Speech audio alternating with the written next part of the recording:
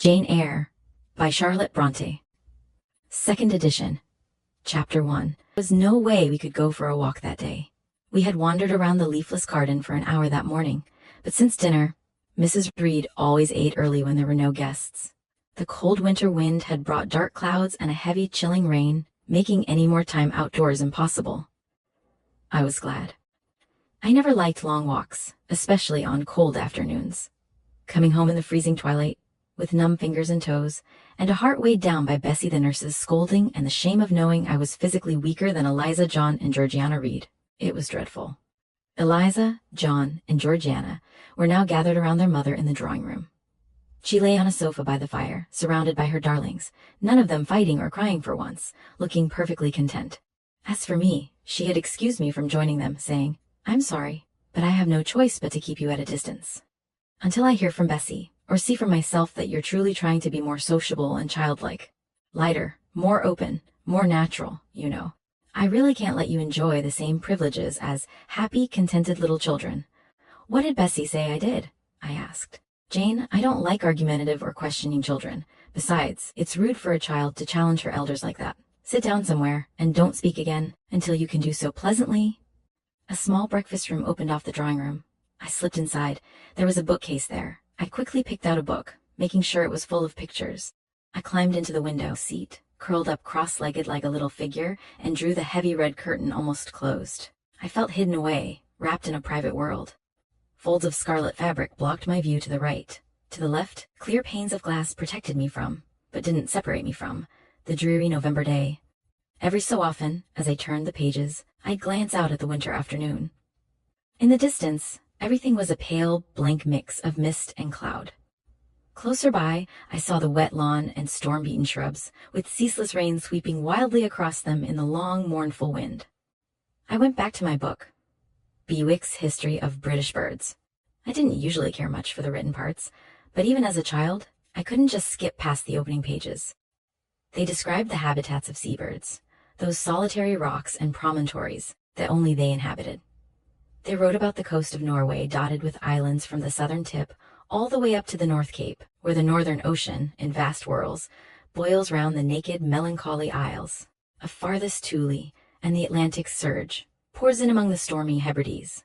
I also couldn't ignore the mentions of the bleak shores of Lapland, Siberia, Spitsbergen, Nova Zembla, Iceland, and Greenland, and the vast sweep of the Arctic zone, and those forlorn regions of dreary space, that reservoir of frost and snow, where firm fields of ice, built up over centuries of winters, glaze alpine heights upon heights, surround the pole, and concentrate the multiplied rigors of extreme cold. From these death-white realms, I formed my own shadowy idea, hazy, like all the half-understood thoughts that drift through a child's mind, but strangely powerful.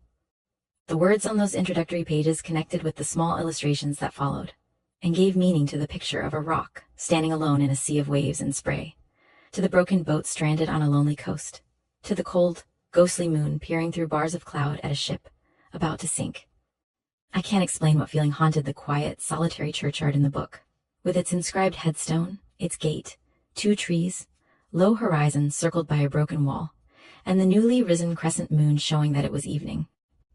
I believe the 2 ships becalmed on a lifeless sea were ghost ships. The image of a devil pinning down a thief's pack behind him, I hurried past. It terrified me. So did that black horned thing sitting alone on a rock, watching a distant crowd around a gallows. Every picture told a story, often mysterious to my young understanding and still developing feelings, but always deeply interesting. They were as gripping as the tales Bessie sometimes told on winter evenings, when she happened to be in a good mood. She'd bring her ironing table to the nursery hearth, let us gather around, and as she worked on Mrs. Reed's lace frills, or crimped her nightcap borders, she'd feed our eager attention with stories of love and adventure taken from old fairy tales and older ballads, or, as I later discovered, from books like Pamela and Henry Earl of Moreland. With Bewick on my lap, I was happy. Happy in my own way. I was afraid of nothing except interruption, and that came too soon. The breakfast room door opened. "Hey, Madam Mope," came John Reed's voice. Then he paused. The room seemed empty to him. "Where on earth is she?" he went on. "Lizzie. Georgie. Jane isn't here. Tell Mama she ran out into the rain. Bad animal. Good thing I drew the curtain, I thought. and I prayed hard that he wouldn't find my hiding place. John Reed wouldn't have figured it out himself. He wasn't very quick-eyed or clever. But Eliza just popped her head in the door and said right away, "She's in the window seat, obviously, Jack." So I came out immediately. I was trembling at the thought of being dragged out by the so-called Jack. "What do you want?" I asked, with awkward shyness. "Say, what do you want, Master Reed?" he answered. "I want you to come over here." He sat down in an armchair and gestured for me to come stand in front of him. John Reed was a 14-year-old schoolboy, 4 years older than me, since I was only 10. He was big and stocky for his age, with dull, unhealthy-looking skin, thick features and a broad face, heavy limbs, and large hands and feet. He stuffed himself at meals, which made him moody, and gave him dull, bleary eyes and flabby cheeks. He should have been away at school, but his mother had brought him home for a month or two because of his delicate health. His teacher, Mr. Miles, said John would be fine if fewer cakes and sweets were sent from home. But his mother couldn't accept such a harsh opinion and preferred to believe John's sallow complexion was due to overstudying and maybe homesickness. John didn't have much affection for his mother and sisters, and he hated me. He bullied and punished me, not just 2 or 3 times a week, or once or twice a day, but constantly. Every nerve in my body feared him, and every bit of flesh shrank when he came near. There were times when I was completely overwhelmed by the terror he inspired, because I had no one to turn to against his threats or his beatings. The servants didn't want to offend their young master by taking my side, and Mrs. Reed was blind and deaf on the subject. She never saw him hit me, or heard him curse me, even though he did both sometimes right in front of her, though more often behind her back. Used to obeying John, I walked up to his chair. For about 3 minutes, he stuck his tongue out at me as far as he could, without hurting it. I knew he was about to hit me, and as I dreaded the blow, I studied his disgusting, ugly face, wondering how someone who looked like that could be the one to hurt me. I think he saw that thought in my expression, because suddenly, without a word, he struck hard and fast. I staggered, and once I regained my balance, I stepped back a pace or 2 from his chair. "That's for talking back to Mama earlier," he said, "and for hiding behind the curtains, and for the look in your eyes 2 minutes ago, you rat." I was used to John Reed's abuse, and never thought of answering back. My only concern was how to endure the blow that was sure to follow the insult. "What were you doing behind the curtain?" he asked. "I was reading. Show me the book." I went back to the window and got it. "You have no right to take our books. You're a dependent, Mama says. You have no money, your father left you nothing. You should be begging, not living here with us, the children of gentlemen, eating our food and wearing clothes paid for by our mother. Now I'll teach you to mess with my bookshelves, because they're mine. The whole house will belong to me in a few years. Go stand by the door, away from the mirror and the windows." I did so, not realizing what he meant to do at first. But when I saw him lift and balance the book, ready to throw it, I instinctively jumped aside with a cry, but not fast enough. The book flew, hit me, and I fell, striking my head against the door and cutting it. The cut bled, the pain was sharp, and my terror peaked. Then other feelings took over. "Wicked and cruel boy," I said. "You're like a murderer. You're like a slave driver. You're like the Roman emperors." I had read Goldsmith's History of Rome and formed my own opinions about Nero, Caligula, and others. I'd even silently compared John to them, but I never thought I'd say it out loud. "What? What?" he shouted. "Did she say that to me? Did you hear her, Eliza and Georgiana? Shouldn't I tell Mama? But first..." He rushed at me headlong.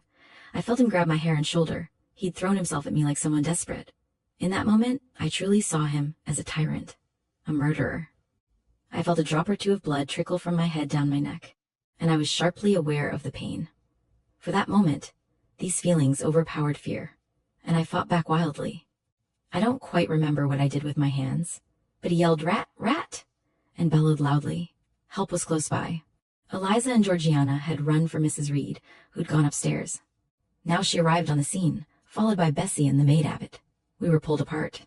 I heard, "Good heavens, what a fury to attack Master John like that." "Has anyone ever seen such a passionate child?" Then Mrs. Reed added, "Take her away to the red room and lock her in there." 4 hands were laid on me immediately, and I was carried upstairs. Chapter 2. I resisted them the whole way. This was new for me, and it only made Bessie and Miss Abbott think worse of me.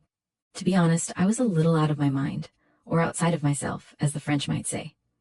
I was aware that a moment's rebellion had already made me subject to strange punishments, and like any rebellious slave, I felt determined, in my desperation, to go to any extreme. "Hold her arms, Miss Abbot, she's like a mad cat." For shame, cried the lady's maid. "What shocking behavior, Miss Eyre, to strike a young gentleman. Your benefactress's son." "Your young master." "Master? How is he my master?" "Am I a servant?" "No, you are less than a servant, for you do nothing for your keep. Now, sit down and think over your wickedness." By this time, they had gotten me into the room Mrs. Reed had indicated, and they pushed me onto a stool. My impulse was to rise from it like a spring, but their 2 pairs of hands held me back instantly. "If you don't sit still, you'll have to be tied down," said Bessie. "Miss Abbot, lend me your garters. She'd break mine right away." Miss Abbot began to take off the necessary strap from her sturdy leg. This preparation for being tied down, and the extra shame it implied, calmed me down a little. "Don't take them off," I cried. "I won't move." To guarantee it, I gripped the seat with my hands. "Mind you don't," said Bessie, and when she was sure I was really settling down, she loosened her hold. Then she and Miss Abbot stood with folded arms, staring darkly and doubtfully at my face, as if they couldn't believe I was sane. "She never acted like this before," Bessie finally said, turning to the maid. "But it was always in her," was the reply. "I've told the mistress my opinion about the child many times, and the mistress agreed with me. She's an underhanded little thing. I've never seen a girl her age with so much hidden spite." Bessie didn't answer, but before long she said to me, "You ought to realize, miss, that you owe Mrs. Reed something. She keeps you. If she turned you out, you'd have to go to the poorhouse." I had nothing to say to this. It wasn't new to me. My very first memories included hints of the same kind. This accusation of my dependence had become a vague sing-song refrain in my ears. Very painful and crushing, but only half understood. Miss Abbot joined in. "And you ought not to think yourself equal to the Mrs. Reed and Master Reed, just because the mistress kindly lets you be brought up with them. They will have a great deal of money, and you will have none. It is your place to be humble, and to try to make yourself agreeable to them. What we tell you is for your own good," added Bessie. "Not unkindly, you should try to be useful and pleasant. Then maybe you would have a home here. But if you become passionate and rude, the mistress will send you away, I'm sure." "Besides," said Miss Abbot, "God will punish her. He might strike her dead in the middle of her tantrums, and then where would she go? Come, Bessie, we'll leave her. I wouldn't want her heart for anything. Say your prayers, Miss Eyre, when you're alone, for if you don't repent, something bad might be allowed to come down the chimney and take you away." They left, shutting the door and locking it behind them. The bedroom was a spare room, very seldom slept in. I might say never really, except when a sudden influx of visitors at Gateshead Hall made it necessary to use every bit of space. Yet, it was one of the largest and grandest rooms in the mansion. A bed, supported on massive mahogany posts and hung with deep red damask curtains, stood out like a sacred altar in the center. The 2 large windows, with their blinds always drawn down, were half hidden by drapes in matching folds. The carpet was red. The table at the foot of the bed was covered with a crimson cloth. The walls were a soft fawn color with a hint of pink. The wardrobe, the dressing table, and the chairs were all made of dark, polished old mahogany. Out of these deep surrounding shadows rose the piled-up mattresses and pillows of the bed, spread with a snow-white Marseilles quilt, glaringly bright. Almost as noticeable was a large, cushioned easy chair near the head of the bed, also white, with a footstool in front of it. It looked, I thought, like a pale throne. This room was chilly, because a fire was seldom lit there. It was silent, because it was far from the nursery and kitchen. It was solemn, because it was known to be rarely entered. The housemaid alone came here on Saturdays, to wipe a week's quiet dust from the mirrors and furniture. And Mrs. Reed herself, at long intervals, visited it to review the contents of a certain secret drawer in the wardrobe, where she kept various legal papers, her jewel casket, and a miniature of her dead husband. And in those last words lies the secret of the Red Room, the spell that kept it so lonely in spite of its grandeur. Mr. Reed had been dead 9 years. It was in this room he had breathed his last. Here he had lain in state. From here his coffin had been carried by the undertaker's men. And since that day, a sense of dreary sacredness had kept it from frequent intrusion. My seat, to which Bessie and the harsh Miss Abbot had left me riveted, was a low ottoman near the marble fireplace. The bed rose before me. To my right was the tall, dark wardrobe, its panels reflecting dim, broken gleams. To my left were the muffled windows. A large mirror between them repeated the empty majesty of the bed and room. I wasn't quite sure if they had locked the door. When I dared to move, I got up and went to see. Alas, yes, no jail was ever more secure. Coming back, I had to pass in front of the mirror. My fascinated gaze involuntarily explored the depths it revealed. Everything looked colder and darker in that reflected hollow than in reality. The strange little figure there gazing at me, with a white face and arms speckling the gloom and glittering eyes of fear moving where all else was still, had the effect of a real spirit. I thought it looked like one of the tiny phantoms, half fairy, half imp, that Bessie's evening stories described as coming out of lonely, ferny hollows in the moors, appearing before the eyes of belated travelers. I returned to my stool. Superstition was with me at that moment, but it was not yet her hour for complete victory. My blood was still warm. The mood of the revolted slave was still strengthening me with its bitter energy. I had to stop a rapid rush of memories before I gave in to the dismal present. All John Reed's violent bullying, all his sister's proud indifference, all his mother's dislike, all the servants' favoritism, rose up in my troubled mind like a dark deposit in a muddy well. Why was I always suffering, always browbeaten, always accused, forever condemned? Why could I never please? Why was it useless to try to win anyone's favor? Eliza, who was stubborn and selfish, was respected. Georgiana, who had a spoiled temper, a sharp spite, and a demanding, insolent manner, was indulged by everyone. Her beauty, her pink cheeks and golden curls, seemed to delight all who looked at her and bought forgiveness for every fault. John. No one crossed him, much less punished him, though he twisted the necks of the pigeons, killed the little chicks, set the dogs at the sheep, stripped the hothouse vines of their fruit, and broke the buds off the choicest plants in the conservatory.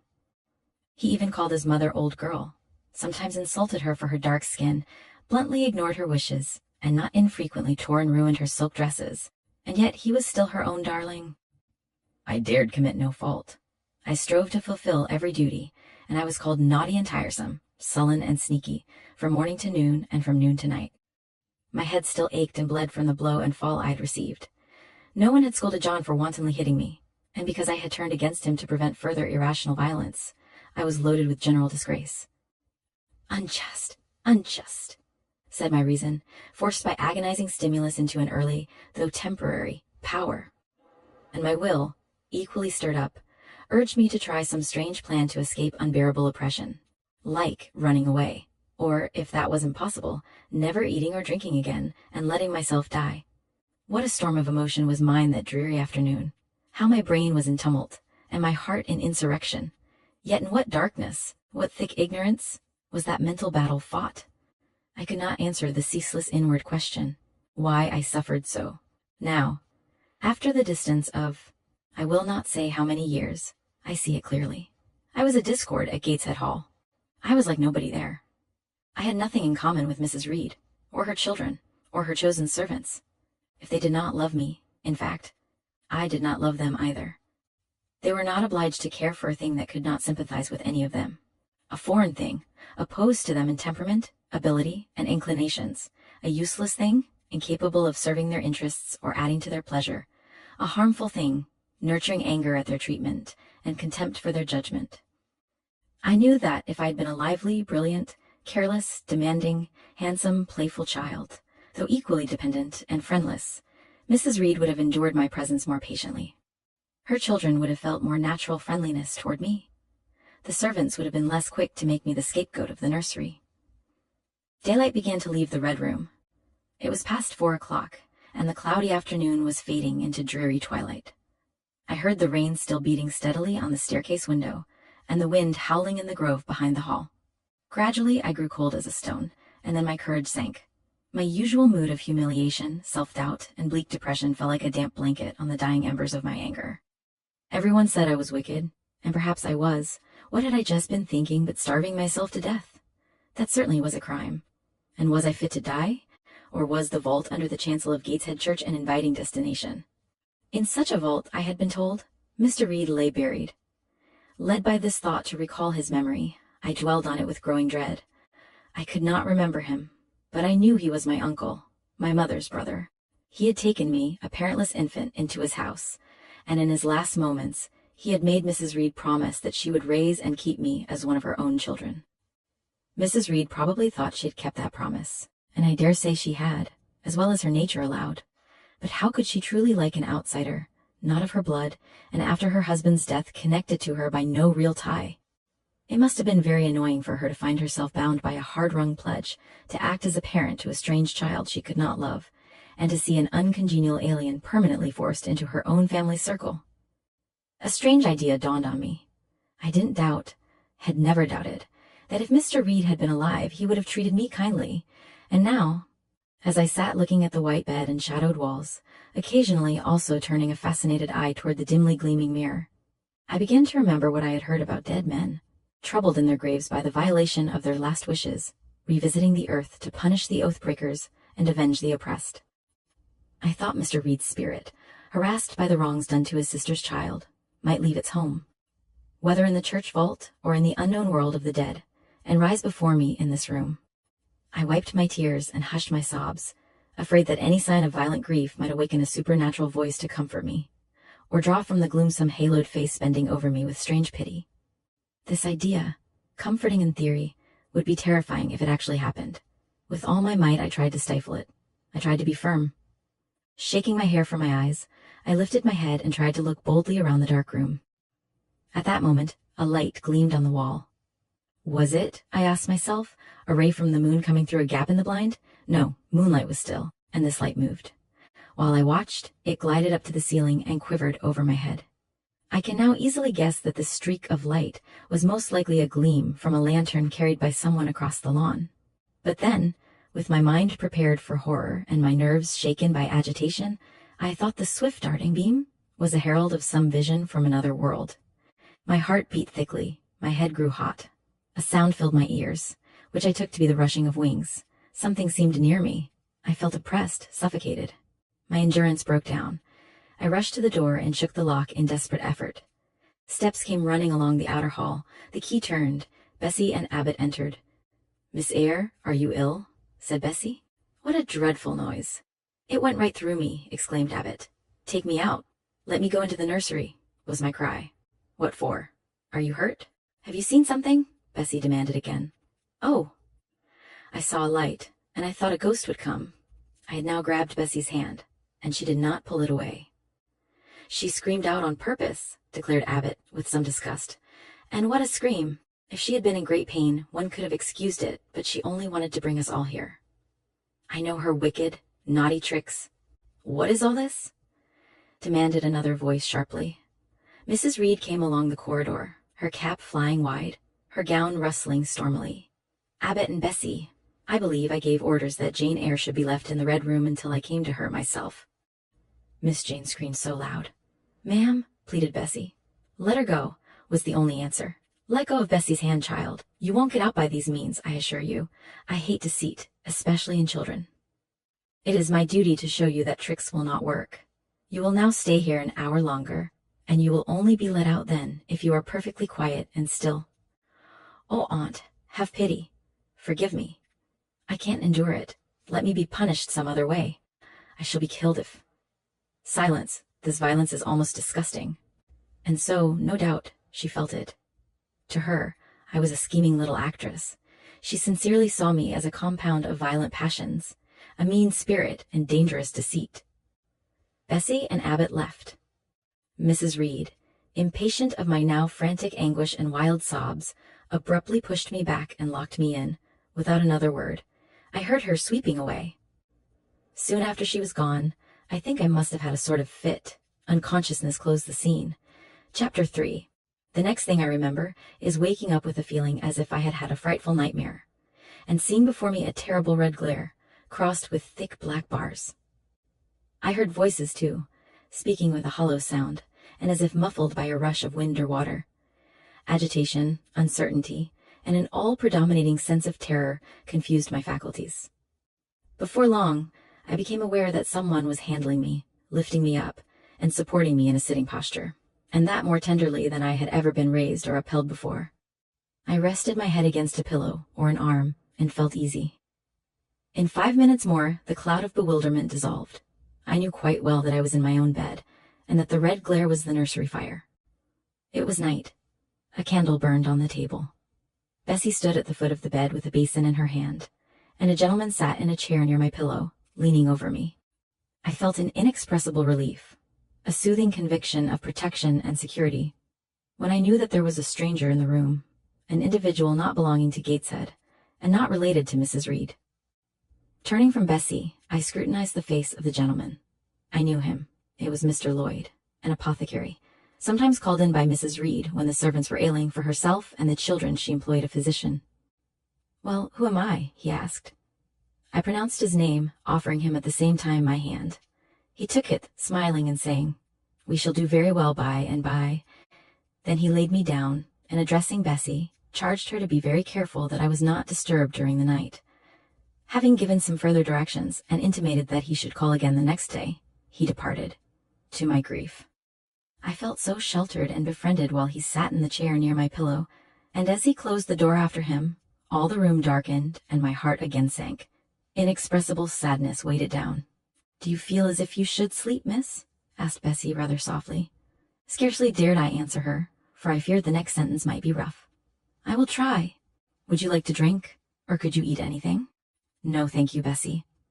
"Then I think I shall go to bed, for it is past 12 o'clock, but you may call me if you want anything in the night." Wonderful civility this. It emboldened me to ask a question. "Bessie, what is the matter with me? Am I ill? You fell sick, I suppose, in the red room with crying. You'll be better soon, no doubt." Bessie went into the housemaid's apartment, which was near. I heard her say, "Sarah, come and sleep with me in the nursery. I daren't for my life be alone with that poor child tonight. She might die. It's such a strange thing she should have that fit. I wonder if she saw anything." Mrs. was rather too hard. Sarah came back with her. They both went to bed. They were whispering together for half an hour before they fell asleep. I caught scraps of their conversation, from which I was able only too distinctly to infer the main subject discussed. Something passed her, all dressed in white, and vanished. A great black dog behind him, 3 loud raps on the chamber door, a light in the churchyard, just over his grave, etc., etc. At last, both slept. The fire and the candle went out.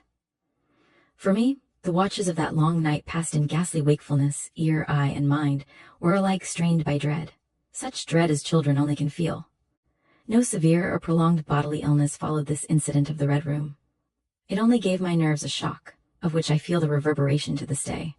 Yes, Mrs. Reed, too, I owe some fearful pangs of mental suffering, but I ought to forgive you, for you knew not what you did, while rending my heartstrings. You thought you were only uprooting my bad propensities. Next day, by noon, I was up and dressed, and sat wrapped in a shawl by the nursery hearth. I felt physically weak and broken down, but my worst ailment was an unutterable wretchedness of mind, a wretchedness which kept drawing from me silent tears. No sooner had I wiped one salt drop from my cheek than another followed. Yet, I thought, I ought to have been happy, for none of the Reeds were there. They were all gone, in the carriage with their mamma. Abbot, too, was sewing in another room, and Bessie, as she moved hither and thither, putting away toys and arranging drawers, addressed to me every now and then a word of unwonted kindness. This state of things should have been to me a paradise of peace, accustomed as I was to a life of ceaseless reprimand and thankless drudgery. But in fact, my racked nerves were now in such a state that no calm could soothe, and no pleasure excite them agreeably. Bessie had been down into the kitchen, and she brought up with her a tart on a certain brightly painted china plate, whose bird of paradise, nestling in a wreath of convolvuli and rosebuds, had been wont to stir in me a most enthusiastic sense of admiration. I had often begged to be allowed to take that plate in my hand in order to examine it more closely, but had always hitherto been deemed unworthy of such a privilege. This precious vessel was now placed on my knee, and I was cordially invited to eat the circlet of delicate pastry upon it. Vain favor coming, like most other favors, long deferred and often wished for, too late. I could not eat the tart, and the plumage of the bird, the tints of the flowers, seemed strangely faded. I put both plate and tart away. Bessie asked if I would have a book. The word book acted as a transient stimulus, and I begged her to fetch Gulliver's Travels from the library. This book I had again and again perused with delight. I considered it a narrative of facts, and discovered in it a vein of interest deeper than what I found in fairy tales. As to the elves, having sought them in vain among foxglove leaves and bells, under mushrooms, and beneath the ground ivy mantling old walnuts, I had at length, made up my mind to the sad truth that they were all gone out of England to some savage country, where the woods were wilder and thicker, and the population more scant. Whereas Lilliput and Brobdingnag being, in my creed, solid parts of the earth's surface, I doubted not that I might one day, by taking a long voyage, see with my own eyes the little fields, houses, and trees, the diminutive people, the tiny cows, sheep, and birds of the one realm, and the cornfields forest high, the mighty mastiffs, the monster cats, the tower-like men and women of the other. Yet, when this cherished volume was now placed in my hand, when I turned over its leaves, and sought in its marvelous pictures the charm I had, till now, never failed to find, all was eerie and dreary. The giants were gaunt goblins, the pygmies malevolent and fearful imps, Gulliver a most desolate wanderer in most dread and dangerous regions. I closed the book, which I dared no longer peruse, and put it on the table beside the untasted tart. Bessie had now finished dusting and tidying the room, and having washed her hands, she opened a certain little drawer, full of splendid shreds of silk and satin, and began making a new bonnet for Georgiana's doll. Meanwhile, she sang. Her song was, "In the days when we went gypsying, a long time ago." I had often heard the song before, and always with lively delight, for Bessie had a sweet voice, at least I thought so. But now, though her voice was still sweet, I found in its melody an indescribable sadness. Sometimes, preoccupied with her work, she sang the refrain very low, very lingeringly. A long time ago came out like the saddest cadence of a funeral hymn. She passed into another ballad, this time a really doleful one. My feet they are sore, and my limbs they are weary.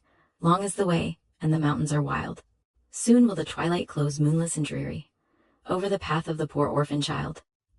Why did they send me so far and so lonely? Up where the moors spread and gray rocks are piled. Men are hard-hearted, and kind angels only watch o'er the steps of a poor orphan child. Yet distant and soft, the night breeze is blowing. Clouds there are none, and clear stars beam mild. God, in his mercy, protection is showing, comfort and hope to the poor orphan child. Even should I fall o'er the broken bridge passing, or stray in the marshes, by false lights beguiled, still will my Father, with promise and blessing, take to his bosom the poor orphan child. There is a thought that for strength should avail me, though both of shelter and kindred despoiled. Heaven is a home, and a rest will not fail me. God is a friend to the poor orphan child. Come, Miss Jane, don't cry, said Bessie as she finished. She might as well have said to the fire, don't burn. But how could she divine the morbid suffering to which I was a prey? In the course of the morning Mr. Lloyd came again. What, already up? Said he as he entered the nursery. Well, nurse, how is she? Bessie answered that I was doing very well. Then she ought to look more cheerful. Come here, Miss Jane. Your name is Jane, is it not? Yes, sir, Jane Eyre. Well, you have been crying, Miss Jane Eyre. Can you tell me what about? Have you any pain? No, sir. Oh, I dare say she is crying because she could not go out with Mrs. in the carriage, interposed Bessie. Surely not. Why, she is too old for such pettishness. I thought so too, and my self-esteem being wounded by the false charge, I answered promptly, I never cried for such a thing in my life. I hate going out in the carriage. I cry because I am miserable. Oh, fie, miss, said Bessie. The good apothecary appeared a little puzzled. I was standing before him. He fixed his eyes on me very steadily. His eyes were small and gray, not very bright, but I dare say I should think them shrewd now. He had a hard-featured yet good-natured looking face. Having considered me at leisure, he said, What made you ill yesterday? She had a fall, said Bessie, again putting in her word. Fall? Why, that is like a baby again. Can't she manage to walk at her age? She must be 8 or 9 years old. I was knocked down, was the blunt explanation jerked out of me by another pang of mortified pride. But that did not make me ill, I added, while Mr. Lloyd helped himself to a pinch of snuff. As he was returning the box to his waistcoat pocket, a loud bell rang for the servants' dinner. He knew what it was. That's for you, nurse, said he. You can go down. I'll give Miss Jane a lecture till you come back. Bessie would rather have stayed, but she was obliged to go, because punctuality at meals was rigidly enforced at Gateshead Hall. The fall did not make you ill. What did then? Pursued Mr. Lloyd when Bessie was gone. I was shut up in a room where there is a ghost till after dark. I saw Mr. Lloyd smile and frown at the same time. Ghost? What, you are a baby after all? You are afraid of ghosts? Of Mr. Reed's ghost I am. He died in that room, and was laid out there. Neither Bessie nor anyone else will go into it at night. if they can help it. And it was cruel to shut me up alone, without a candle. So cruel that I think I shall never forget it. Nonsense. And is it that makes you so miserable? Are you afraid now in daylight? No, but night will come again before long, and besides, I am unhappy, very unhappy, for other things. What other things? Can you tell me some of them? How much I wish to reply fully to this question. How difficult it was to frame any answer. Children can feel, but they cannot analyze their feelings. And if the analysis is partially effected in thought, they know not how to express the result of the process in words. Fearful, however, of losing this first and only opportunity of relieving my grief by imparting it, I, after a disturbed pause, contrived to frame a meager, though, as far as it went, true response.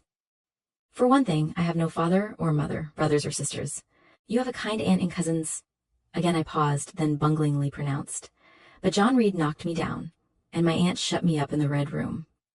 Mr. Lloyd a second time produced his snuff-box. Don't you think Gateshead Hall a very beautiful house? Asked he. Are you not very thankful to have such a fine place to live at? It is not my house, sir, and Abbot says I have less right to be here than a servant. Pooh! You can't be silly enough to wish to leave such a splendid place. If I had anywhere else to go, I should be glad to leave it. But I can never get away from Gateshead till I am a woman. Perhaps you may. Who knows? Have you any relations besides Mrs. Reed? I think not, sir. None belonging to your father? I don't know. I asked Aunt Reed once, and she said possibly I might have some poor low relations called Eyre, but she knew nothing about them. If you had such, would you like to go to them? I reflected. Poverty looks grim to grown people, still more so to children. They have not much idea of industrious, working, respectable poverty. They think of the word only as connected with ragged clothes, scanty food, fireless grates, rude manners, and debasing vices. Poverty for me was synonymous with degradation. No, I should not like to belong to poor people, was my reply. Not even if they were kind to you? I shook my head. I could not see how poor people had the means of being kind. And then to learn to speak like them, to adopt their manners, to be uneducated, to grow up like one of the poor women I saw sometimes nursing their children, or washing their clothes at the cottage doors of the village of Gateshead. No, I was not heroic enough to purchase liberty at the price of caste. But are your relatives so very poor? Are they working people? I cannot tell. Aunt Reed says, if I have any, they must be a beggarly set. I should not like to go a-begging. Would you like to go to school? Again I reflected. I scarcely knew what school was. Bessie sometimes spoke of it as a place where young ladies sat in the stocks, wore backboards, and were expected to be exceedingly genteel and precise.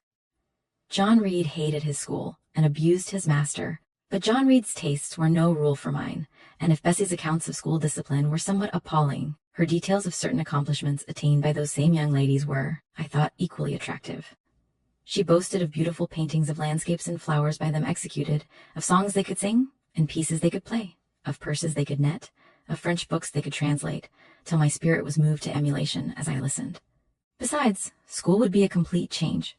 It implied a long journey, an entire separation from Gateshead, an entrance into a new life.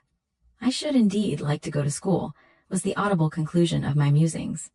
Well, who knows what may happen, said Mr. Lloyd, as he got up. The child ought to have change of air and scene, he added, speaking to himself, nerves not in a good state. Bessie now returned. At the same moment the carriage was heard rolling up the gravel walk. Is that your mistress, nurse? Asked Mr. Lloyd. I should like to speak to her before I go. Bessie invited him to walk into the breakfast room, and led the way out. In the interview which followed between him and Mrs. Reed, I presume, from after occurrences, that the apothecary ventured to recommend my being sent to school, and the recommendation was no doubt readily enough adopted. For, as Abbot said, in discussing the subject with Bessie when both sat sewing in the nursery one night, after I was in bed, and as they thought asleep, Mrs. was, she dared say, glad enough to get rid of such a tiresome, ill-conditioned child, who always looked as if she were watching everybody, and scheming plots underhand. Abbot, I think, gave me credit for being a sort of infantine Guy Fawkes. On that same occasion I learned, for the first time, from Miss Abbot's communications to Bessie, that my father had been a poor clergyman, that my mother had married him against the wishes of her friends, who considered the match beneath her, that my grandfather Reed was so irritated at her disobedience, he cut her off without a shilling, that after my mother and father had been married a year, the latter caught the typhus fever while visiting among the poor of a large manufacturing town where his curacy was situated, and where that disease was then prevalent, that my mother took the infection from him, and both died within a month of each other. Bessie, when she heard this narrative, sighed and said, "Poor Miss Jane is to be pitied too, Abbot." "Yes," responded Abbot, "if she were a nice, pretty child, one might compassionate her forlornness, but one really cannot care for such a little toad as that." "Not a great deal, to be sure," agreed Bessie. "At any rate, a beauty like Miss Georgiana would be more moving in the same condition." "Yes, I dote on Miss Georgiana," cried the fervent Abbot. "Little darling, with her long curls and her blue eyes, and such a sweet color as she has, just as if she were painted. Bessie, I could fancy a Welsh rabbit for supper." "So could I, with a roast onion." "Come, we'll go down." They went. Chapter 4. From my conversation with Mr. Lloyd, and from the above-reported discussion between Bessie and Abbot, I gathered enough hope to serve as a motive for wanting to get well. A change seemed near. I desired and waited for it in silence. It delayed, however. Days and weeks passed. I had regained my normal state of health, but no new mention was made of the subject I brooded over. Mrs. Reed surveyed me at times with a severe eye, but seldom spoke to me. Since my illness, she had drawn a more marked line of separation than ever between me and her own children, appointing me a small closet to sleep in by myself, condemning me to take my meals alone and pass all my time in the nursery while my cousins were constantly in the drawing-room. Not a hint, however, did she drop about sending me to school. Still, I felt an instinctive certainty that she would not long endure me under the same roof with her, for her glance, now more than ever when turned on me, expressed an insuperable and rooted aversion. Eliza and Georgiana, evidently acting according to orders, spoke to me as little as possible. John thrust his tongue in his cheek whenever he saw me, and once attempted to punish me, but as I instantly turned against him, roused by the same sentiment of deep anger and desperate revolt which had stirred my corruption before, he thought it better to stop, and ran from me uttering curses and vowing I had burst his nose. I had indeed aimed at that prominent feature as hard a blow as my knuckles could inflict, and when I saw that either that or my look daunted him, I had the greatest inclination to follow up my advantage to purpose. But he was already with his mamma. I heard him in a blubbering tone begin the tale of how that nasty Jane Eyre had flown at him like a mad cat. He was stopped rather harshly. "Don't talk to me about her, John. I told you not to go near her. She is not worthy of notice. I do not choose that either you or your sisters should associate with her." Here, leaning over the banister, I cried out suddenly and without at all deliberating on my words, "They are not fit to associate with me." Mrs. Reed was rather a stout woman, but on hearing this strange and audacious declaration, she ran nimbly up the stair, swept me like a whirlwind into the nursery, and crushing me down on the edge of my crib, dared me in an emphatic voice to rise from that place or utter one syllable during the remainder of the day. "What would Uncle Reed say to you if you were alive?" was my scarcely voluntary demand. I say scarcely voluntary, for it seemed as if my tongue pronounced words without my will consenting to their utterance. Something spoke out of me over which I had no control. "What?" said Mrs. Reed under her breath. Her usually cold, composed gray eye became troubled with a look like fear. She took her hand from my arm and gazed at me as if she really did not know whether I were child or fiend. I was now in for it. "My Uncle Reed is in heaven, and can see all you do and think, and so can Papa and Mamma. They know how you shut me up all day long, and how you wish me dead." Mrs. Reed soon rallied her spirits. She shook me most soundly, she boxed both my ears, and then left me without a word. Bessie supplied the gap by a homily of an hour's length, in which she proved beyond a doubt that I was the most wicked and abandoned child ever reared under a roof. I half believed her, for I felt indeed only bad feelings surging in my breast. November, December, and half of January passed away. Christmas and the New Year had been celebrated at Gateshead with the usual festive cheer. Presents had been interchanged, dinners and evening parties given. From every enjoyment I was, of course, excluded. My share of the gaiety consisted in witnessing the daily dressing of Eliza and Georgiana, and seeing them descend to the drawing-room, dressed out in thin muslin frocks and scarlet sashes, with hair elaborately ringleted, and afterward, in listening to the sound of the piano or the harp played below, to the passing to and fro of the butler and footman, to the jingling of glass and china as refreshments were handed, to the broken hum of conversation as the drawing-room doors opened and closed. When tired of this occupation, I would retire from the stairhead to the solitary and silent nursery. There, though somewhat sad, I was not miserable. To speak truth, I had not the least wish to go into company, for in company I was very rarely noticed, and if Bessie had but been kind and companionable, I should have deemed it a treat to spend the evenings quietly with her, instead of passing them under the formidable eye of Mrs. Reed, in a room full of ladies and gentlemen. But Bessie, as soon as she addressed her young ladies, used to take herself off to the lively regions of the kitchen and housekeeper's room, generally bearing the candle along with her. I then sat with my doll on my knee till the fire got low, glancing round occasionally to make sure that nothing worse than myself haunted the shadowy room, and when the embers sank to a dull red, I undressed hastily, tugging at knots and strings as I best might, and sought shelter from cold and darkness in my crib. To this crib I always took my doll. Human beings must love something, and in the dearth of worthier objects of affection, I contrived to find a pleasure in loving and cherishing a faded graven image, shabby as a miniature scarecrow. It puzzles me now to remember with what absurd sincerity I doted on this wooden toy, half fancying it alive and capable of sensation. I could not sleep unless it was folded in my nightgown, and when it lay there safe and warm, I was comparatively happy, believing it happy likewise. Long did the hours seem while I waited the departure of the company, and listened for the sound of Bessie's step on the stairs. Sometimes she would come up in the interval to seek her thimble or her scissors, or perhaps to bring me something by way of supper, a bun or a cheesecake. Then she would sit on the bed while I ate it, and when I had finished she would tuck the clothes round me, and twice she kissed me and said, "Good night, Miss Jane." When thus gentle, Bessie seemed to me the best, prettiest, kindest being in the world, and I wished most intensely that she would always be so pleasant and amiable, and never push me about or scold or task me unreasonably, as she was too often wont to do. Bessie Lee must, I think, have been a girl of good natural capacity, for she was smart in all she did, and had a remarkable knack of narrative, so at least I judge from the impression made on me by her nursery tales. She was pretty too, if my recollections of her face and person are correct. I remember her as a slim young woman, with black hair, dark eyes, very nice features, and good, clear complexion, but she had a capricious and hasty temper, and indifferent ideas of principle or justice. Still, such as she was, I preferred her to anyone else at Gateshead Hall. It was the 15th of January, about 9 o'clock in the morning. Bessie was gone down to breakfast. My cousins had not yet been summoned to their mamma. Eliza was putting on her bonnet and warm garden coat to go and feed her poultry, an occupation of which she was fond, and not less so of selling the eggs to the housekeeper and hoarding up the money she thus obtained. She had a turn for traffic, and a marked propensity for saving, shown not only in the vending of eggs and chickens, but also in driving hard bargains with the gardener about flower roots, seeds, and slips of plants. That functionary had orders from Mrs. Reed to buy of his young lady all the products of her parterre she wished to sell, and Eliza would have sold the hair off her head if she could have made a handsome profit thereby.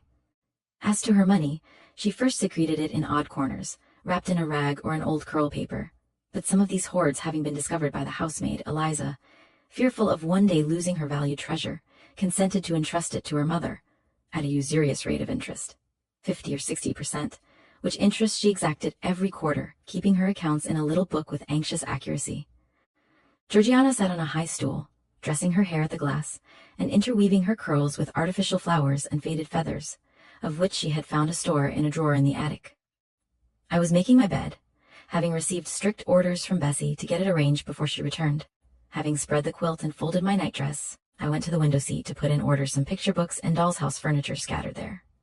An abrupt command from Georgiana to let her playthings alone stopped my proceedings, and then, for lack of other occupation, I fell to breathing on the frost, flowers with which the window was fretted, and thus clearing a space in the glass through which I might look out on the grounds, where all was still and petrified under the influence of a hard frost. From this window were visible the porter's lodge and the carriage road, and just as I had dissolved so much of the silver-white foliage veiling the panes as left room to look out, I saw the gates thrown open and a carriage roll through. I watched it ascending the drive with indifference. Carriages often came to Gateshead, but none ever brought visitors in whom I was interested. It stopped in front of the house. The doorbell rang loudly. The newcomer was admitted. All this being nothing to me, my vacant attention soon found livelier attraction in the spectacle of a little hungry robin, which came and chirped on the twigs of the leafless cherry tree nailed against the wall near the casement. The remains of my breakfast of bread and milk stood on the table, and having crumbled a morsel of roll, I was tugging at the sash to put out the crumbs on the window-sill, when Bessie came running upstairs into the nursery. "Miss Jane, take off your pinafore. What are you doing there? Have you washed your hands and face this morning?" I gave another tug before I answered, for I wanted the bird to be sure of its bread. The sash yielded. I scattered the crumbs, some on the stone sill, some on the cherry tree bough. Then, closing the window, I replied, "No, Bessie, I have only just finished dusting. Troublesome, careless child. And what are you doing now? You look quite red, as if you had been about some mischief. What were you opening the window for?"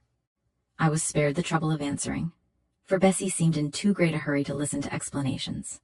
She hauled me to the washstand, inflicted a merciless, but, happily, brief scrub on my face and hands with soap, water, and a coarse towel, disciplined my head with a bristly brush, denuded me of my pinafore, and then hurrying me to the top of the stairs, bid me go down directly, as I was wanted in the breakfast room. I would have asked who wanted me, I would have demanded if Mrs. Reed was there, but Bessie was already gone, and had closed the nursery door upon me. I slowly descended. For nearly 3 months I had never been called to Mrs. Reed's presence. Restricted so long to the nursery, the breakfast, dining, and drawing rooms had become for me awful regions, on which it dismayed me to intrude. I now stood in the empty hall. Before me was the breakfast room door, and I stopped, intimidated and trembling. What a miserable little coward had fear, engendered of unjust punishment, made of me in those days. I feared to return to the nursery. I feared to go forward to the parlor. 10 minutes I stood in agitated hesitation. The vehement ringing of the breakfast room bell decided me. I must enter. Who could want me? I asked inwardly, as with both hands I turned the stiff door handle, which, for a second or two, resisted my efforts. What should I see besides Aunt Reed in the apartment? A man or a woman? The handle turned, the door unclosed, and passing through and curtsying low, I looked up at a black pillar. Such, at least, appeared to me, at first sight, the straight, narrow, sable-clad shape standing erect on the rug. The grim face at the top was like a carved mask, placed above the shaft by way of capital. Mrs. Reed occupied her usual seat by the fireside. She made a signal to me to approach. I did so, and she introduced me to the stony stranger with these words: "This is the little girl respecting whom I applied to you." He, for it was a man, turned his head slowly toward where I stood, and having examined me with the 2 inquisitive-looking gray eyes which twinkled under a pair of bushy brows, said, solemnly, and in a bass voice, "Her size is small. What is her age?" 10 years. So much, was the doubtful answer, and he prolonged his scrutiny some minutes. Presently he addressed me. "Your name, little girl?" "Jane Eyre, sir." In uttering these words I looked up. He seemed to me a tall gentleman, but then I was very little. His features were large, and they and all the lines of his frame were equally harsh and prim. "Well, Jane Eyre, and are you a good child?" Impossible to reply to this in the affirmative. My little world held a contrary opinion. I was silent. Mrs. Reed answered for me by an expressive shake of the head, adding soon, "Perhaps the less said on that subject the better, Mr. Brocklehurst." "Sorry indeed to hear it." She and I must have some talk, and bending from the perpendicular, he installed his person in the armchair opposite Mrs. Reed's. "Come here," he said. I stepped across the rug. He placed me square and straight before him. What a face he had, now that it was almost on a level with mine! What a great nose, and what a mouth, and what large, prominent teeth! "No sight so sad as that of a naughty child," he began, "especially a naughty little girl. Do you know where the wicked go after death?"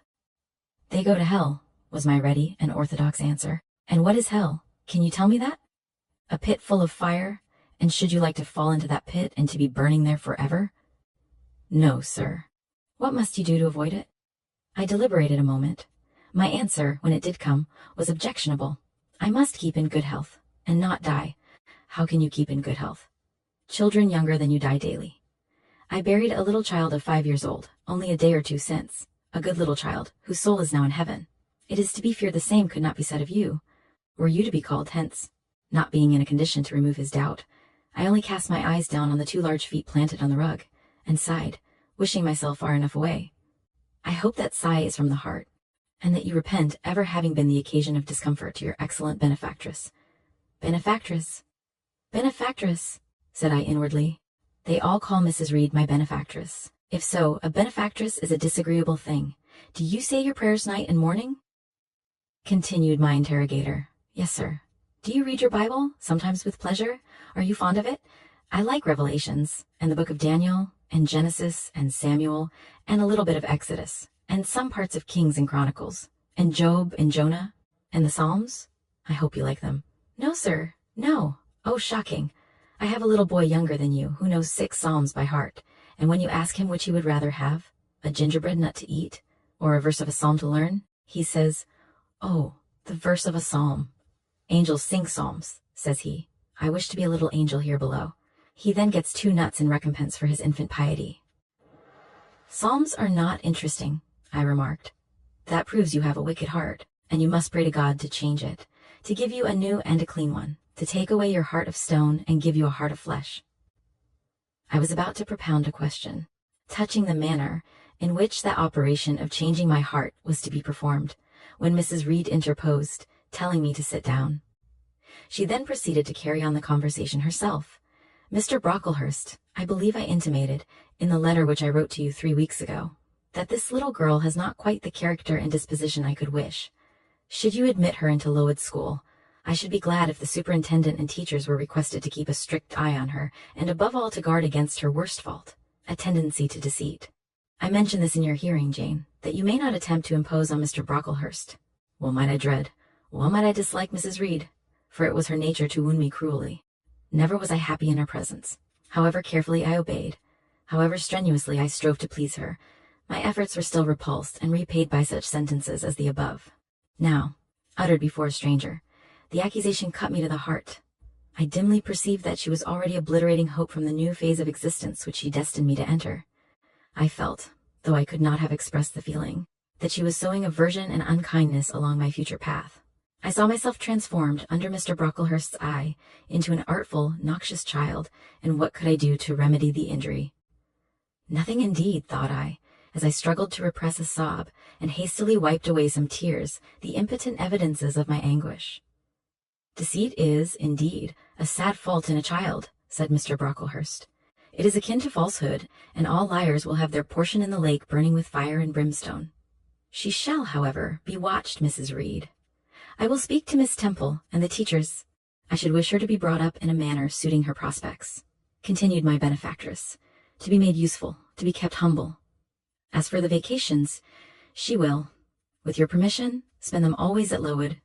Your decisions are perfectly judicious, madam," returned Mr. Brocklehurst. "Humility is a Christian grace, and one peculiarly appropriate to the pupils of Lowood. I, therefore, direct that a special care shall be bestowed on its cultivation among them. I have studied how best to mortify in them the worldly sentiment of pride, and only the other day I had a pleasing proof of my success. My second daughter, Augusta, went with her mamma to visit the school, and on her return she exclaimed, 'Oh, dear papa, how quiet and plain all the girls at Lowood look, with their hair combed behind their ears, and their long pinafores, and those little holland pockets outside their frocks. They are almost all like poor people's children. And,' said she, 'they looked at my dress and mamma's as if they had never seen a silk gown before.' This is the state of things I quite approve," returned Mrs. Reed. "Had I sought all England over, I could scarcely have found a system more exactly fitting a child like Jane Eyre. Consistency, my dear Mr. Brocklehurst. I advocate consistency in all things. Consistency, madam, is the first of Christian duties, and it has been observed in every arrangement connected with the establishment of Lowood. Plain fare, simple attire, unsophisticated accommodations, hearty and active habits. Such is the order of the day in the house and its inhabitants. Quite right, sir. I may, then, depend upon this child being received as a pupil at Lowood, and there being trained in conformity to her position and prospects." "Madam, you may. She shall be placed in that nursery of chosen plants, and I trust she will show herself grateful for the inestimable privilege of her election." "I will send her, then, as soon as possible, Mr. Brocklehurst, for I assure you, I feel anxious to be relieved of a responsibility that was becoming too irksome." No doubt, madam. And now I wish you good morning.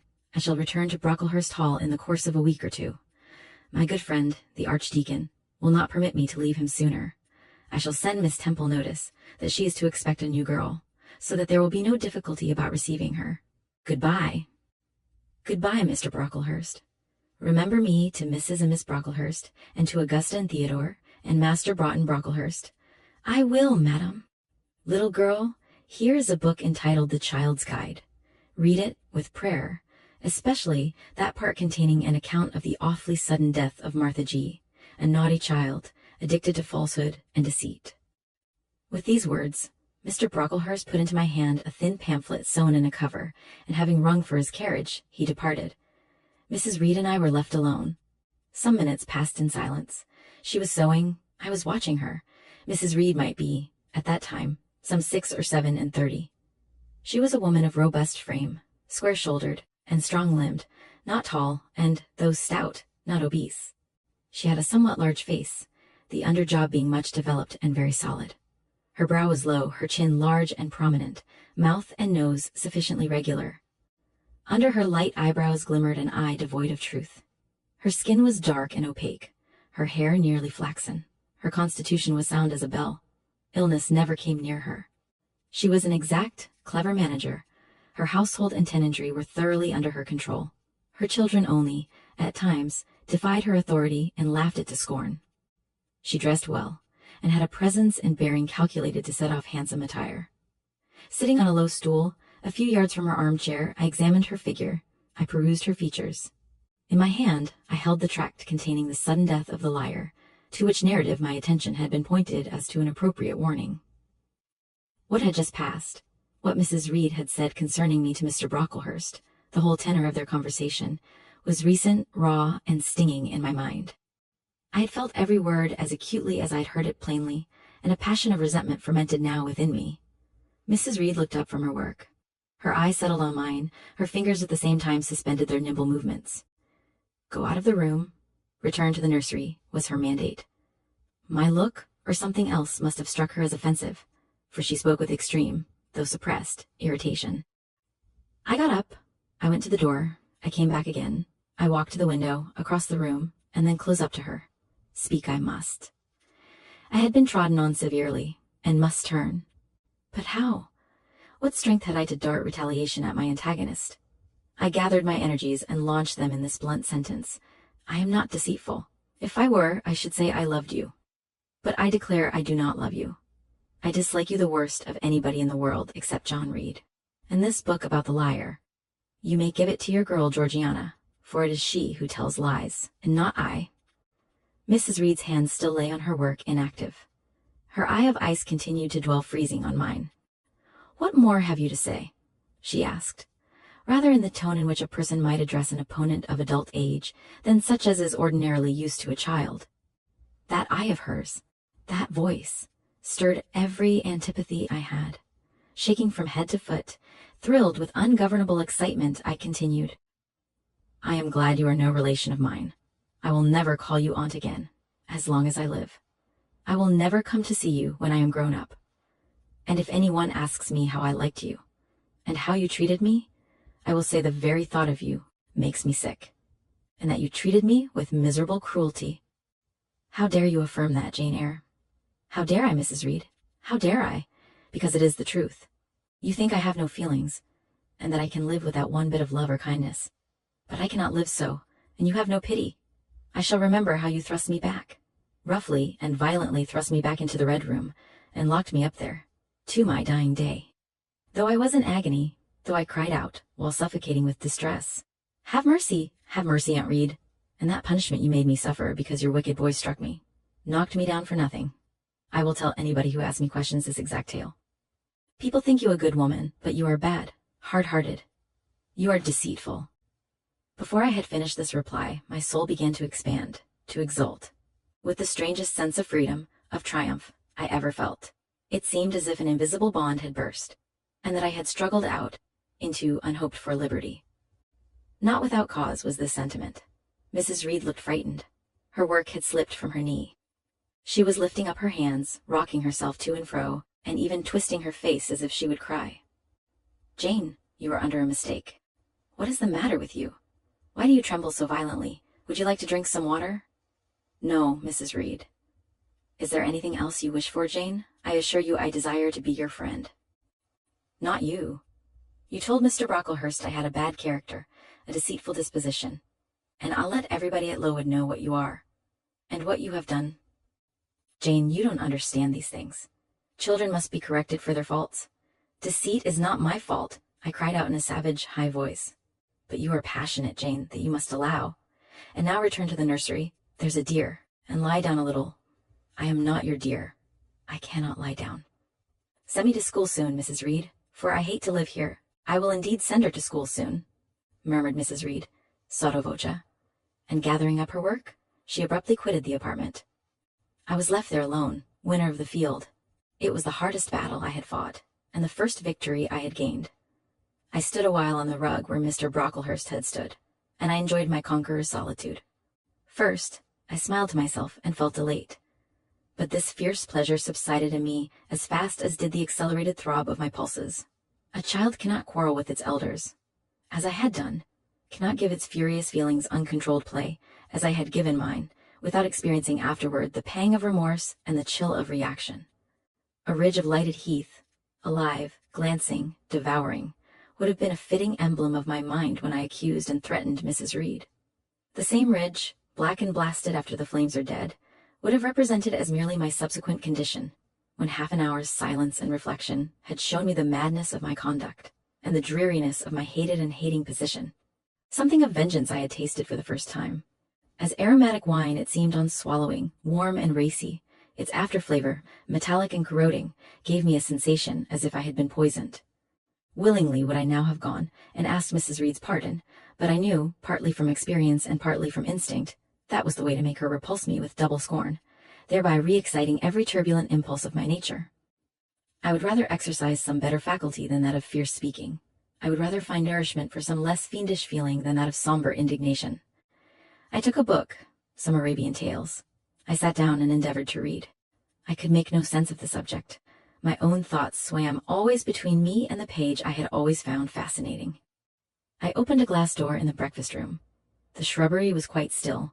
The black frost reigned, unbroken by sun or breeze, through the grounds. I covered my head and arms with the skirt of my frock, and went out to walk in a part of the plantation which was quite sequestered.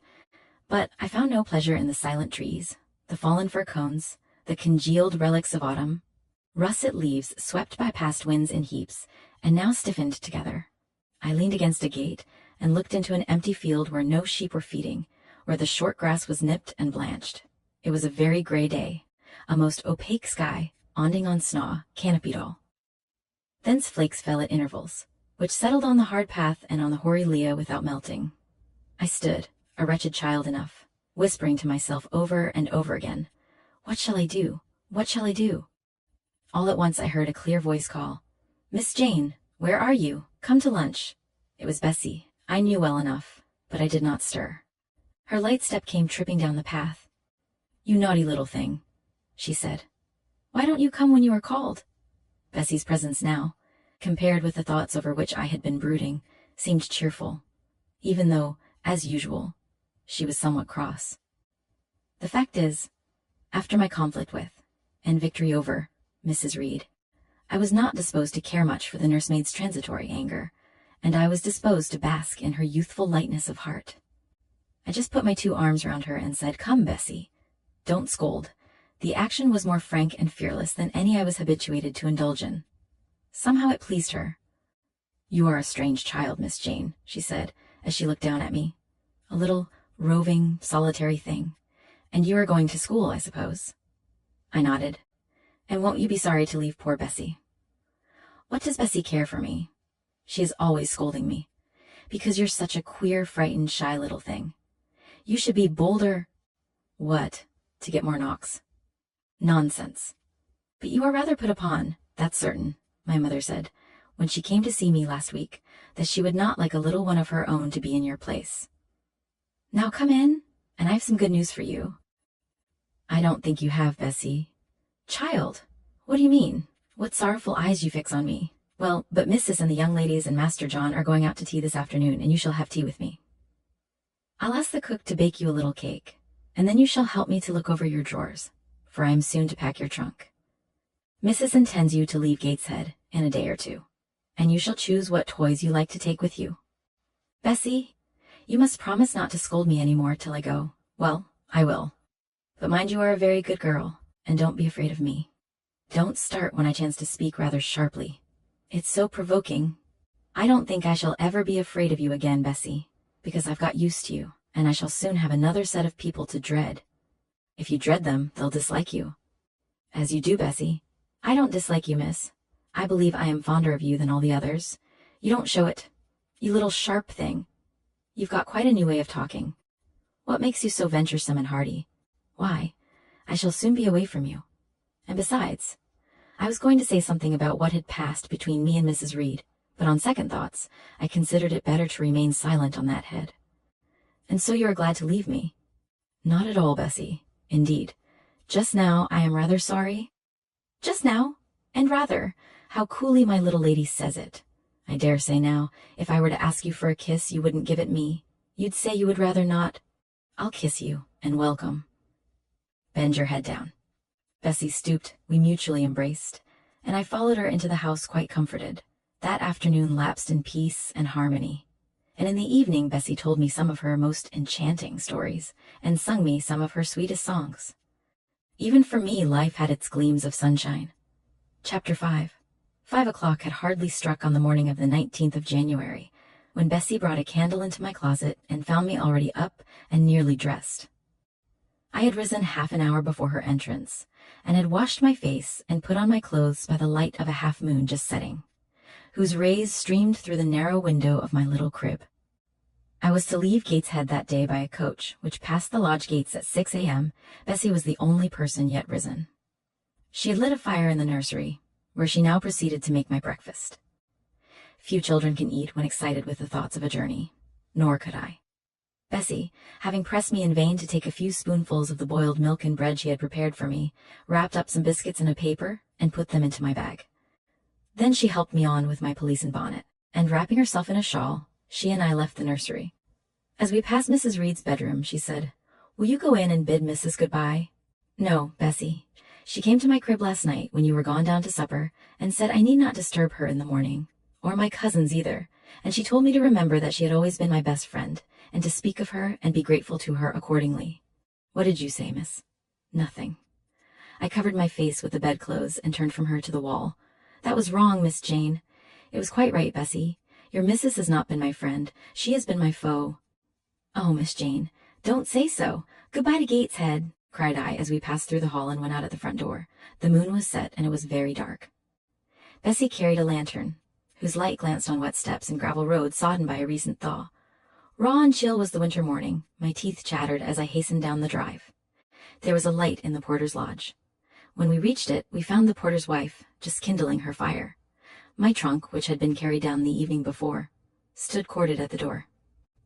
It wanted but a few minutes of 6, and shortly after that hour had struck, the distant roll of wheels announced the coming coach. I went to the door and watched its lamps approach rapidly through the gloom. "Is she going by herself?" asked the porter's wife. "Yes, and how far is it? 50 miles? What a long way. I wonder Mrs. Reed is not afraid to trust her so far alone." The coach drew up. There it was at the gates, with its 4 horses and its top laden with passengers. The guard and coachman loudly urged haste. My trunk was hoisted up. I was taken from Bessie's neck, to which I clung with kisses. "Be sure and take good care of her," cried she to the guard, as he lifted me into the inside. "Aye, aye," was the answer. The door was clapped to, a voice exclaimed, "All right," and on we drove. Thus was I severed from Bessie and Gateshead, thus whirled away to unknown, and, as I then deemed, remote and mysterious regions. I remember but little of the journey. I only know that the day seemed to me of a preternatural length, and that we appeared to travel over hundreds of miles of road. We passed through several towns, and in one, a very large one, the coach stopped. The horses were taken out, and the passengers alighted to dine. I was carried into an inn, where the guard wanted me to have some dinner, but as I had no appetite, he left me in an immense room with a fireplace at each end, a chandelier pendant from the ceiling, and a little red gallery high up against the wall filled with musical instruments. Here I walked about a long time, feeling very strange and mortally apprehensive of someone coming in and kidnapping me, for I believed in kidnappers, their exploits having frequently figured in Bessie's fireside chronicles. At last the guard returned. Once more I was stowed away in the coach. My protector mounted his own seat, sounded his hollow horn, and away we rattled over the stony street of L. The afternoon came on wet and somewhat misty. As it waned into dusk, I began to feel that we were getting very far indeed from Gateshead. We ceased to pass through towns. The country changed. Great gray hills heaved up round the horizon. as twilight deepened. We descended a valley, dark with wood, and long after night had overclouded the prospect, I heard a wild wind rushing among trees. Lulled by the sound, I at last dropped asleep. I had not long slumbered when the sudden cessation of motion awoke me. The coach door was thrown open, and a person like a servant was standing at it. I saw her face and dressed by the light of the lamps. "Is there a little girl called Jane Eyre here?" she asked. I answered, "Yes," and was then lifted out. My trunk was handed down, and the coach instantly drove away. I was stiff with long sitting, and bewildered with the noise and motion of the coach. Gathering my faculties, I looked about me.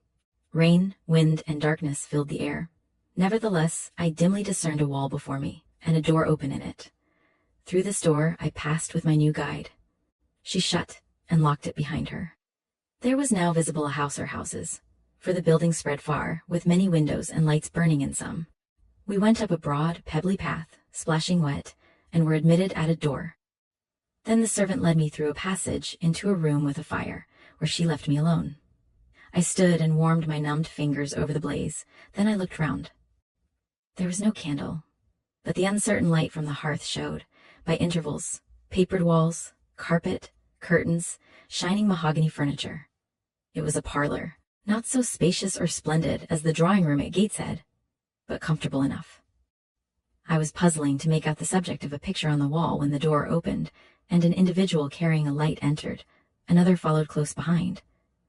The first was a tall lady, with dark hair, dark eyes, and a pale and large forehead. Her figure was partly enveloped in a shawl. Her countenance was grave, her bearing erect. "The child is very young to be sent alone," said she, putting her candle down on the table. She considered me attentively for a minute or two, then further added, "She had better be put to bed soon. She looks tired." "Are you tired?" she asked, placing her hand on my shoulder. "A little, ma'am, and hungry, too, no doubt." "Let her have some supper before she goes to bed, Miss Miller. Is this the first time you have left your parents to come to school, my little girl?" I explained to her that I had no parents. She inquired how long they had been dead, then how old I was, what was my name, whether I could read, write, and sew a little. Then she touched my cheek gently with her forefinger, and saying, she hoped I should be a good child, dismissed me along with Miss Miller. The lady I had left might be about 29. The one who went with me appeared some years younger. The first impressed me by her voice, look, and air. Miss Miller was more ordinary, ruddy in complexion, though of a careworn countenance, hurried in gait and action, like one who had always a multiplicity of tasks on hand. She looked, indeed, what I afterward found she really was, an under-teacher. Led by her, I passed from compartment to compartment, from passage to passage, of a large and irregular building, till, emerging from the total and somewhat dreary silence pervading that portion of the house we had traversed, we came upon the hum of many voices, and presently entered a wide, long room, with great deal tables, two at each end, on each of which burned a pair of candles, and seated all round on benches, a congregation of girls of every age from 9 or 10 to 20. Seen by the dim light of the dips, their number to me appeared countless, though not in reality exceeding 80. They were uniformly dressed in brown stuff frocks of quaint fashion, and long holland pinafores. It was the hour of study. They were engaged in conning over their tomorrow's task, and the hum I had heard was the combined result of their whispered repetitions. Miss Miller signed to me to sit on a bench near the door. Then walking up to the top of the long room, she cried out, "Monitors, collect the lesson books, and put them away." 4 tall girls arose from different tables, and going round, gathered the books and removed them. Miss Miller again gave the word of command, "Monitors, fetch the supper trays." The tall girls went out, and returned presently, each bearing a tray, with portions of something, I knew not what, arranged thereon, and a pitcher of water and mug in the middle of each tray. The portions were handed round. Those who liked took a draught of the water, the mug being common to all. When it came to my turn, I drank, for I was thirsty, but did not touch the food, excitement and fatigue rendering me incapable of eating. I now saw, however, that it was a thin oaten cake, shared into fragments. The meal over, prayers were read by Miss Miller, and the classes filed off, 2 and 2, upstairs. Overpowered by this time with weariness, I scarcely noticed what sort of a place the bedroom was, except that, like the schoolroom, I saw it was very long. Tonight I was to be Miss Miller's bedfellow. She helped me to undress. When laid down, I glanced at the long rows of beds, each of which was quickly filled with 2 occupants. In 10 minutes, the single light was extinguished. Amid silence and complete darkness, I fell asleep. The night passed rapidly. I was too tired even to dream. I only once awoke, to hear the wind rave in furious gusts, and the rain fall in torrents, and to be sensible that Miss Miller had taken her place by my side. When I again unclosed my eyes, a loud bell was ringing. The girls were up and dressing, day had not yet begun to dawn, and a rushlight or two burned in the room. I, too, rose reluctantly. It was bitter cold, and I dressed as well as I could for shivering, and washed. When there was a basin at liberty, which did not occur soon, as there was but 1 basin to 6 girls, on the stands down the middle of the room. Again the bell rang. All formed in file, 2 and 2, and in that order descended the stairs and entered the cold and dimly lighted schoolroom. Here prayers were read by Miss Miller. Afterward she called out, "Form classes."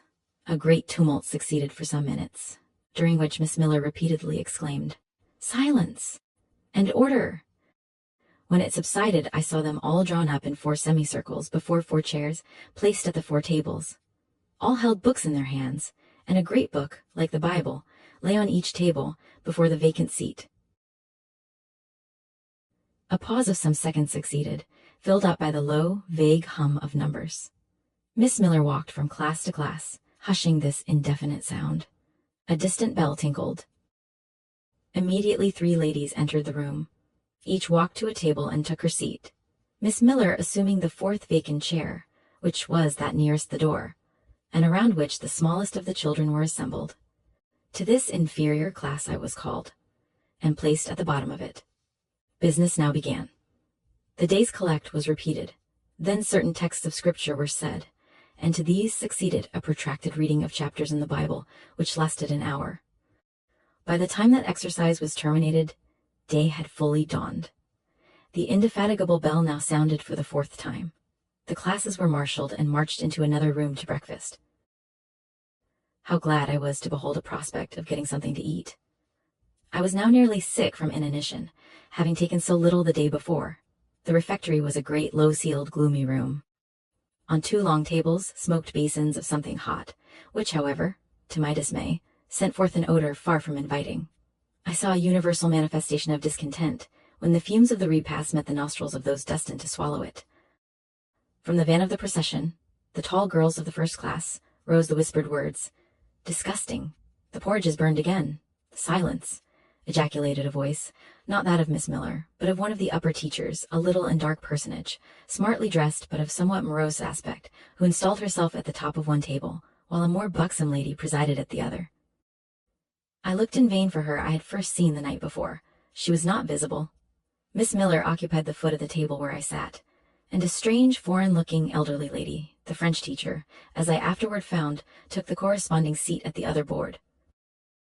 A long grace was said, and a hymn sung, then a servant brought in some tea for the teachers, and the meal began. Ravenous, and now very faint, I devoured a spoonful or 2 of my portion without thinking of its taste. But the first edge of hunger blunted, I perceived I had got in hand a nauseous mess. Burned porridge is almost as bad as rotten potatoes. Famine itself soon sickens over it. The spoons were moved slowly.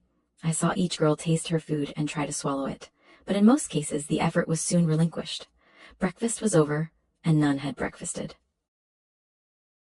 Thanks being returned for what we had not got, and a second hymn chanted, the refectory was evacuated for the schoolroom.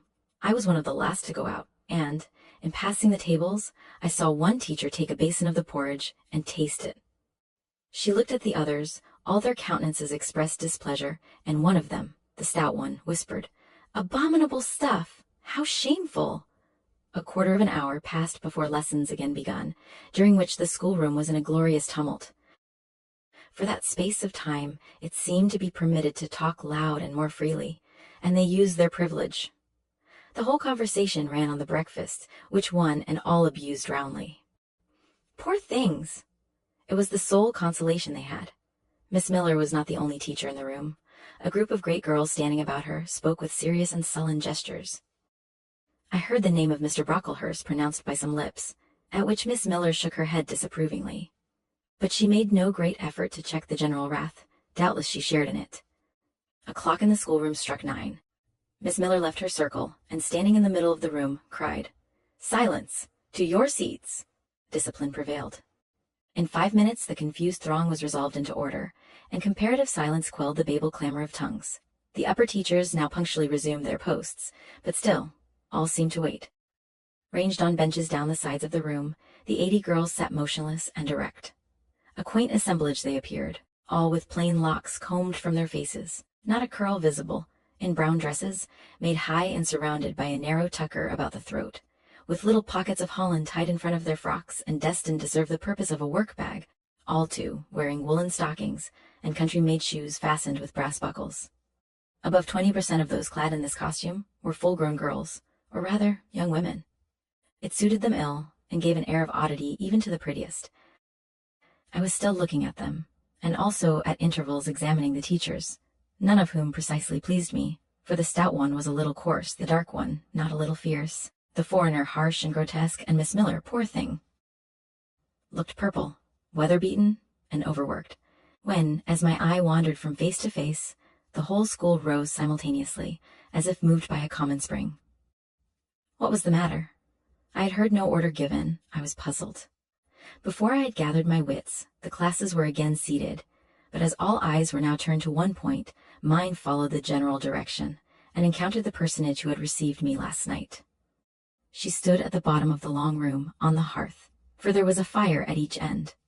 She surveyed the 2 rows of girls silently and gravely. Miss Miller, approaching, seemed to ask her a question, and having received her answer, went back to her place and said aloud, "Monitor of the first class, fetch the globes." While the direction was being executed, the lady consulted moved slowly up the room. I suppose I have a considerable organ of veneration, for I retain yet the sense of admiring, awe with which my eyes tracked her steps. Seen now, in broad daylight, she looked tall, fair, and shapely. Brown eyes, with a benignant light in their irids, and a fine penciling of long lashes round, relieved the whiteness of her large front. On each of her temples her hair, of a very dark brown, was clustered in round curls, according to the fashion of those times, when neither smooth bands nor long ringlets were in vogue. Her dress, also in the mode of the day, was of purple cloth, relieved by a sort of Spanish trimming of black velvet. A gold watch shone at her girdle. Let the reader add, to complete the picture, refined features, a complexion, if pale, clear, and a stately air and carriage, and he will have, at least as clearly as words can give it, a correct idea of the exterior of Miss Temple, Maria Temple, as I afterwards saw the name written in a prayer book entrusted to me to carry to church. The superintendent of Lowood, having taken her seat before a pair of globes placed on one of the tables, summoned the first class round her, and commenced giving a lesson in geography. The lower classes were called by the teachers. Repetitions in history, grammar, etc., went on for an hour. Writing and arithmetic succeeded, and music lessons were given by Miss Temple to some of the elder girls. The duration of each lesson was measured by the clock, which at last struck 12. The superintendent rose. "I have a word to address to the pupils," said she. The tumult of cessation from lessons was already breaking forth, but it sunk at her voice. She went on, "You had this morning a breakfast which you could not eat. You must be hungry. I have ordered that a lunch of bread and cheese shall be served to all." The teachers looked at her with a sort of surprise. "It is to be done on my responsibility," she added, in an explanatory tone to them, and immediately afterward left the room. The bread and cheese was presently brought in and distributed, to the high delight and refreshment of the whole school. The order was now given, "To the garden." Each put on a coarse straw bonnet, with strings of colored calico, and a cloak of gray frieze. I was similarly equipped, and following the stream I made my way into the open air. The garden was a wide enclosure, surrounded with walls so high as to exclude every glimpse of prospect. A covered veranda ran down on one side, and broad walks bordered a middle space, divided into scores of little beds. These beds were assigned as gardens for the pupils to cultivate, and each bed had an owner. When full of flowers, they would, doubtless, look pretty, but now, at the latter end of January, all was wintry blight and brown decay. I shuddered as I stood and looked around me. It was an inclement day for outdoor exercise, Not positively rainy, but darkened by a drizzling yellow fog. All underfoot was still soaking wet with the floods of yesterday. The stronger among the girls ran about and engaged in active games, but sundry pale and thin ones herded together, for shelter and warmth, in the veranda. And among these, as the dense mist penetrated to their shivering frames, I heard frequently the sound of a hollow cough. As yet, I had spoken to no one, nor did anybody seem to take notice of me. I stood lonely enough, but to that feeling of isolation I was accustomed, it did not oppress me much. I leaned against a pillar of the veranda, drew my gray mantle close about me, and trying to forget the cold which nipped me without, and the unsatisfied hunger which gnawed me within, delivered myself up to the employment of watching and thinking. My reflections were too undefined and fragmentary to merit record. I hardly yet knew where I was. Gateshead and my past life seemed floated away to an immeasurable distance. The present was vague and strange, and of the future I could form no conjecture. I looked around the convent-like garden, and then up at the house, a large building, half of which seemed gray and old, the other half quite new. The new part, containing the schoolroom and dormitory, was lighted by mullioned and latticed windows, which gave it a church-like aspect. A stone tablet over the door bore this inscription: Lowood Institution. This portion was rebuilt by Naomi Brocklehurst of Brocklehurst Hall in this county. Let your light so shine before men that they may see your good works, and glorify your Father which is in heaven. St. Matt v. 16. I read these words over and over again. I felt that an explanation belonged to them, and was unable fully to penetrate their import. I was still pondering the signification of institution, and endeavoring to make out a connection between the first words and the verse of Scripture, when the sound of a cough close behind me made me turn my head. I saw a girl sitting on a stone bench near. She was bent over a book, on the perusal of which she seemed intent. From where I stood I could see the title. It was Rasselas, a name that struck me as strange, and consequently attractive. In turning a leaf she happened to look up, and I said to her directly, "Is your book interesting?" I had already formed the intention of asking her to lend it to me someday. "I like it," she answered, after a pause of a second or two, during which she examined me.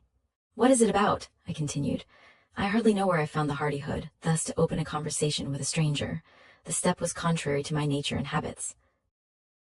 But I think her occupation touched a chord of sympathy somewhere, for I too liked reading, though of a frivolous and childish kind. I could not digest or comprehend the serious or substantial. "You may look at it," replied the girl, offering me the book. I did so. A brief examination convinced me that the contents were less taking than the title.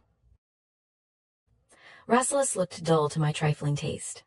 I saw nothing about fairies, nothing about Jenny, no bright variety seemed spread over the closely printed pages. I returned it to her. She received it quietly, and without saying anything, she was about to relapse into her former studious mood. Again I ventured to disturb her. "Can you tell me what the writing on that stone over the door means? What is Lowood Institution? This house where you are come to live? And why do they call it institution? Is it in any way different from other schools? It is partly a charity school. You and I, and all the rest of us, are charity children. I suppose you are an orphan. Are not either your father or your mother dead?" "Both died before I can remember." "Well, all the girls here have lost either one or both parents, and this is called an institution for educating orphans. Do we pay no money? Do they keep us for nothing?" "We pay, or our friends pay, £15 a year. For each? Then why do they call us charity children?" "Because £15 is not enough for board and teaching, and the deficiency is supplied by subscription." "Who subscribes?" "Different benevolent-minded ladies and gentlemen in this neighborhood, and in London." "Who is Naomi Brocklehurst?" "The lady who built the new part of this house, as that tablet records, and whose son overlooks and directs everything here." "Why?" "Because he is treasurer and manager of the establishment. Then this house does not belong to that tall lady who wears a watch, and who said we were to have some bread and cheese." "To Miss Temple?" "Oh, no. I wish it did. She has to answer to Mr. Brocklehurst for all she does.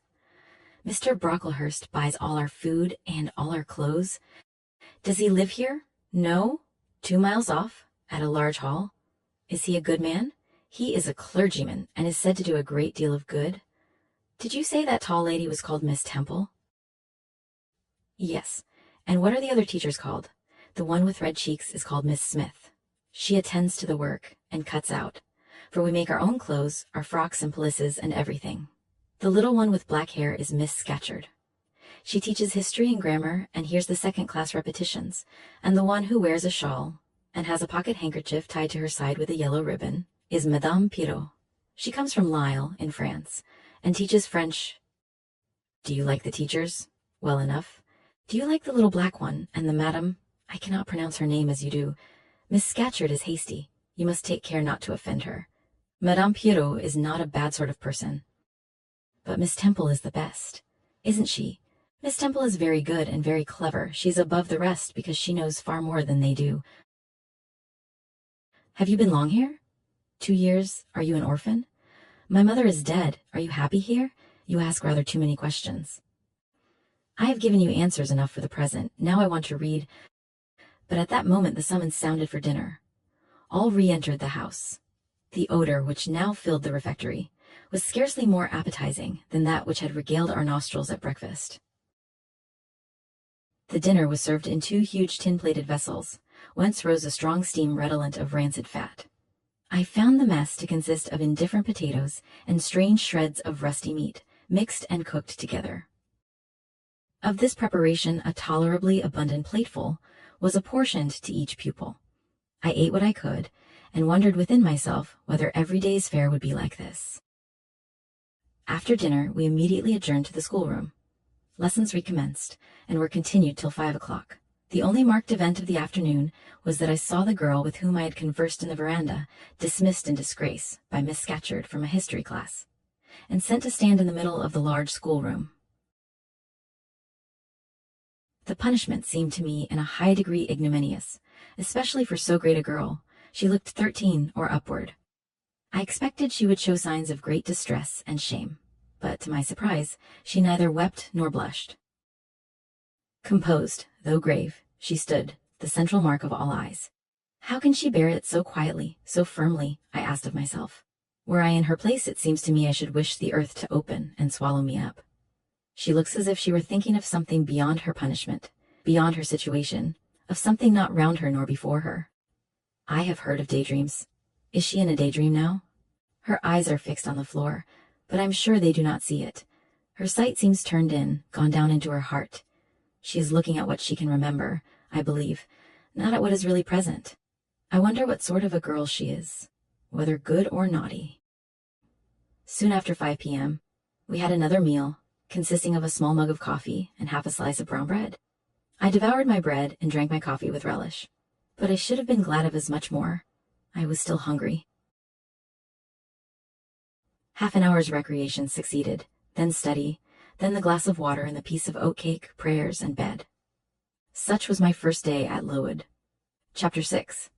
The next day commenced as before, getting up and dressing by rushlight. But this morning we were obliged to dispense with the ceremony of washing. The water in the pitchers was frozen. A change had taken place in the weather the preceding evening, and a keen northeast wind, whistling through the crevices of our bedroom windows all night long, had made us shiver in our beds, and turned the contents of the ewers to ice. Before the long hour and a half of prayers and Bible reading was over, I felt ready to perish with cold. Breakfast time came at last, and this morning the porridge was not burned. The quality was eatable, the quantity small. How small my portion seemed. I wished it had been double. In the course of the day I was enrolled a member of the 4th class, and regular tasks and occupations were assigned me. Hitherto I had only been a spectator of the proceedings at Lowood. I was now to become an actor therein. At first, being little accustomed to learn by heart, the lessons appeared to me both long and difficult. The frequent change from task to task, too, bewildered me, and I was glad when, about 3 o'clock in the afternoon, Miss Smith put into my hands a border of muslin, 2 yards long, together with needle, thimble, etc., and set me to sit in a quiet corner of the schoolroom, with directions to hem the same. At that hour most of the others were sewing likewise, but one class still stood round Miss Scatcherd's chair reading, and as all was quiet, the subject of their lessons could be heard. Together, with the manner in which each girl acquitted herself, and the animadversions or commendations of Miss Scatcherd on the performance. It was English history. Among the readers, I observed my acquaintance of the veranda. At the commencement of the lesson, her place had been at the top of the class, but for some error of pronunciation or some inattention to stops, she was suddenly sent to the very bottom. Even in that obscure position, Miss Scatcherd continued to make her an object of constant notice. She was continually addressing to her such phrases as the following: Burns, Burns, you are standing on the side of your shoe. Turn your toes out immediately. Burns, you poke your chin most unpleasantly. Draw it in. Burns, I insist on your holding your head up. I will not have you before me in that attitude, etc. etc. A chapter having been read through twice, the books were closed and the girls examined. The lesson had comprised part of the reign of Charles I, and there were sundry questions about tonnage and poundage and ship money, which most of them appeared unable to answer. Still, every little difficulty was solved instantly when it reached Burns. Her memory seemed to have retained the substance of the whole lesson, and she was ready with answers on every point. I kept expecting that Miss Scatcherd would praise her attention, but instead of that, she suddenly cried out, "You dirty, disagreeable girl, you have never cleaned your nails this morning." Burns made no answer. I wondered at her silence. Why, thought I, does she not explain that she could neither clean her nails nor wash her face as the water was frozen? My attention was now called off by Miss Smith, desiring me to hold a skein of thread. While she was winding it, she talked to me from time to time, asking whether I had ever been at school before, whether I could mark, stitch, knit, etc. Till she dismissed me, I could not pursue my observations on Miss Scatcherd's movements. When I returned to my seat, that lady was just delivering an order, of which I did not catch the import, but Burns immediately left the class, and going into the small inner room where the books were kept, returned in half a minute, carrying in her hand a bundle of twigs tied together at one end. This ominous tool she presented to Miss Scatcherd with a respectful courtesy. Then she quietly, and without being told, unloosed her pinafore, and the teacher instantly and sharply inflicted on her neck a dozen strokes with a bunch of twigs. Not a tear rose to Burns's eye, and, while I paused from my sewing, because my fingers quivered at the spectacle with a sentiment of unavailing and impotent anger, not a feature of her pensive face altered its ordinary expression. "Harden, girl!" exclaimed Miss Scatcherd. "Nothing can correct you of your slatternly habits. Carry the rod away." Burns obeyed. I looked at her narrowly as she emerged from the book closet. She was just putting back her handkerchief into her pocket, and the trace of a tear glistened on her thin cheek. The play hour in the evening I thought the pleasantest fraction of the day at Lowood. The bit of bread, the draught of coffee swallowed at 5 o'clock, had revived vitality, if it had not satisfied hunger. The long restraint of the day was slackened. The schoolroom felt warmer than in the morning, its fires being allowed to burn a little more brightly, to supply, in some measure, the place of candles, not yet introduced. The ruddy gloaming, the licensed uproar, the confusion of many voices gave one a welcome sense of liberty. On the evening of the day on which I had seen Miss Scatcherd flog her pupil Burns, I wandered as usual among the forms and tables and laughing groups, without a companion, yet not feeling lonely. When I passed the windows, I now and then lifted a blind and looked out. It snowed fast. A drift was already forming against the lower panes. Putting my ear close to the window, I could distinguish, from the gleeful tumult within, the disconsolate moan of the wind outside. Probably, if I had lately left a good home and kind parents, this would have been the hour when I should most keenly have regretted the separation. That wind would then have saddened my heart. This obscure chaos would have disturbed my peace. As it was, I derived from both a strange excitement, and reckless and feverish, I wished the wind to howl more wildly, the gloom to deepen to darkness, and the confusion to rise to clamor. Jumping over forms and creeping under tables, I made my way to one of the fireplaces. There, kneeling by the high-wire fender, I found Burns, absorbed, silent, abstracted from all round her by the companionship of a book, which she read by the dim glare of the embers.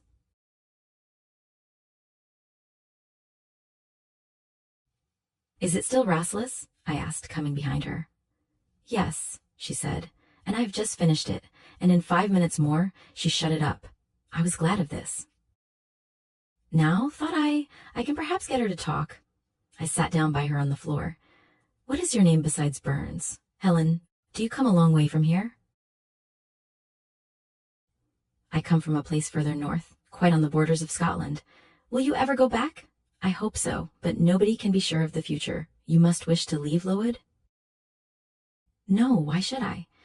I was sent to Lowood to get an education, and it would be of no use going away until I have attained that object. But that teacher, Miss Scatcherd, is so cruel to you. Cruel? Not at all. She is severe, she dislikes my faults, and if I were in your place I should dislike her, I should resist her. If she struck me with that rod, I should get it from her hand. I should break it under her nose. Probably you would do nothing of the sort, but if you did, Mr. Brocklehurst would expel you from the school. That would be a great grief to your relations. It is far better to endure patiently a smart which nobody feels but yourself, than to commit a hasty action whose evil consequences will extend to all connected with you. And, besides, the Bible bids us return good for evil. But then it seems disgraceful to be flogged, and to be sent to stand in the middle of a room full of people. And you are such a great girl. I am far younger than you, and I could not bear it. Yet it would be your duty to bear it, if you could not avoid it. It is weak and silly to say, you cannot bear what it is your fate to be required to bear. I heard her with wonder. I could not comprehend this doctrine of endurance, and still less could I understand or sympathize with the forbearance she expressed for her chastiser. Still, I felt that Helen Burns considered things by a light, invisible to my eyes. I suspected she might be right, and I wrong. But I would not ponder the matter deeply, like Felix. I put it off to a more convenient season. You say you have faults, Helen. What are they? To me you seem very good. Then learn from me not to judge by appearances. I am, as Miss Scatcherd said slatternly. I seldom put, and never keep, things in order. I am careless. I forget rules. I read when I should learn my lessons. I have no method, and sometimes I say, like you, I cannot bear to be subjected to systematic arrangements. This is all very provoking to Miss Scatcherd, who is naturally neat, punctual, and particular. And cross and cruel, I added, but Helen Burns would not admit my addition. She kept silence. Is Miss Temple as severe to you as Miss Scatcherd? At the utterance of Miss Temple's name, a soft smile flitted over her grave face. Miss Temple is full of goodness. It pains her to be severe to anyone, even the worst in the school. She sees my errors and tells me of them gently, and if I do anything worthy of praise, she gives me my meed liberally. One strong proof of my wretchedly defective nature is that even her expostulations, so mild, so rational, have not influence to cure me of my faults, and even her praise, though I value it most highly, cannot stimulate me to continued care and foresight. That is curious, said I. It is so easy to be careful. For you, I have no doubt it is. I observed you in your class this morning, and saw you were closely attentive. Your thoughts never seemed to wander while Miss Miller explained the lesson and questioned you. Now, mine continually rove away. When I should be listening to Miss Scatcherd, and collecting all she says with assiduity, often I lose the very sound of her voice. I fall into a sort of dream. Sometimes I think I am in Northumberland, and that the noises I hear round me are the bubbling of a little brook which runs through Deepton, near our house. Then, when it comes to my turn to reply, I have to be wakened, and, having heard nothing of what was read for listening to the visionary brook, I have no answer ready.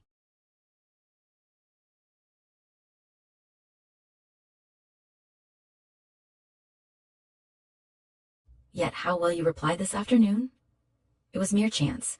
The subject on which we had been reading had interested me. This afternoon, instead of dreaming of Deepton, I was wondering how a man who wished to do right could act so unjustly and unwisely as Charles I sometimes did. And I thought what a pity it was that, with his integrity and conscientiousness, he could see no further than the prerogatives of the crown. If he had but been able to look to a distance and see how what they call the spirit of the age was tending. Still, I like Charles. I respect him. I pity him, poor murdered king. Yes, his enemies were the worst. They shed blood they had no right to shed. How dared they kill him? Helen was talking to herself now. She had forgotten I could not very well understand her, that I was ignorant, or nearly so, of the subject she discussed. I recalled her to my level. And when Miss Temple teaches you, do your thoughts wander then? No, certainly, not often, because Miss Temple has generally something to say which is newer than my own reflections. Her language is singularly agreeable to me, and the information she communicates is often just what I wish to gain. Well, then, with Miss Temple you are good. Yes, in a passive way, I make no effort. I follow as inclination guides me. There is no merit in such goodness.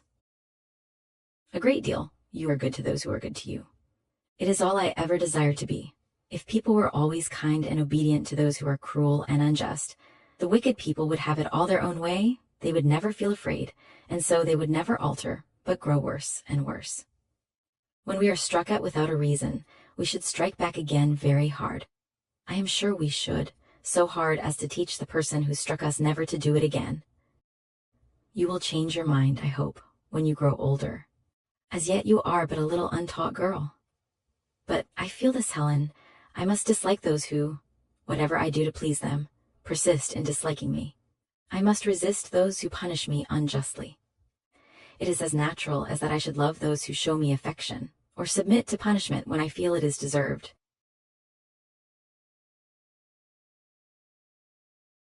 Heathens and savage tribes hold that doctrine, but Christians and civilized nations disown it. How? I don't understand. It is not violence that best overcomes hate, nor vengeance that most certainly heals injury. What then? Read the New Testament, and observe what Christ says, and how he acts. Make his word your rule, and his conduct your example. What does he say? Love your enemies, bless them that curse you, do good to them that hate you and despitefully use you. Then I should love Mrs. Reed, which I cannot do. I should bless her son John, which is impossible. In her turn, Helen Burns asked me to explain, and I proceeded forthwith to pour out, in my own way, the tale of my sufferings and resentments. Bitter and truculent, when excited, I spoke as I felt, without reserve or softening. Helen heard me patiently to the end. I expected she would then make a remark, but she said nothing. Well, I asked impatiently, is not Mrs. Reed a hard-hearted bad woman? She has been unkind to you, no doubt, because, you see, she dislikes your cast of character, as Miss Scatcherd does mine. But how minutely you remember all she has done and said to you. What a singularly deep impression her injustice seems to have made on your heart. No ill usage so brands its record on my feelings. Would you not be happier if you tried to forget her severity, together with the passionate emotions it excited? Life appears to me too short to be spent in nursing animosity or registering wrongs. We are, and must be, one and all, burdened with faults in this world, but the time will soon come when I trust we shall put them off in putting off our corruptible bodies, when debasement and sin will fall from us with this cumbrous frame of flesh, and only the spark of the spirit will remain.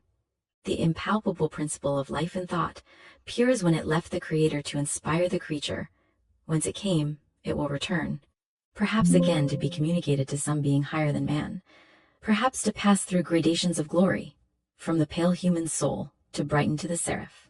Surely it will never, on the contrary, be suffered to degenerate from man to fiend?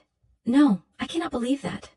I hold another creed, which no one ever taught me, and which I seldom mention, but in which I delight, and to which I cling, for it extends hope to all. It makes eternity a rest, a mighty home, not a terror and an abyss. Besides, with this creed, I can so clearly distinguish between the criminal and his crime. I can so sincerely forgive the first, while I abhor the last. With this creed, revenge never worries my heart. Degradation never too deeply disgusts me. Injustice never crushes me too low. I live in calm, looking to the end. Helen's head, always drooping, sunk a little lower as she finished this sentence. I saw by her look she wished no longer to talk to me, but rather to converse with her own thoughts. She was not allowed much time for meditation. A monitor, a great rough girl, presently came up, exclaiming, in a strong Cumberland accent, "Helen Burns, if you don't go and put your drawer in order and fold up your work this minute, I'll tell Miss Scatcherd to come and look at it." Helen sighed as her reverie fled, and getting up, obeyed the monitor without reply as without delay. Chapter 7. My first quarter at Lowood seemed an age, and not the golden age either. It comprised an irksome struggle with difficulties in habituating myself to new rules and unwanted tasks. The fear of failure in these points harassed me worse than the physical hardships of my lot, though these were no trifles. During January, February, and part of March, the deep snows, and, after their melting, the almost impassable roads, prevented our stirring beyond the garden walls, except to go to church. But within these limits, we had to pass an hour every day in the open air. Our clothing was insufficient to protect us from the severe cold. We had no boots. The snow got into our shoes and melted there. Our ungloved hands became numbed and covered with chilblains, as were our feet. I remember well the distracting irritation I endured from this cause, every evening when my feet inflamed, and the torture of thrusting the swelled raw and stiff toes into my shoes in the morning. Then the scanty supply of food was distressing. With the keen appetites of growing children, we had scarcely sufficient to keep alive a delicate invalid. From this deficiency of nourishment resulted an abuse which pressed hardly on the younger pupils. Whenever the famished great girls had an opportunity, they would coax or menace the little ones out of their portion.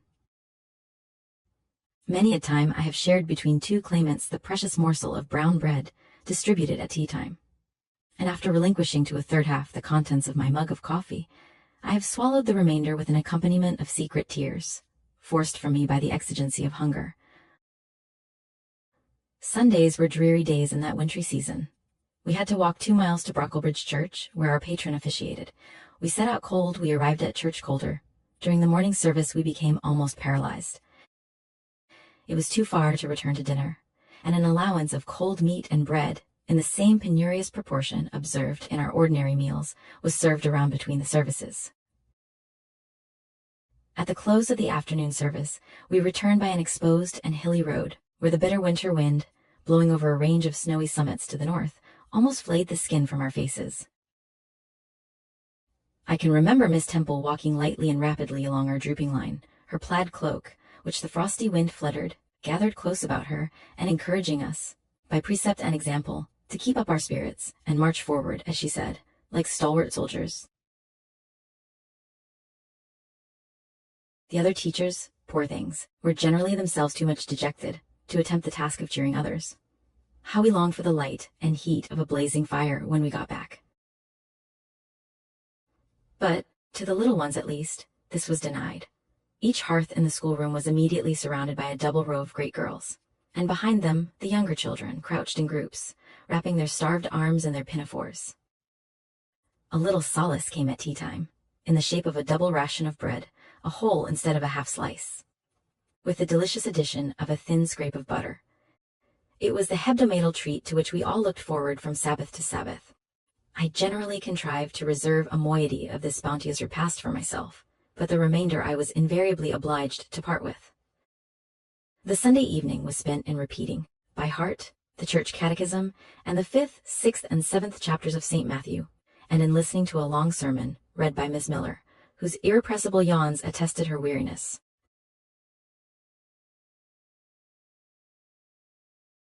A frequent interlude of these performances was the enactment of the part of Eutychus by some half-dozen of little girls, who, overpowered by sleep, would fall down, if not out of the 3rd loft, yet off the 4th form, and be taken up half-dead. The remedy was to thrust them forward into the center of the schoolroom, and oblige them to stand there till the sermon was finished. Sometimes their feet failed them, and they sunk together in a heap. They were then propped up with the monitor's high stools. I have not yet alluded to the visits of Mr. Brocklehurst, and indeed that gentleman was from home during the greater part of the first month after my arrival, perhaps prolonging his stay with his friend the Archdeacon. His absence was a relief to me. I need not say that I had my own reasons for dreading his coming, but come he did at last. One afternoon, as I was sitting with a slate in my hand, puzzling over a sum in long division, my eyes, raised in abstraction to the window, caught sight of a figure just passing. I recognized, almost instinctively, that gaunt outline, and when, 2 minutes after, all the school, teachers included, rose en masse, it was not necessary for me to look up in order to ascertain whose entrance they thus greeted. A long stride measured the schoolroom, and presently beside Miss Temple, who herself had risen, stood the same black column which had frowned on me so ominously from the hearthrug of Gateshead. I now glanced sideways at this piece of architecture. Yes, I was right. It was Mr. Brocklehurst, buttoned up in a surtout, and looking longer, narrower, and more rigid than ever.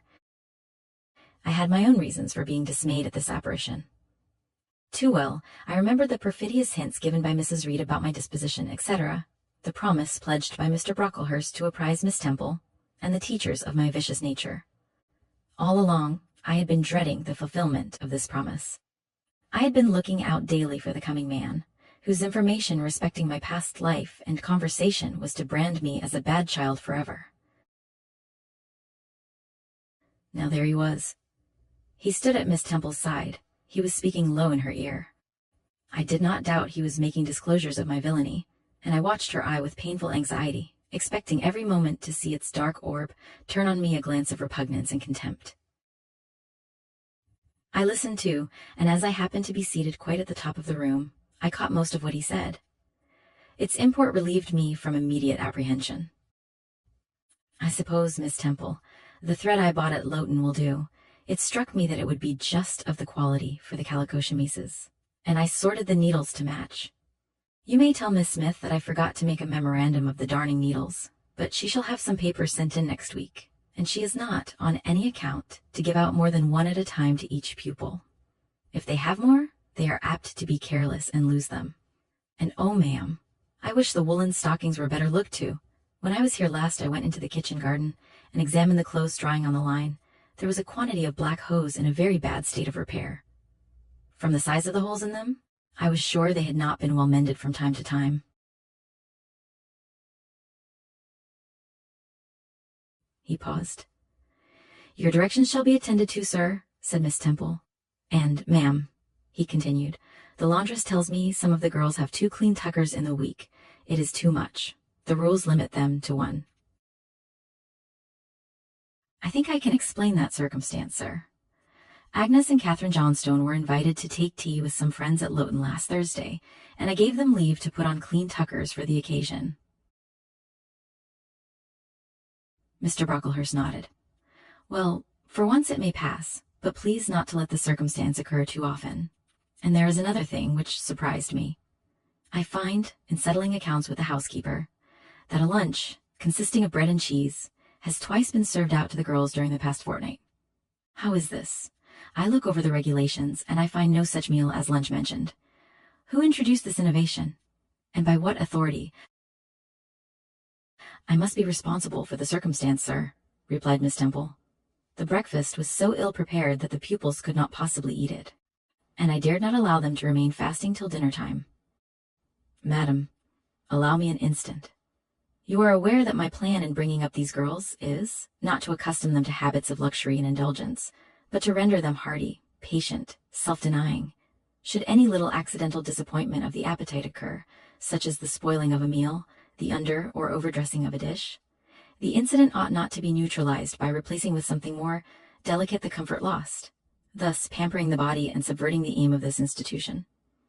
It ought to be improved to the spiritual edification of the pupils, by encouraging them to evince fortitude under the temporary privation. A brief address on those occasions would not be mistimed, wherein a judicious instructor would take the opportunity of referring to the sufferings of the primitive Christians, to the torments of martyrs, to the exhortations of our blessed Lord himself, calling upon his disciples to take up their cross and follow him, to his warnings that man shall not live by bread alone, but by every word that proceedeth out of the mouth of God, to his divine consolations. If you suffer hunger or thirst for my sake, happy are ye. Oh, madam, when you put bread and cheese instead of burned porridge into these children's mouths, you may indeed feed their vile bodies, but you little think how you starve their immortal souls. Mr. Brocklehurst again paused, perhaps overcome by his feelings. Miss Temple had looked down when he first began to speak to her, but she now gazed straight before her, and her face, naturally pale as marble, appeared to be assuming also the coldness and fixity of that material, especially her mouth, closed as if it would have required a sculptor's chisel to open it, and her brow settled gradually into petrified severity. Meantime, Mr. Brocklehurst, standing on the hearth with his hands behind his back, majestically surveyed the whole school. Suddenly his eye gave a blink, as if it had met something that either dazzled or shocked its pupil. Turning, he said, in more rapid accents than he had hitherto used. "Miss Temple? Miss Temple? What is that girl with curled hair? Red hair, ma'am, curled all over." And extending his cane, he pointed to the awful object, his hand shaking as he did so.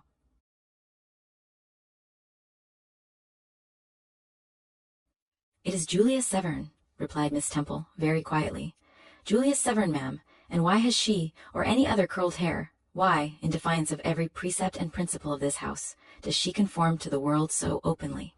Here, in an evangelical charitable establishment, as to wear her hair one mass of curls."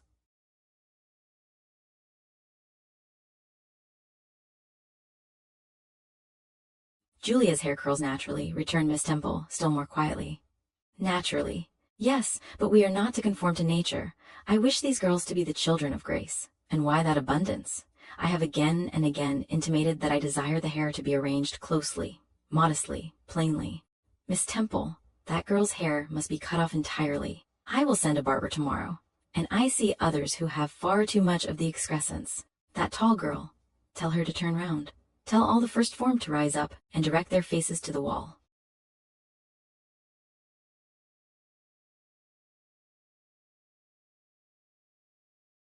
Miss Temple passed her handkerchief over her lips, as if to smooth away the involuntary smile that curled them.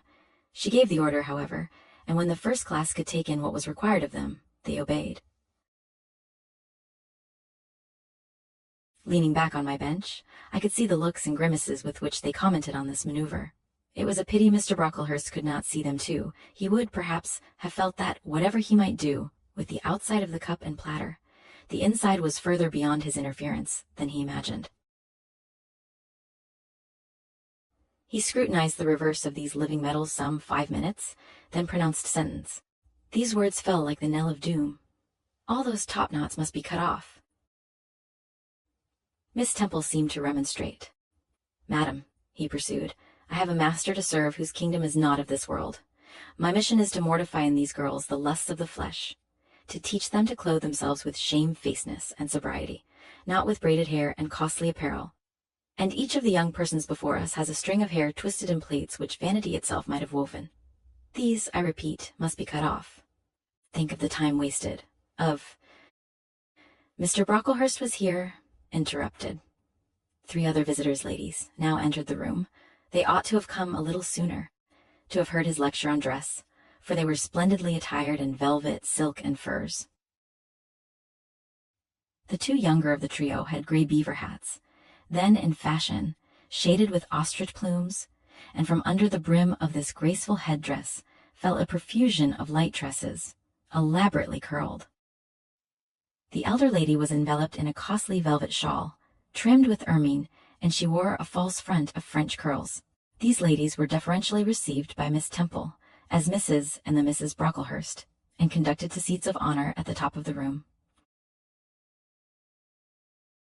It seems they had come in the carriage with their reverend relative, and had been conducting a rummaging scrutiny of the rooms upstairs, while he transacted business with the housekeeper, questioned the laundress, and lectured the superintendent.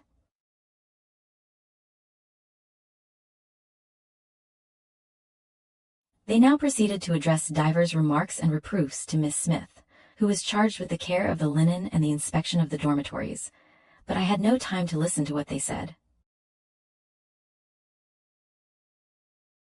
Other matters called off and enchained my attention. Hitherto, while gathering up the discourse of Mr. Brocklehurst and Miss Temple, I had not at the same time neglected precautions to secure my own personal safety, which I thought would be effected if I could only elude observation.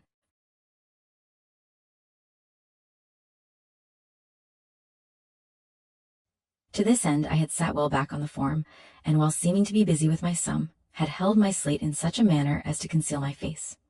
I might have escaped notice, had not my treacherous slate somehow happened to slip from my hand, and falling with an obtrusive crash, directly drawn every eye upon me.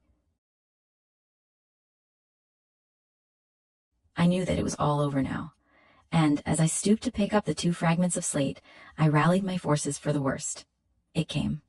"A careless girl," said Mr. Brocklehurst, and immediately after, "It is the new pupil, I perceive, and before I could draw breath, I must not forget I have a word to say respecting her."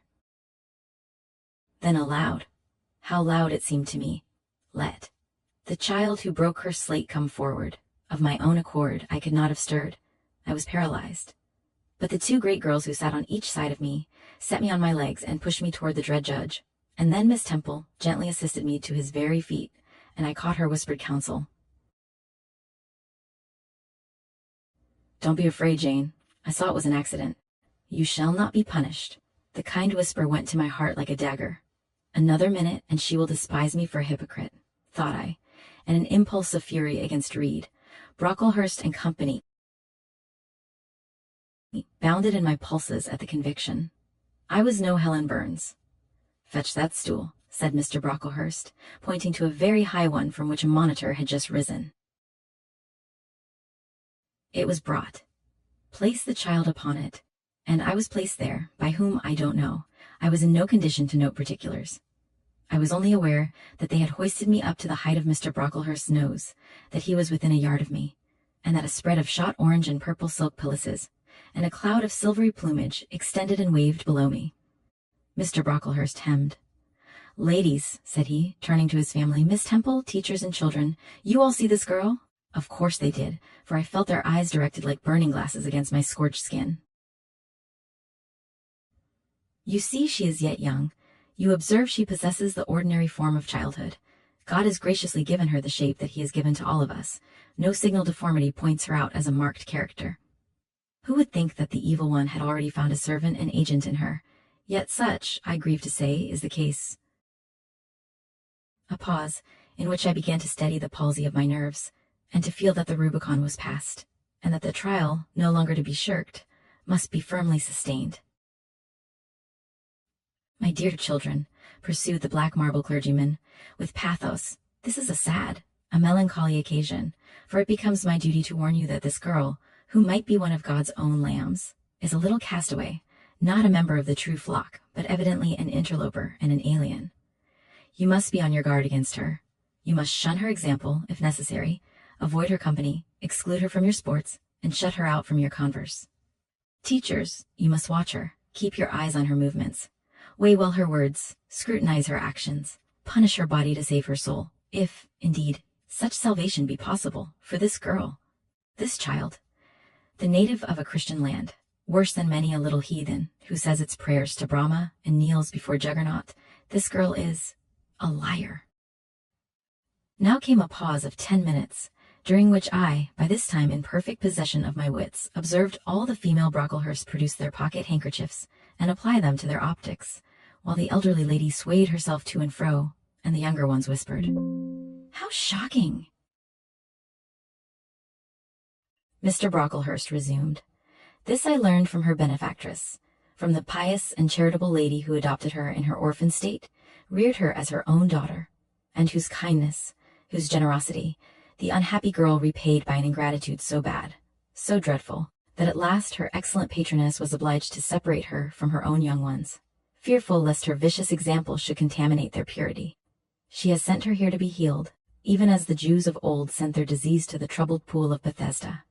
And, teachers, superintendent, I beg of you not to allow the waters to stagnate round her."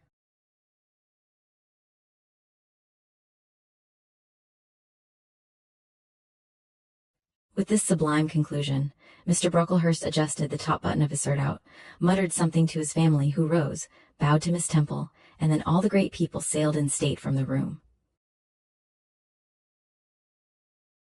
Turning at the door, my judge said, "Let her stand half an hour longer on that stool, and let no one speak to her during the remainder of the day." There I was, then mounted aloft.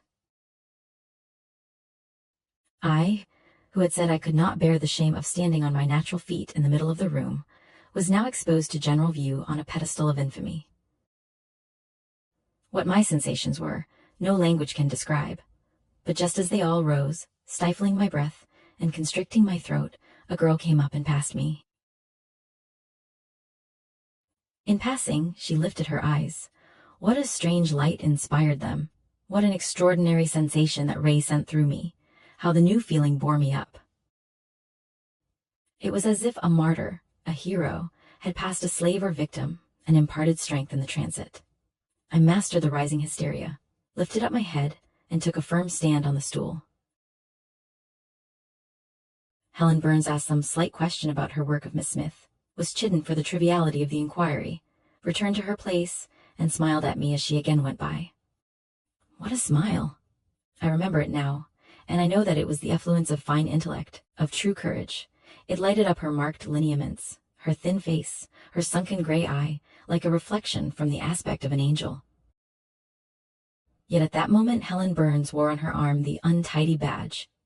Scarcely an hour ago, I heard her condemned by Miss Scatcherd to a dinner of bread and water on the morrow because she had blotted an exercise in copying it out. Such is the imperfect nature of man.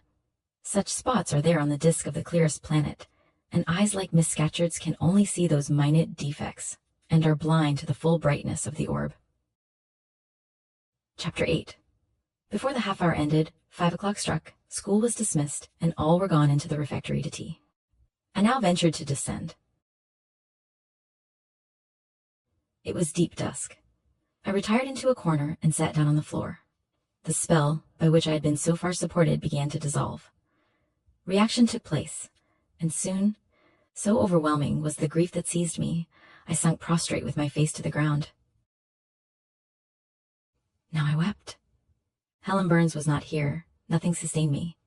Left to myself, I abandoned myself, and my tears watered the boards.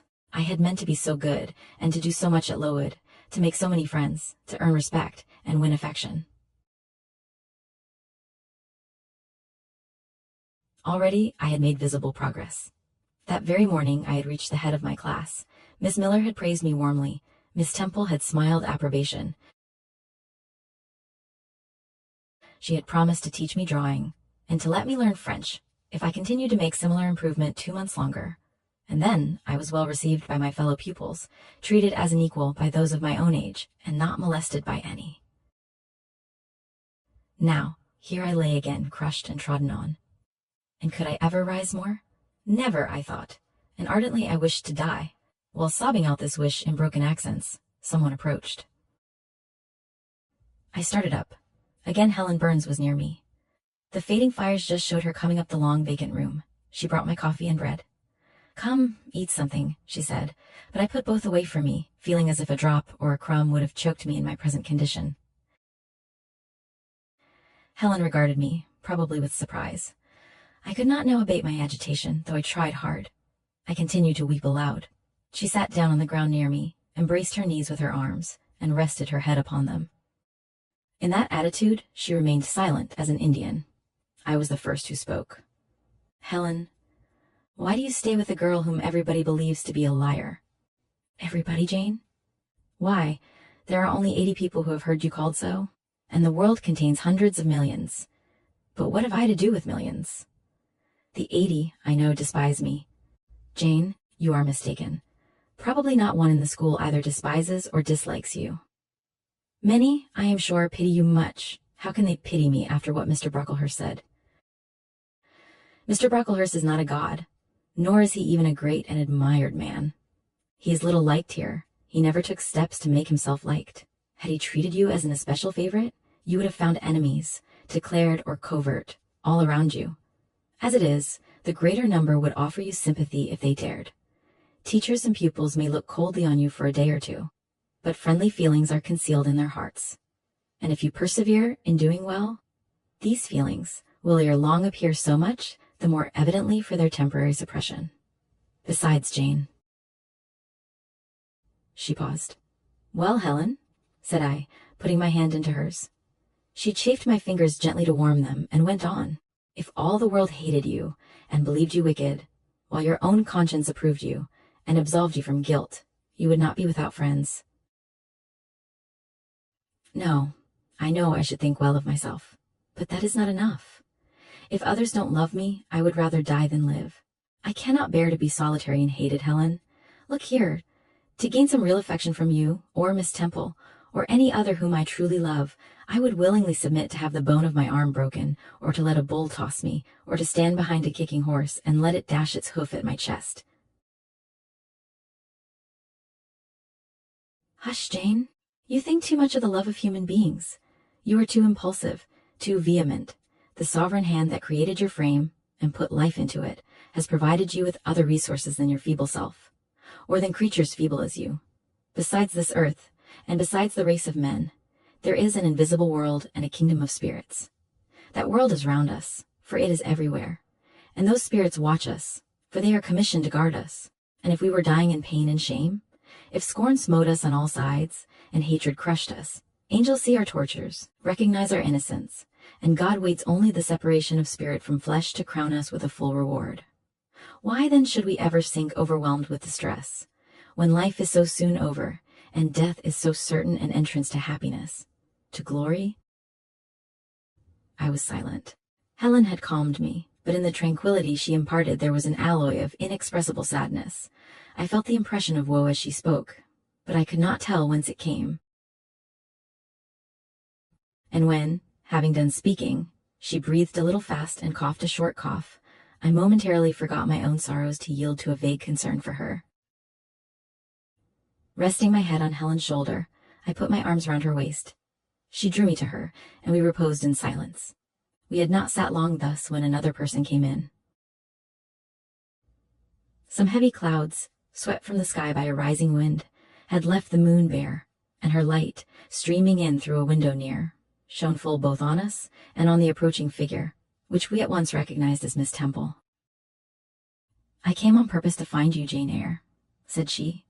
"I want you in my room, and as Helen Burns is with you, she may come too." We went, following the superintendent's guidance. We had to tread some intricate passages and mount a staircase before we reached her apartment. It contained a good fire and looked cheerful. Miss Temple told Helen Burns to be seated in a low armchair on one side of the hearth, and herself taking another, she called me to her side.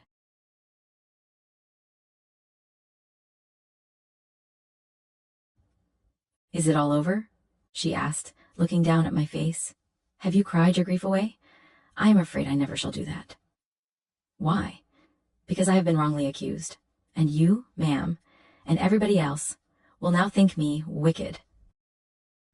"We shall think you what you prove yourself to be, my child. Continue to act as a good girl, and you will satisfy me." "Shall I, Miss Temple?"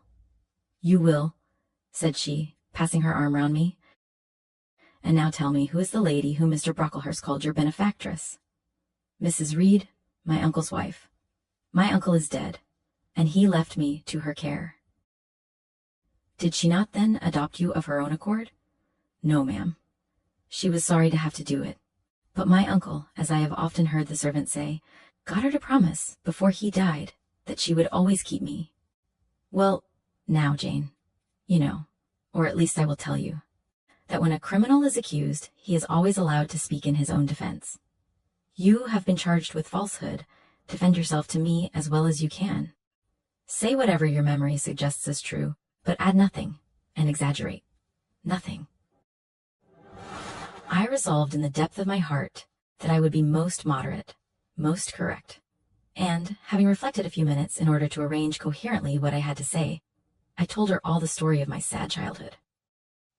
Exhausted by emotion, my language was more subdued than it generally was when it developed that sad theme, and mindful of Helen's warnings against the indulgence of resentment, I infused into the narrative far less of gall and wormwood than ordinary. Thus restrained and simplified, it sounded more credible. I felt as I went on that Miss Temple fully believed me. In the course of the tale, I had mentioned Mr. Lloyd as having come to see me after the fit, for I never forgot the, to me, frightful episode of the Red Room. In detailing which, my excitement was sure, in some degree, to break bounds, for nothing could soften in my recollection the spasm of agony which clutched my heart when Mrs. Reed spurned my wild supplication for pardon, and locked me a second time in the dark and haunted chamber. I had finished. Miss Temple regarded me a few minutes in silence. She then said, "I know something of Mr. Lloyd. I shall write to him. If his reply agrees with your statement, you shall be publicly cleared from every imputation. To me, Jane, you are clear now." She kissed me, and still keeping me at her side, she proceeded to address Helen Burns. How are you tonight, Helen? Have you coughed much today? Not quite so much, I think, ma'am. And the pain in the chest? It is a little better. Miss Temple got up, took her hand and examined her pulse. Then she returned to her own seat. As she resumed it, I heard her sigh low. She was pensive a few minutes. Then rousing herself, she said, cheerfully, "But you two are my visitors tonight. I must treat you as such." She rang her bell. "Barbara," she said to the servant who answered it, "I have not yet had tea. Bring the tray, and place cups for these two young ladies." And the tray was soon brought. How pretty to my eyes did the china cups and bright teapot look, placed on the little round table near the fire. How fragrant was the steam of the beverage, and the scent of the toast, of which, however, I, to my dismay, discerned only a very small portion. Miss Temple discerned it too. "Barbara," said she, "can you not bring a little more bread and butter? There is not enough for 3.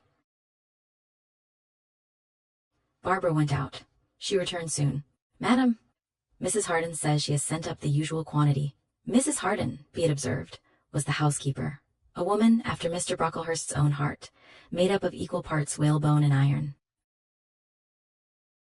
"Oh, very well," returned Miss Temple. "We must make it do, Barbara, I suppose." And as the girl withdrew, she added, smilingly, "Fortunately, I have it in my power to supply deficiencies for this once."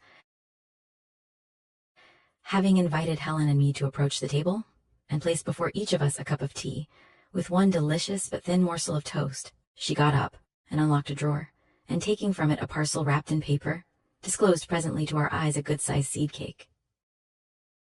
"I meant to give each of you some of this to take with you," said she, "but as there is so little toast you must have it now," and she proceeded to cut slices with a generous hand. We feasted that evening as on nectar and ambrosia, and not the least delight of the entertainment was the smile of gratification with which our hostess regarded us, as we satisfied our famished appetites on the delicate fare she liberally supplied. Tea over and the tray removed, she again summoned us to the fire. We sat one on each side of her, and now a conversation followed between her and Helen, which it was indeed a privilege to be admitted to hear. Miss Temple had always something of serenity in her air, of state in her mien, of refined propriety in her language, which precluded deviation into the ardent, the excited, the eager. Something which chastened the pleasure of those who looked on her and listened to her, by a controlling sense of awe. Such was my feeling now. But as to Helen Burns, I was struck with wonder. The refreshing meal, the brilliant fire, the presence and kindness of her beloved instructress, or perhaps more than all these, something in her own unique mind, had roused her powers within her. They woke, they kindled. First, they glowed in the bright tint of her cheek, which till this hour I had never seen but pale and bloodless. Then they shone in the liquid luster of her eyes, which had suddenly acquired a beauty more singular than that of Miss Temple's, a beauty neither of fine color, nor long eyelash, nor penciled brow, but of meaning, of movement, of radiance. Then her soul sat on her lips, and language flowed, from what source I cannot tell. Has a girl of 14 a heart large enough, vigorous enough, to hold the swelling spring of pure, full, fervid eloquence? Such was the characteristic of Helen's discourse on that, to me, memorable evening. Her spirit seemed hastening to live within a very brief span, as much as many live during a protracted existence. They conversed of things I had never heard of nations and times past, of countries far away, of secrets of nature discovered or guessed at. They spoke of books, how many they had read, what stores of knowledge they possessed. Then they seemed so familiar with French names and French authors. But my amazement reached its climax when Miss Temple asked Helen if she sometimes snatched a moment to recall the Latin her father had taught her, and taking a book from a shelf, bade her read and construe a page of Virgil. And Helen obeyed, my organ of veneration expanding at every sounding line. She had scarcely finished ere the bell announced bedtime. No delay could be admitted. Miss Temple embraced us both, saying as she drew us to her heart, "God bless you, my children." Helen she held a little longer than me. She let her go more reluctantly. It was Helen her eye followed to the door. It was for her. She a second time breathed a sad sigh. For her she wiped a tear from her cheek. On reaching the bedroom, we heard the voice of Miss Scatcherd. She was examining drawers. She had just pulled out Helen Burns's, and when we entered, Helen was greeted with a sharp reprimand, and told that tomorrow she should have half a dozen of untidy folded articles pinned to her shoulder. My things were, indeed, in shameful disorder, murmured Helen to me, in a low voice. I intended to have arranged them, but I forgot. Next morning, Miss Scatcherd wrote in conspicuous characters on a piece of pasteboard the word slattern, and bound it like a phylactery round Helen's large, mild, intelligent, and benign-looking forehead. She wore it till evening, patient, unresentful, regarding it as a deserved punishment. The moment Miss Scatcherd withdrew after afternoon school, I ran to Helen, tore it off, and thrust it into the fire. The fury of which she was incapable had been burning in my soul all day, and tears, hot and large, had continually been scalding my cheek, for the spectacle of her sad resignation gave me an intolerable pain at the heart. About a week subsequent to the incidents above narrated, Miss Temple, who had written to Mr. Lloyd, received his answer. It appeared that what he said went to corroborate my account. Miss Temple, having assembled the whole school, announced that inquiry had been made into the charges alleged against Jane Eyre, and that she was most happy to be able to pronounce her completely cleared from every imputation. The teachers then shook hands with me and kissed me, and a murmur of pleasure ran through the ranks of my companions. Thus relieved of a grievous load, I from that hour set to work afresh, resolved to pioneer my way through every difficulty. I toiled hard, and my success was proportionate to my efforts. My memory, not naturally tenacious, improved with practice. Exercise sharpened my wits. In a few weeks I was promoted to a higher class. In less than 2 months I was allowed to commence French and drawing. I learned the first 2 tenses of the verb être, and sketched my first cottage on the same day. That night, on going to bed, I forgot to prepare in imagination the Barmecide supper of hot roast potatoes, or white bread and new milk, with which I was wont to amuse my inward cravings.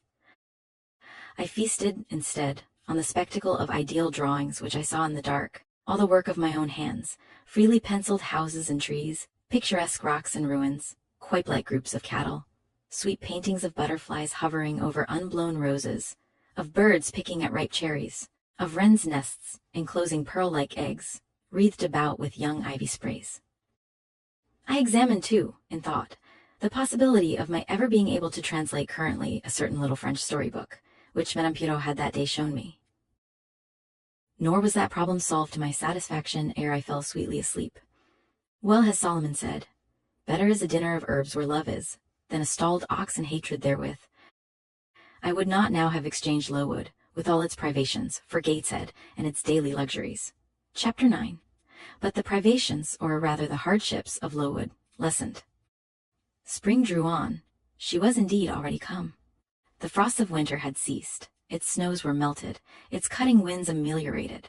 My wretched feet, flayed and swelled to lameness by the sharp air of January, began to heal and subside under the gentler breathings of April. The nights and mornings no longer, by their Canadian temperature, froze the very blood in our veins. We could now endure the play hour passed in the garden. Sometimes, on a sunny day, it began even to be pleasant and genial, and a greenness grew over those brown beds, which, freshening daily, suggested the thought that hope traversed them at night, and left each morning brighter traces of her steps. Flowers peeped out among the leaves, snowdrops, crocuses, purple auriculas, and golden-eyed pansies. On Thursday afternoons we now took walks, and found still sweeter flowers opening by the wayside, under the hedges. I discovered, too, that a great pleasure, an enjoyment which the horizon only bounded, lay all outside the high and spike-guarded walls of our garden. This pleasure consisted in a prospect of noble summits, girding a great hill hollow, rich in verdure and shadow, in a bright beck, full of dark stones and sparkling eddies. How different had the scene looked when I viewed it, laid out beneath the iron sky of winter, stiffened in frost, shrouded with snow, when mists as chill as death wandered to the impulse of east winds along those purple peaks, and rolled down Ingenholm till they blended with the frozen fog of the beck. That beck itself was then a torrent, turbid and curbless. It tore us under the wood, and sent a raving sound through the air, often thickened with wild rain or whirling sleet. And for the forest on its banks, that showed only ranks of skeletons. April advanced to May. A bright, serene May it was. Days of blue sky, placid sunshine, and soft western or southern gales filled up its duration. and now vegetation matured with vigor. Lowood shook loose its tresses. It became all green, all flowery. Its great elm, ash, and oak skeletons were restored to majestic life. Woodland plants sprung up profusely in its recesses. Unnumbered varieties of moss filled its hollows, and it made a strange ground sunshine out of the wealth of its wild primrose plants. I have seen their pale gold gleam in overshadowed spots, like scatterings of the sweetest luster. All this I enjoyed often and fully, free, unwatched, and almost alone. For this unwanted liberty and pleasure there was a cause, to which it now becomes my task to advert. Have I not described a pleasant site for a dwelling, when I speak of it as bosomed in hill and wood, and rising from the verge of a stream? Assuredly pleasant enough, but whether healthy or not is another question. That forest dell, where Lowood lay, was the cradle of fog and fog-bred pestilence, which, quickening with the quickening spring, crept into the orphan asylum, breathed typhus through its crowded schoolroom and dormitory, and, ere May arrived, transformed the seminary into a hospital. Semi-starvation and neglected colds had predisposed most of the pupils to receive infection. 45 out of the 80 girls lay ill at one time. Classes were broken up, rules relaxed.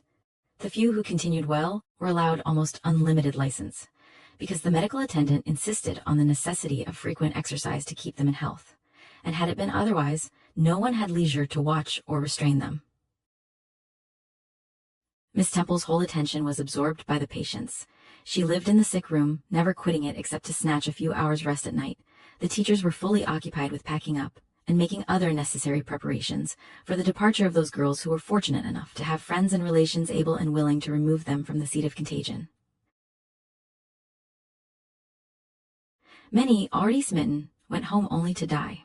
Some died at the school, and were buried quietly and quickly, the nature of the malady forbidding delay, while disease had thus become an inhabitant of Lowood, and death its frequent visitor, while there was gloom and fear within its walls, while its rooms and passages steamed with hospital smells, the drug and the pastille striving vainly to overcome the effluvia of mortality, that bright may shone unclouded over the bold hills and beautiful woodland out of doors. Its garden, too, glowed with flowers. Hollyhocks had sprung up tall as trees, lilies had opened, dahlias and roses were in bloom. The borders of the little beds were gay with pink thrift and crimson double daisies. The sweet briars gave out, morning and evening, their scent of spice and apples, and these fragrant treasures were all useless for most of the inmates of Lowood, except to furnish now and then a handful of herbs and blossoms to put in a coffin. But I, and the rest who continued well, enjoyed fully the beauties of the scene and season. They let us ramble in the wood, like gypsies, from morning till night. We did what we liked, went where we liked. We lived better, too. Mr. Brocklehurst and his family never came near Lowood now. Household matters were not scrutinized into. The cross housekeeper was gone, driven away by the fear of infection. Her successor, who had been matron at the Lowton dispensary, unused to the ways of her new abode, provided with comparative liberality. Besides, there were fewer to feed. The sick could eat little. Our breakfast basins were better filled. When there was no time to prepare a regular dinner, which often happened, she would give us a large piece of cold pie, or a thick slice of bread and cheese, and this we carried away with us to the wood, where we each chose the spot we liked best, and dined sumptuously. My favorite seat was a smooth and broad stone, rising white and dry from the very middle of the beck, and only to be got at by wading through the water, a feat I accomplished barefoot. The stone was just broad enough to accommodate comfortably me and another girl, at that time my chosen comrade, one Marianne Wilson, a shrewd, observant personage, whose society I took pleasure in, partly because she was witty and original, and partly because she had a manner which set me at my ease. Some years older than I, she knew more of the world, and could tell me many things I liked to hear. With her my curiosity found gratification. To my faults, also, she gave ample indulgence, never imposing curb or rein on anything I said. She had a turn for narrative, I for analysis. She liked to inform, I to question. So we got on swimmingly together, deriving much entertainment, if not much improvement, from our mutual intercourse. And where, meantime, was Helen Burns? Why did I not spend these sweet days of liberty with her? Had I forgotten her, or was I so worthless as to have grown tired of her pure society? Surely the Mary Ann Wilson I have mentioned was inferior to my first acquaintance. She could only tell me amusing stories, and reciprocate any racy and pungent gossip I chose to indulge in. While, if I have spoken truth of Helen, she was qualified to give those who enjoyed the privilege of her converse a taste of far higher things. True, reader, and I knew and felt this. And though I am a defective being, with many faults and few redeeming points, yet I never tired of Helen Burns, nor ever ceased to cherish for her a sentiment of attachment as strong, tender, and respectful as any that ever animated my heart. How could it be otherwise, when Helen, at all times and under all circumstances, evinced for me a quiet and faithful friendship, which ill humor never soured nor irritation ever troubled? But Helen was ill at present. For some weeks she had been removed from my sight to I knew not what room upstairs. She was not, I was told, in the hospital portion of the house, with the fever patients, for her complaint was consumption, not typhus. And by consumption I, in my ignorance, understood something mild, which time and care would be sure to alleviate. I was confirmed in this idea by the fact of her once or twice coming downstairs, on very warm sunny afternoons, and being taken by Miss Temple into the garden. But, on these occasions, I was not allowed to go and speak to her. I only saw her from the schoolroom window, and then not distinctly, for she was much wrapped up, and sat at a distance under the veranda. One evening, in the beginning of June, I had stayed out very late with Mary Ann in the wood. We had, as usual, separated ourselves from the others, and had wandered far, so far that we lost our way, and had to ask it at a lonely cottage, where a man and woman lived, who looked after a herd of half-wild swine that fed on the mast in the wood. When we got back, it was after moonrise. A pony, which we knew to be the surgeon's, was standing at the garden door. Mary Ann remarked that she supposed someone must be very ill, as Mr. Bates had been sent for at that time of the evening. She went into the house. I stayed behind a few minutes to plant in my garden a handful of roots I had dug up in the forest, and which I feared would wither if I left them till morning. This done, I lingered yet a little longer. The flowers smelled so sweet as the dew fell. It was such a pleasant evening, so serene, so warm.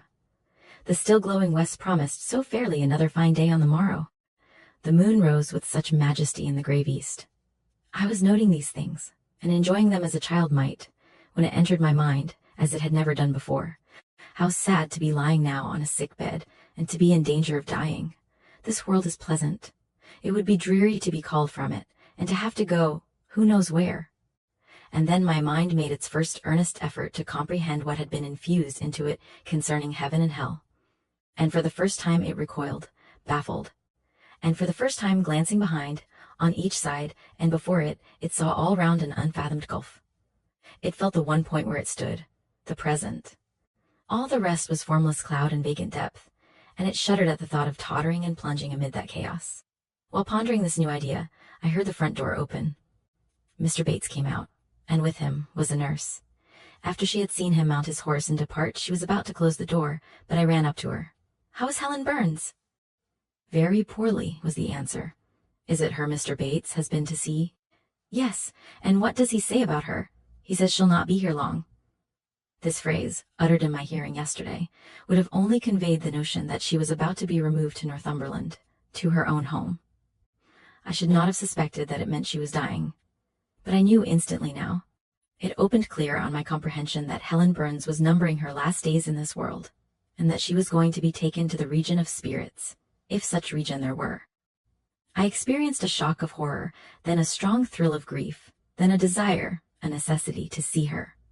And I asked in what room she lay. "She is in Miss Temple's room," said the nurse. "May I go up and speak to her?" "Oh no, child, it is not likely. And now it is time for you to come in. You'll catch the fever if you stop out when the dew is falling." The nurse closed the front door. I went in by the side entrance which led to the schoolroom. I was just in time. It was 9 o'clock, and Miss Miller was calling the pupils to go to bed. It might be 2 hours later, probably near 11, when I, not having been able to fall asleep, and deeming, from the perfect silence of the dormitory, that my companions were all wrapped in profound repose, rose softly, put on my frock over my night-dress, and without shoes, crept from the apartment, and set off in quest of Miss Temple's room.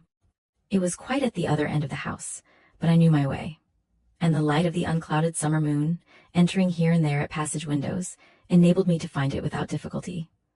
An odor of camphor and burned vinegar warned me when I came near the fever room, and I passed its door quickly, fearful lest the nurse, who sat up all night, should hear me. I dreaded being discovered and sent back, for I must see Helen. I must embrace her before she died. I must give her one last kiss, exchange with her one last word.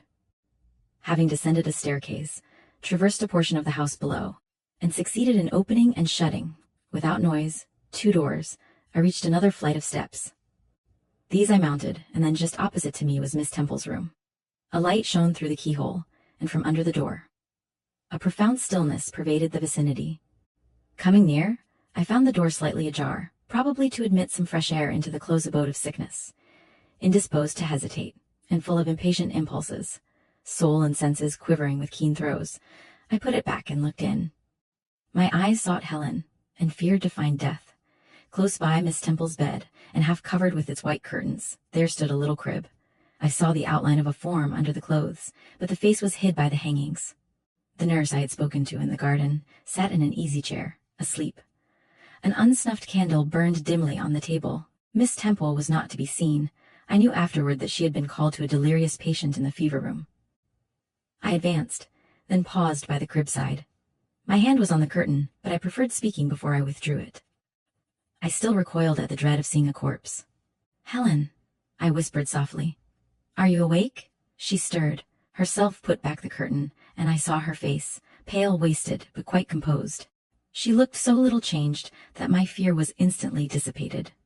"Can it be you, Jane?" she asked, in her own gentle voice. "Oh," I thought, "she is not going to die, they are mistaken." She could not speak and look so calmly if she were. I got onto her crib and kissed her. Her forehead was cold, and her cheek both cold and thin, and so were her hand and wrist, but she smiled as of old. "Why are you come here, Jane? It is past 11 o'clock. I heard it strike some minutes since." "I came to see you, Helen. I heard you were very ill, and I could not sleep till I had spoken to you. You came to bid me goodbye then. You were just in time, probably. Are you going somewhere, Helen? Are you going home?" "Yes, to my long home, my last home." No, Helen," I stopped, distressed. While I tried to devour my tears, a fit of coughing seized Helen. It did not, however, wake the nurse. When it was over, she lay some minutes exhausted. Then she whispered, "Jane, your little feet are bare. Lie down and cover yourself with my quilt." I did so. She put her arm over me, and I nestled close to her. After a long silence, she resumed, still whispering, "I am very happy, Jane. And when you hear that I am dead, you must be sure and not grieve. There is nothing to grieve about. We all must die one day, and the illness which is removing me is not painful. It is gentle and gradual. My mind is at rest. I leave no one to regret me much. I have only a father, and he is lately married and will not miss me. By dying young, I shall escape great sufferings. I had not qualities or talents to make my way very well in the world. I should have been continually at fault. But where are you going to, Helen? Can you see? Do you know? I believe. I have faith. I am going to God. Where is God? What is God, my maker and yours, who will never destroy what he created? I rely implicitly on his power, and confide wholly in his goodness. I count the hours till that eventful one arrives which shall restore me to him, reveal him to me. You are sure then, Helen, that there is such a place as heaven, and that our souls can get to it when we die. I am sure there is a future state. I believe God is good. I can resign my immortal part to him without any misgiving. God is my father. God is my friend. I love him. I believe he loves me. And shall I see you again, Helen, when I die? You will come to the same region of happiness. Be received by the same mighty, universal parent, no doubt, dear Jane. Again I questioned, but this time only in thought. Where is that region? Does it exist? And I clasped my arms closer round Helen. She seemed dearer to me than ever. I felt as if I could not let her go. I lay with my face hidden on her neck. Presently she said, in the sweetest tone, "How comfortable I am. That last fit of coughing has tired me a little. I feel as if I could sleep. But don't leave me, Jane. I like to have you near me. I'll stay with you, dear Helen. No one shall take me away. Are you warm, darling?" "Yes. Good night, Jane." "Good night, Helen." She kissed me, and I her, and we both soon slumbered. When I awoke, it was day. An unusual movement roused me. I looked up. I was in somebody's arms. The nurse held me. She was carrying me through the passage back to the dormitory. I was not reprimanded for leaving my bed. People had something else to think about. No explanation was afforded then to my many questions. But a day or two afterward, I learned that Miss Temple, on returning to her own room at dawn, had found me lying in the little crib, my face against Helen Burns's shoulder, my arms round her neck. I was asleep, and Helen was dead.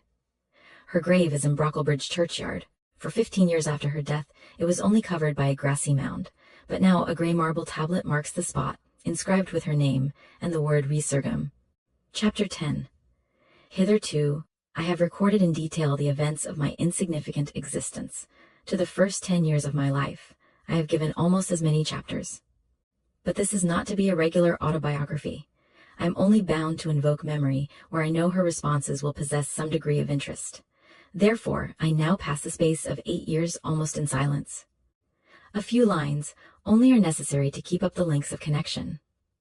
When the typhus fever had fulfilled its mission of devastation at Lowood, it gradually disappeared from thence, but not till its virulence, and the number of its victims had drawn public attention on the school. Inquiry was made into the origin of the scourge, and by degrees, various facts came out which excited public indignation in a high degree. The unhealthy nature of the site, the quantity and quality of the children's food, the brackish, fetid water used in its preparation, the pupils' wretched clothing and accommodations, all these things were discovered, and the discovery produced a result mortifying to Mr. Brocklehurst, but beneficial to the institution. Several wealthy and benevolent individuals in the county subscribed largely for the erection of a more convenient building in a better situation. New regulations were made, improvements in diet and clothing introduced. The funds of the school were entrusted to the management of a committee. Mr. Brocklehurst, who from his wealth and family connections could not be overlooked, still retained the post of treasurer, but he was aided in the discharge of his duties by gentlemen of rather more enlarged and sympathizing minds. His office of inspector, too, was shared by those who knew how to combine reason with strictness, comfort with economy, compassion with uprightness. The school, thus improved, became in time a truly useful and noble institution. I remained an inmate of its walls, after its regeneration, for 8 years, 6 as pupil and 2 as teacher, and in both capacities I bear my testimony to its value and importance. During these 8 years, my life was uniform, but not unhappy, because it was not inactive. I had the means of an excellent education placed within my reach, a fondness for some of my studies, and a desire to excel in all, together with a great delight in pleasing my teachers, especially such as I loved, urged me on. I availed myself fully of the advantages offered me. In time, I rose to be the first girl of the first class. Then I was invested with the office of teacher, which I discharged with zeal for 2 years, but at the end of that time, I altered. Miss Temple, through all changes, had thus far continued superintendent of the seminary. To her instruction I owed the best part of my acquirements. Her friendship and society had been my continual solace. She had stood me in the stead of mother, governess, and latterly, companion. At this period she married, removed with her husband to a distant county, and consequently was lost to me. From the day she left, I was no longer the same. With her was gone every settled feeling, every association that had made Lowood in some degree a home to me.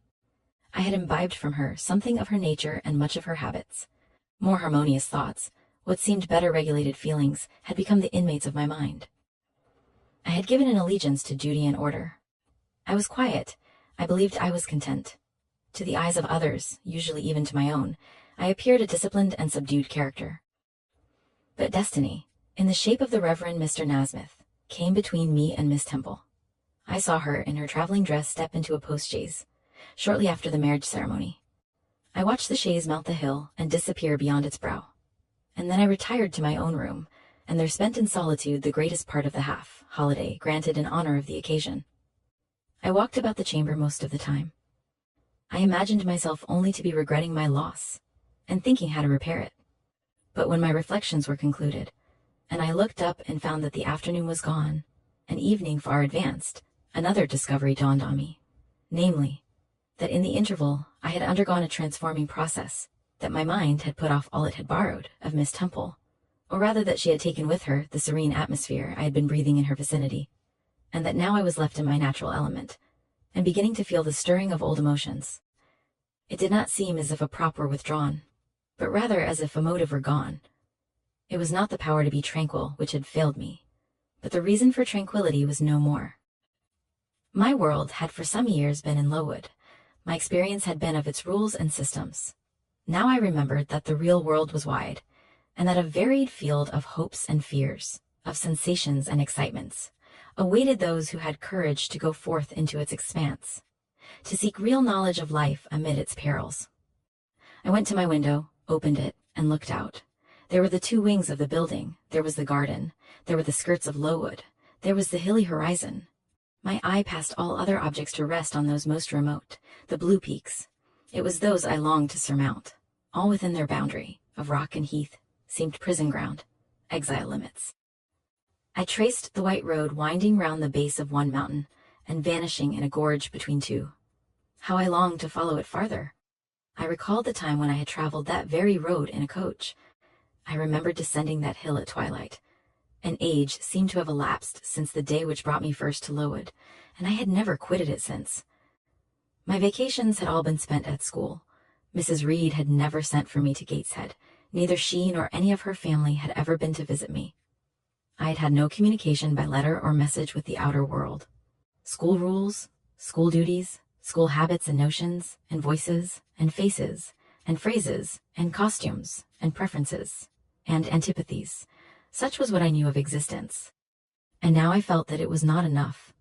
I tired of the routine of 8 years in one afternoon. I desired liberty. For liberty I gasped. For liberty I uttered a prayer. It seemed scattered on the wind, then faintly blowing. I abandoned it and framed a humbler supplication. For change, stimulus. That petition, too, seemed swept off into vague space. Then I cried, half desperate, grant me at least a new servitude. Here a bell, ringing the hour of supper, called me downstairs. I was not free to resume the interrupted chain of my reflections till bedtime. Even then a teacher who occupied the same room with me kept me from the subject to which I longed to recur, by a prolonged effusion of small talk. How I wished sleep would silence her. It seemed as if, could I but go back to the idea which had last entered my mind as I stood at the window, some inventive suggestion would rise for my relief. Miss Gryce snored at last. She was a heavy Welshwoman, and till now her habitual nasal strains had never been regarded by me in any other light than as a nuisance. Tonight I hailed the first deep notes with satisfaction. I was debarrassed of interruption. My half-effaced thought instantly revived. A new servitude! There is something in that, I soliloquized. I know there is, because it does not sound too sweet. It is not like such words as liberty, excitement, enjoyment. Delightful sounds, truly, but no more than sounds for me, and so hollow and fleeting that it is mere waste of time to listen to them. But servitude, that must be matter of fact. Any one may serve. I have served here 8 years. Now all I want is to serve elsewhere. Can I not get so much of my own will? Is not the thing feasible? Yes, yes. The end is not so difficult, if I had only a brain active enough to ferret out the means of attaining it. I sat up in bed by way of arousing the said brain. It was a chilly night. I covered my shoulders with a shawl, and then I proceeded to think again with all my might. What do I want? A new place, in a new house, among new faces, under new circumstances. I want this because it is of no use wanting anything better. How do people do to get a new place? They apply to friends, I suppose. I have no friends. There are many others who have no friends, who must look about for themselves and be their own helpers. And what is their resource? I could not tell. Nothing answered me. I then ordered my brain to find a response, and quickly. It worked and worked faster. I felt the pulses throb in my head and temples, but for nearly an hour it worked in chaos, and no result came of its efforts. Feverish with vain labor, I got up and took a turn in the room, undrew the curtain, noted a star or two, shivered with cold, and again crept to bed. A kind fairy, in my absence, had surely dropped the required suggestion on my pillow, for as I laid down, it came quietly and naturally to my mind. Those who want situations advertise. You must advertise in the Shire Herald. How? I know nothing about advertising, replies Rose, smooth and prompt now. You must enclose the advertisement and the money to pay for it under a cover directed to the editor of the Herald. You must put it, the first opportunity you have, into the post at Loughton. Answers must be addressed to J, at the post office there. You can go and inquire in about a week, after you send your letter, if any are come, and act accordingly. This scheme I went over twice, thrice. It was then digested in my mind. I had it in a clear practical form. I felt satisfied, and fell asleep. I had to wait some time in the morning before I could broach my project to Miss Temple. When I did meet her alone, I felt an almost invincible reluctance to proceed. My plan, so suddenly conceived, so abruptly announced, might strike her as visionary. I dreaded the smile of ridicule, the chill of disappointment. But while I hesitated, Miss Temple herself furnished me with an opening. She asked if I had slept well and if my headache was gone. I replied I had, and was quite well. I then, with an assumption of calmness I was far from feeling, added, "I have, ma'am, a favor to ask of you. I have an aunt who is not rich, but well-to-do, and who wishes me to live with her and be her companion. She lives in a healthy part of the country, and would be glad to have me. I think I should be happier there than here. Will you be so kind as to recommend me to her? I could go at the end of the quarter." "Your aunt? Do you know her address?" "She lives at Gateshead in Shire. That is 100 miles off. Who ever heard of a person writing to a relation they had never seen? She is not a relation, but a friend of my mother's. I have never seen her, but she wrote to Mrs. Reed about me when I first came here, and desired I might be sent to school at Lowood. She said she regretted her inability to take charge of me herself at that time, as her health was delicate. Now she is better, and would like to have me with her. What is her name?" "Mrs. Fairfax." "Do you know anything of her? Is she a respectable person?" "I believe so. Mr. Reed, my uncle, thought highly of her." "Where does she live? In the town, or in the country?" "In the country, I think, about 6 miles from Millcote." "Millcote, that is in Shire. Well, I will write to Mrs. Fairfax, and if she replies satisfactorily, you shall go. I think it is a good plan." "Thank you, ma'am." I felt a strange sense of relief, of hope, as if a way of escape had opened for me. Yet I knew that the way was long, the prospect uncertain. Still, it was something to have a project, and to have spoken of it. I wrote the letter that very day. It was a difficult task, for I had to disguise my real design under the appearance of a wish to better my condition. I stated that I was desirous of obtaining a situation as governess, and that I should be glad to be recommended to any family in want of my services. I mentioned my age, my acquirements, and enclosed a testimonial from Miss Temple, which she had kindly given me. I addressed it, folded it, sealed it, and directed it. Then I walked to Loughton, a distance of 2 miles, in the afternoon, and dropped it in the post office. I had to wait a week for an answer. It seemed a long week, but it ended at last. On the 7th day, as I was returning from a walk, I met the postman, and he gave me a letter. It bore the Shire postmark. I broke the seal. It was short. "If Je, who advertised in the Herald of last Thursday, possesses the acquirements mentioned, and if she's in a position to give satisfactory references as to character and competency, a situation can be offered her where there is but one pupil, a little girl, under 10 years of age, and where the salary is £30 per annum. J.E. is requested to send references, name, address, and all particulars to the direction. Mrs. Fairfax, Thornfield, near Millcote. Shire." I examined the letter long. The handwriting was old-fashioned and rather uncertain, like that of an elderly lady. This circumstance was satisfactory. A private fear had haunted me that in thus acting for myself and by my own guidance I ran the risk of getting into some scrape, and above all things I wished the result of my endeavors to be respectable, proper, en règle. I now felt that an elderly lady was not a bad ingredient in the business I had on hand. Mrs. Fairfax. I saw her in a black gown and widow's cap, frigid, perhaps, but not unkind, a model of elderly English respectability. Thornfield, that, doubtless, was the name of her house. A neat, orderly place, I was sure, though I failed in my efforts to conceive a correct plan of the premises. Millcote, Shire. I brushed out my recollections of the map of England. Yes, I saw it, both the Shire and the town. Shire was 70 miles near a remote county where I now resided. That was a recommendation, where there was life and movement. Millcote was a large manufacturing town on the banks of the A busy place doubtless. So much the better. It would be a complete change at least. My imagination became busy with the idea of Thornfield. I pictured lawns and grounds, stately trees, antique flower beds, rooks circling about old chimneys. I saw myself in a modest parlor, teaching a little girl who would be docile and intelligent. Mrs. Fairfax would be a kind, motherly old lady. In time I might become attached to her, and she to me. I should have a home, and be happy. Not that the idea of happiness was vividly present to my mind. The prospect of a change was in itself a pleasure. My restlessness was not to be borne any longer. I had outgrown the school. I wanted liberty, action. But liberty and action, how were they to be obtained? By leaving Lowood, getting a new servitude. Well, reasoned I have at least taken a step. I have written and got an answer. If this leads to nothing, I will advertise again. I showed Miss Temple the letter. She expressed satisfaction and said she would write to Mrs. Fairfax in my behalf. I waited a fortnight longer. That period elapsed, and I received a reply. It stated that Mrs. Fairfax was pleased with the testimonials sent her and would be glad to engage me. She gave details as to salary and the conditions under which I should live. They were such as I'd anticipated. £30 a year. I was to be one of the family and should have a bedroom to myself. I communicated the intelligence to Miss Temple. She offered to give me necessary instructions for my journey and lent me a small trunk to pack my belongings. In a week I was ready. The carrier was to call for my box at the school and take it to Loughton, whence I was to go by coach to Millcote. The day of departure came. I had taken leave of my few acquaintances. Miss Temple kissed me when I bade her farewell. She parted from me with tears in her eyes. I felt the parting too, but I was full of hope and excitement. I had to travel all night.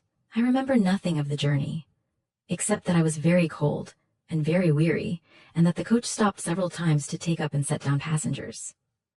At length, after what seemed an interminable night, dawn appeared. The coach stopped at an inn in a large town. I was set down with my box. I asked a waiter who came to the door if he could tell me the way to Thornfield.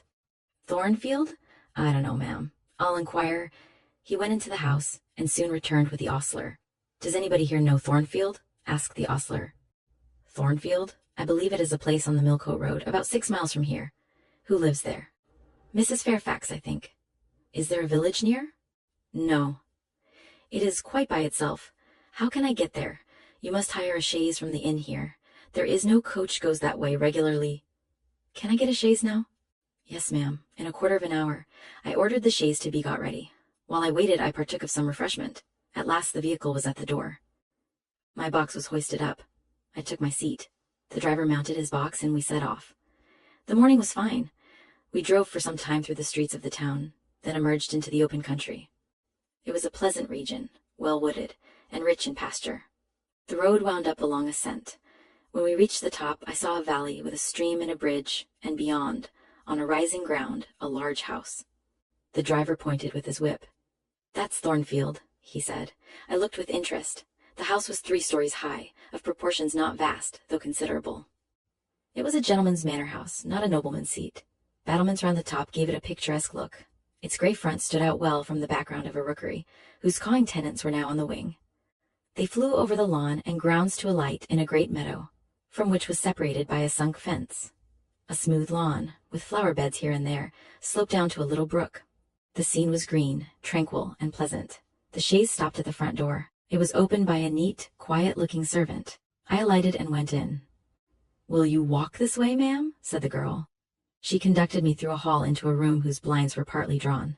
There, by the remains of a fire, sat an elderly lady, in a black silk dress and snowy muslin apron, exactly such a one as I had pictured Mrs. Fairfax.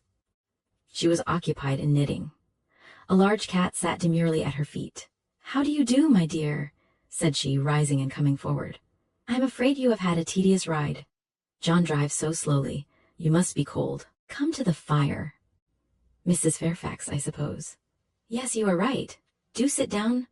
She led me to her own chair, and then began to remove my shawl and untie my bonnet strings. I begged she would not give herself so much trouble. "Oh, it is no trouble. I dare say your own fingers are almost numbed with cold. Leah, make a little hot negus and cut a sandwich or 2. Here are the keys of the storeroom," and she produced from her pocket a most housewifely bunch of keys, and delivered them to the servant. "Now then, draw nearer to the fire," she continued. "You've brought your luggage with you, haven't you, my dear?" "Yes, ma'am. I'll see it carried into your room." She went out. She treats me like a visitor, thought I. I little expected such a reception. I anticipated only coldness and stiffness. This is not like what I have heard of the treatment of governesses, but I must not exult too soon. She returned, with her own hands cleared her knitting apparatus, and a book or 2 from the table, to make room for the tray which Leah now brought, and then herself handed me the refreshments. I felt rather confused at being the object of more attention than I had ever before received, and that too shown by my employer and superior. But as she did not herself seem to consider she was doing anything out of her place, I thought it better to take her civilities quietly. "Shall I have the pleasure of seeing Miss Fairfax tonight?" I asked, when I had partaken of what she offered. "Miss Fairfax? Oh, you mean Miss Varens. Varens is the name of your pupil. Indeed, then she is not your daughter."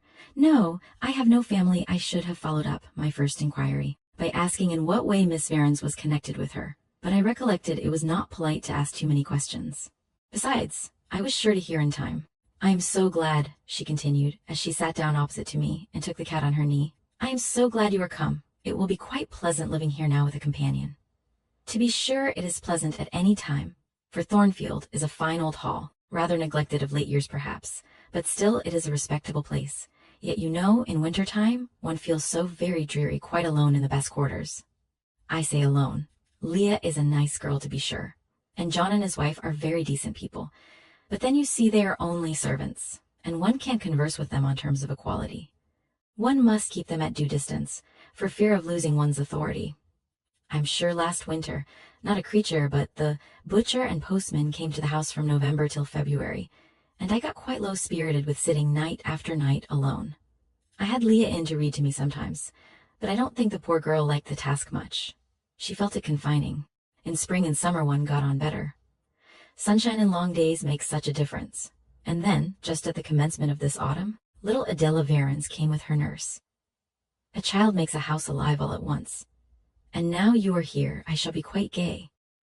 My heart really warmed to the worthy lady as I heard her talk, and I drew my chair a little nearer to her, and expressed my sincere wish that she would find me a sociable companion to her. "But I'll not keep you sitting up late tonight," said she.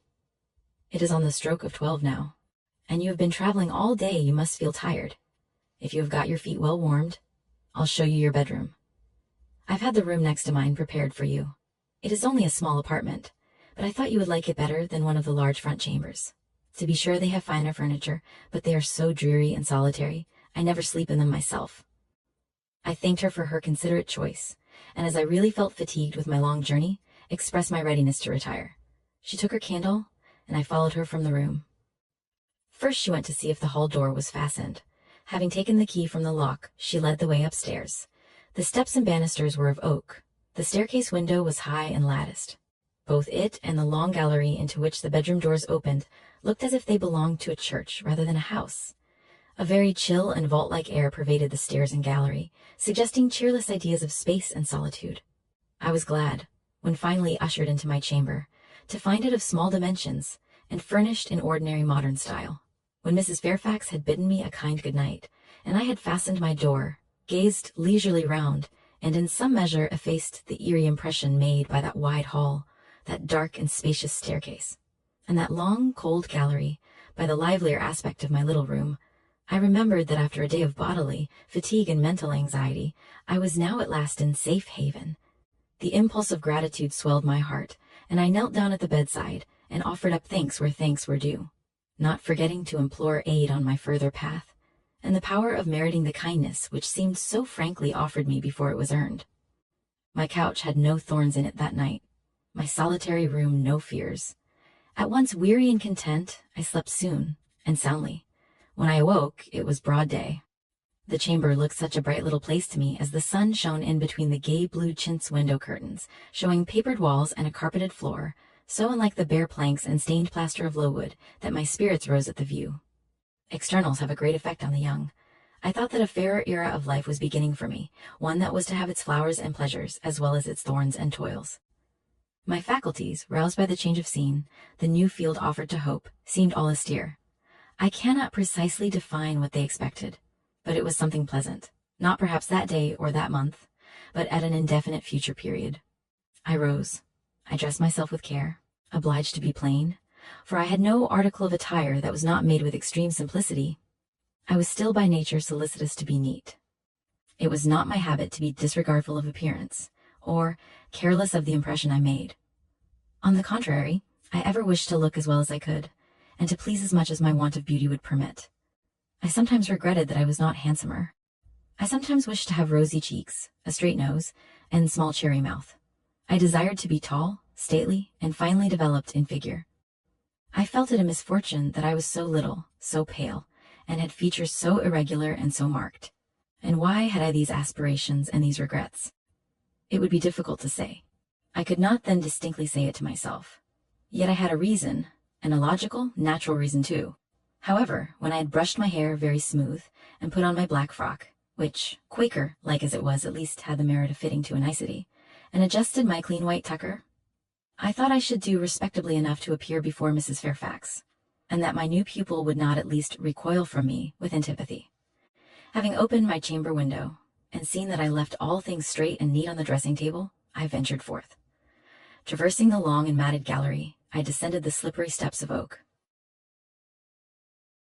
Then I gained the hall. I halted there a minute. I looked at some pictures on the walls, at a bronze lamp pendant from the ceiling, at a great clock whose case was of oak curiously carved, and ebon black with time and rubbing. Everything appeared very stately and imposing to me. But then I was so little accustomed to grandeur. The hall door, which was half of glass, stood open. I stepped over the threshold. It was a fine autumn morning. The early sun shone serenely on embrowned groves and still green fields. Advancing onto the lawn, I looked up and surveyed the front of the mansion. It was 3 stories high, of proportions not vast, though considerable. A gentleman's manor house, not a baronial hall. The battlements round the top gave it a picturesque look. Its grey front stood out well from the background of a rookery, whose cawing tenants were now on the wing. They flew over the lawn and grounds to alight in a great meadow, from which was separated by a sunk fence. A smooth lawn, with flower beds here and there, sloped down to a little brook. The scene was green, tranquil, and pleasant. It pleased me well. And I smiled at the notion of the contrast. This scene presented to the desolate fields, the leafless trees, the cloudy sky, the freezing rain and piercing winds of but a few weeks ago. I was admiring this placid sky and verdant scene, and also listening to the caw of rooks, and watching their flight when the door opened and Mrs. Fairfax came out. "What, out already?" said she. "I see you are an early riser." I went up to her and was received with an affable kiss and shake of the hand. "How do you like Thornfield?" she asked. I told her I liked it very much. "Yes," she said. "It is a pretty place, but I fear it will be getting out of order, unless Mr. Rochester should take it into his head to come and reside here permanently, or at least visit it rather oftener. Great houses and fine grounds require the presence of the proprietor." "Mr. Rochester!" I exclaimed. "Who is he?" "The owner of Thornfield," she responded quietly. "Did you not know he was called Rochester?" Of course I did not. I had never heard of him before, but the old lady seemed to regard his existence as a universally understood fact, with which everybody must be acquainted by instinct. "I thought," I continued, "Thornfield belonged to you." "To me?" "Bless you, child, what an idea." "To me. I am only the housekeeper, the manager. To be sure, I am distantly related to the Rochesters by the mother's side, or at least my husband was. He was a clergyman, incumbent of Hay. That little village yonder on the hill, and that church near the gates, was his. The present Mr. Rochester's mother was a Fairfax, and second cousin to my husband, but I never presume on the connection. In fact, it is nothing to me. I consider myself quite in the light of an ordinary housekeeper. My employer is always civil, and I expect nothing more, and the little girl, my pupil, she is Mr. Rochester's ward. He commissioned me to find a governess for her. He intends to have her brought up in Shire, I believe. Here she comes with her bonne, as she calls her nurse. The enigma then was explained. This affable and kindly little widow was no great dame, but a dependent like myself. I did not like her the worse for that. On the contrary, I felt better pleased than ever. The equality between her and me was real, not the mere result of condescension on her part. So much the better. My position was all the freer. As I was meditating on this discovery, a little girl, followed by her attendant, came running up the lawn. I looked at my pupil, who did not at first appear to notice me. She was quite a child, perhaps 7 or 8 years old, slightly built, with a pale, small-featured face, and a redundancy of hair falling in curls to her waist. "Good morning, Miss Adela," said Mrs. Fairfax. "Come and speak to the lady who is to teach you, and to make you a clever woman some day." She approached. "C'est la ma gouvernante," said she, pointing to me, and addressing her nurse, who answered, "Mais oui, certainement. Are they foreigners?" I inquired, amazed at hearing the French language. The nurse is a foreigner, and Adela was born on the continent, and I believe never left it till within 6 months ago. When she first came here, she could speak no English. Now she can make shift to talk it a little. I don't understand her, she mixes it so with French, but you will make out her meaning very well, I dare say. Fortunately, I had had the advantage of being taught French by a French lady, and as I had always made a point of conversing with Madame Pierrot as often as I could, and had besides, during the last 7 years, learned a portion of French by heart daily, applying myself to take pains with my accent, and imitating as closely as possible the pronunciation of my teacher, I had acquired a certain degree of readiness and correctness in the language, and was not likely to be much at a loss with Mademoiselle Adela. She came and shook hands with me when she heard that I was her governess, and as I led her in to breakfast, I addressed some phrases to her in her own tongue. She replied briefly at first, but after we were seated at the table, and she had examined me some 10 minutes with her large hazel eyes, she suddenly commenced chattering fluently. "Ah," cried she, in French, "you speak my language as well as Mr. Rochester does. I can talk to you as I can to him, and so can Sophie. She will be glad. Nobody here understands her. Madame Fairfax is all English. Sophie is my nurse. She came with me over the sea in a great ship with a chimney that smoked. How it did smoke! And I was sick, and so was Sophie, and so was Mr. Rochester. Mr. Rochester lay down on a sofa in a pretty room called the salon, and Sophie and I had little beds in another place. I nearly fell out of mine. It was like a shelf. And mademoiselle, what is your name? Eyre, Jane Eyre, Eyre? Bah, I cannot say it. Well, our ship stopped in the morning, before it was quite daylight, at a great city.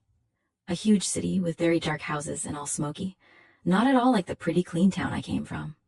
And Mr. Rochester carried me in his arms over a plank to the land, and Sophie came after, and we all got into a coach, which took us to a beautiful large house, larger than this and finer, called an hotel. We stayed there nearly a week. I and Sophie used to walk every day in a great green place full of trees, called the park, and there were many children there besides me, and a pond with beautiful birds in it, that I fed with crumbs. Can you understand her when she runs on so fast? Asked Mrs. Fairfax. I understood her very well, for I had been accustomed to the fluent tongue of Madame Pierrot. I wish, continued the good lady, you would ask her a question or two about her parents. I wonder if she remembers them. Adele? I inquired. With whom did you live when you were in that pretty clean town you spoke of? I lived long ago with Mamma, but she has gone to the Holy Virgin. Mamma used to teach me to dance and sing and to say verses. A great many gentlemen and ladies came to see Mamma, and I used to dance before them, or to sit on their knees and sing to them. I liked it. Shall I let you hear me sing now? She had finished her breakfast, so I permitted her to give a specimen of her accomplishments. Descending from her chair, she came and placed herself on my knee. Then, folding her little hands demurely before her, shaking back her curls and lifting her eyes to the ceiling, she commenced singing a song from some opera. It was the strain of a forsaken lady, who, after bewailing the perfidy of her lover, calls pride to her aid. She desires her attendant to deck her in her brightest jewels and richest robes, and resolves to meet the false one that night at a ball, and prove to him, by the gaiety of her demeanor, how little his desertion has affected her. The subject seems strangely chosen for an infant singer, but I suppose the point of the exhibition lay in hearing the notes of love and jealousy, warbled with the lisp of childhood, and in very bad taste that point was, at least I thought so. Adele sang the canzonet tunefully enough, and with the naivete of her age. This achieved, she jumped from my knee and said, "Now, mademoiselle, I will repeat you some poetry." Assuming an attitude, she began, "La Ligue de Rats, Fable de La Fontaine." She then declaimed the little piece with an attention to punctuation and emphasis, a flexibility of voice, and an appropriateness of gesture, very unusual indeed at her age, and which proved she had been carefully trained. "Was it your mamma who taught you that piece?" I asked. "Yes, and she just used to say it in this way. Qu'avez-vous donc? Lui dit-on de ces rats parlez." She made me lift my hand, so to remind me to raise my voice at the question. "Now shall I dance for you?" "No, that will do. But after your mamma went to the Holy Virgin, as you say, with whom did you live then?" "With Madame Frederick and her husband. She took care of me, but she is nothing related to me. I think she is poor, for she had not so fine a house as mamma. I was not long there. Mr. Rochester asked me if I would like to go and live with him in England, and I said yes, for I knew Mr. Rochester before I knew Madame Frederick, and he was always kind to me and gave me pretty dresses and toys. But you see he has not kept his word, for he has brought me to England, and now he has gone back again himself, and I never see him." After breakfast, Adele and I withdrew to the library, which room, it appears, Mr. Rochester had directed should be used as the schoolroom. Most of the books were locked up behind glass doors, but there was one bookcase left open containing everything that could be needed in the way of elementary works, and several volumes of light literature, poetry, biography, travels, a few romances, etc. I suppose he had considered that these were all the governess would require for her private perusal, and indeed they contented me amply for the present. Compared with the scanty pickings I had now and then been able to glean at Lowood, they seemed to offer an abundant harvest of entertainment and information. In this room, too, there was a cabinet piano, quite new, and of superior tone, also an easel for painting, and a pair of globes. I found my pupil sufficiently docile, though disinclined to apply. She had not been used to regular occupation of any kind. I felt it would be injudicious to confine her too much at first. So, when I had talked to her a great deal, and got her to learn a little, and when the morning had advanced to noon, I allowed her to return to her nurse. I then proposed to occupy myself till dinner time, in drawing some little sketches for her use. As I was going upstairs to fetch my portfolio and pencils, Mrs. Fairfax called to me. "Your morning school hours are over now, I suppose," said she. She was in a room the folding doors of which stood open. I went in when she addressed me. It was a large, stately apartment with purple chairs and curtains, a Turkey carpet, walnut-paneled walls, one vast window rich in stained glass, and a lofty ceiling, nobly molded. Mrs. Fairfax was dusting some vases of beautiful purple spar, which stood on a sideboard. "What a beautiful room!" I exclaimed, as I looked round, for I had never before seen any half so imposing. "Yes, this is the dining room. I have just opened the window to let in a little air and sunshine, for everything gets so damp in apartments that are seldom inhabited. The drawing room yonder feels like a vault." She pointed to a wide arch corresponding to the window, and hung like it with a Tyrian-dyed curtain, now looped up. Mounting to it by two broad steps, and looking through, I thought I caught a glimpse of a fairy place. So bright to my novice eyes appeared the view beyond. Yet it was merely a very pretty drawing room, and within it a boudoir, both spread with white carpets, on which seemed laid brilliant garlands of flowers, both sealed with snowy moldings of white grapes and vine leaves, beneath which glowed in rich contrast crimson couches and ottomans, while the ornaments on the pale Parian mantelpiece were of sparkling Bohemian glass, ruby red, and between the windows large mirrors repeated the general blending of snow and fire. "In what order you keep these rooms, Mrs. Fairfax?" said I. "No dust, no canvas coverings, except that the air feels chilly, as though seldom used." "Why, Miss Eyre? Though Mr. Rochester's visits here are rare, they are always sudden and unexpected, and as I observed that it put him out to find everything swathed up, and to have a bustle of arrangement on his arrival, I thought it best to keep the rooms in readiness." "Is Mr. Rochester an exacting, fastidious sort of man?" "Not particularly so, but he has a gentleman's tastes and habits, and he expects to have things managed in conformity to them." "Do you like him? Is he generally liked?" "Oh, yes. The family have always been respected here. Almost all the land in this neighborhood, as far as you can see, has belonged to the Rochesters time out of mind." "Well, but, leaving his land out of the question, do you like him? Is he liked for himself? I have no cause to do otherwise than like him, and I believe he is considered a just and liberal landlord by his tenants, but he has never lived much amongst them." "But has he no peculiarities? What, in short, is his character?" "Oh, his character is unimpeachable, I suppose. He is rather peculiar, perhaps. He has traveled a great deal, and seen a great deal of the world, I should think.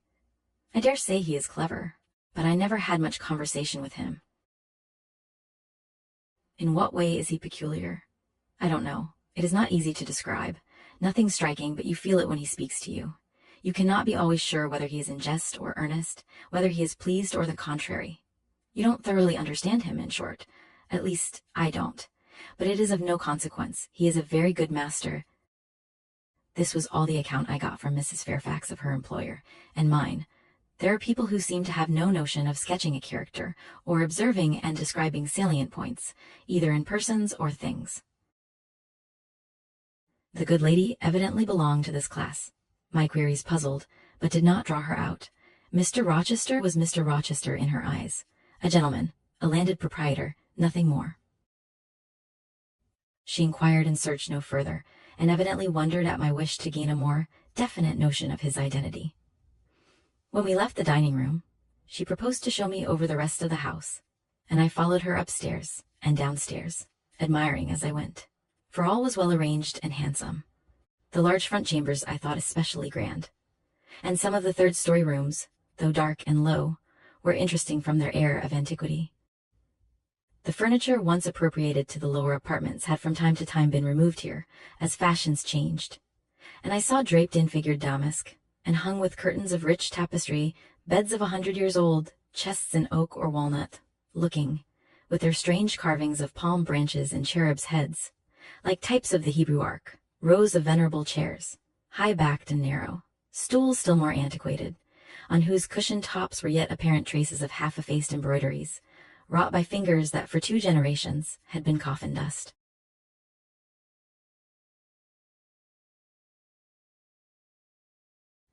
All these relics gave to the third story of Thornfield Hall the aspect of a home of the past, a shrine of memory. I liked the hush, the gloom, the quaintness of these retreats in the day, but I by no means coveted a night's repose on one of those wide and heavy beds, shut in by some of those opaque oak shutters, barred with iron, the cheated effort of which might have crushed the limbs of a giant. "The servants sleep in these rooms?" I asked. "No. They occupy a range of smaller apartments to the back. No one ever sleeps here. One would almost say that, if there were a ghost at Thornfield Hall, this would be its haunt. So I think." "You have no ghosts, then?" "None that I ever heard of," returned Mrs. Fairfax, smiling. "Nor any traditions of one? No legends or ghost stories?" "I believe not, and yet it is said the Rochesters have been rather a violent than a quiet race in their time. Perhaps, though, that is the reason they rest tranquilly in their graves." "Yes, after life's fitful fever they sleep well," I muttered. "Where are you going now, Mrs. Fairfax?" For she was moving away. "On to the Leads. Will you come and see the view from thence?" I followed still, up a very narrow staircase to the attics, and thence by a ladder, and through a trapdoor to the roof of the hall. I was now on a level with the crow colony, and could see into their nests. Leaning over the battlements and looking far down, I surveyed the grounds laid out like a map, the bright and velvet lawn closely girdling the gray base of the mansion, the field, wide as a park, dotted with its ancient timber, the wood, dun and sere, divided by a path visibly overgrown, greener with moss than the trees were with foliage, the church at the gates, the road, the tranquil hills, all reposing in the autumn day's sun. The scene was fair, fairer than the prospect from my window. It had a charm of its own, that fresh, pure sky, and those soft clouds now resting on the hills, now ascending and vanishing. Mrs. Fairfax stayed behind a moment to fasten the trapdoor. I, by dint of groping, found the outlet from the attic, and proceeded to descend the narrow garret staircase. I lingered in the long passage to which this led, separating the front and back rooms of the third story, narrow, low, and dim, with only one little window at the far end, and looking, with its 2 rows of small black doors all shut, like a corridor in some Bluebeard's castle. While I paced softly on, the last sound I expected to hear in so still a region, a laugh, struck my ear. It was a curious laugh, distinct, formal, mirthless. I stopped. The sound ceased, only for an instant. It began again, louder, for at first, though distinct, it was very low. It passed off in a clamorous peal that seemed to wake an echo in every lonely chamber, though it originated but in one, and I could have pointed out the door whence the accents issued. "Mrs. Fairfax," I called out, for I now heard her descending the great stairs. "Did you hear that loud laugh? Who is it?" "Some of the servants, very likely," she answered. "Perhaps Grace Poole? Did you hear it?" I again inquired. "Yes, plainly. I often hear her. She sews in one of these rooms. Sometimes Leah is with her. They are frequently noisy together." The laugh was repeated in its low syllabic tone and terminated in an odd murmur. "Grace!" exclaimed Mrs. Fairfax. I really did not expect any Grace to answer, for the laugh was as tragic, as preternatural a laugh as any I ever heard. But that it was high noon, and that no circumstance of ghostliness accompanied the curious cachinnation, but that neither scene nor season favored fear, I should have been superstitiously afraid. However, The event showed me I was a fool for entertaining a sense even of surprise. The door nearest me opened, and a servant came out, a woman of between 30 and 40, a set, square-made figure, red-haired, and with a hard, plain face. Any apparition less romantic or less ghostly could scarcely be conceived. "Too much noise, Grace," said Mrs. Fairfax. "Remember directions." Grace curtsied silently and went in. "She is a person we have to sew and assist Leah in her housemaid's work," continued the widow. "Not altogether unobjectionable in some points, but she does well enough. By the by, how have you got on with your new pupil this morning?" The conversation thus turned on Adele continued, till we reached the light and cheerful region below. Adele came running to meet us in the hall, exclaiming, "Mesdames, vous êtes servies," adding, "J'ai bien fait, moi." Chapter 11. A new chapter is like a new scene in a play.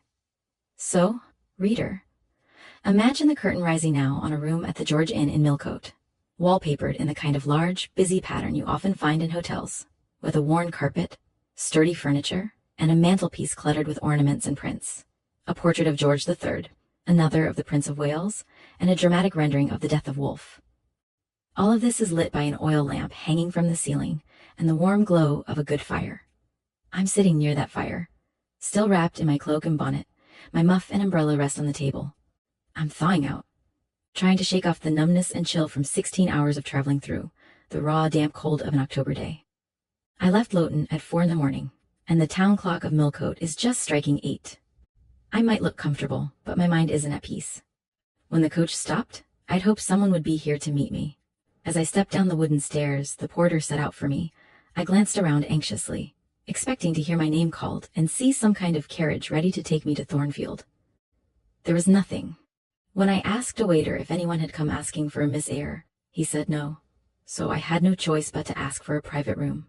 And here I am, waiting, doubts and fears swirling in my head.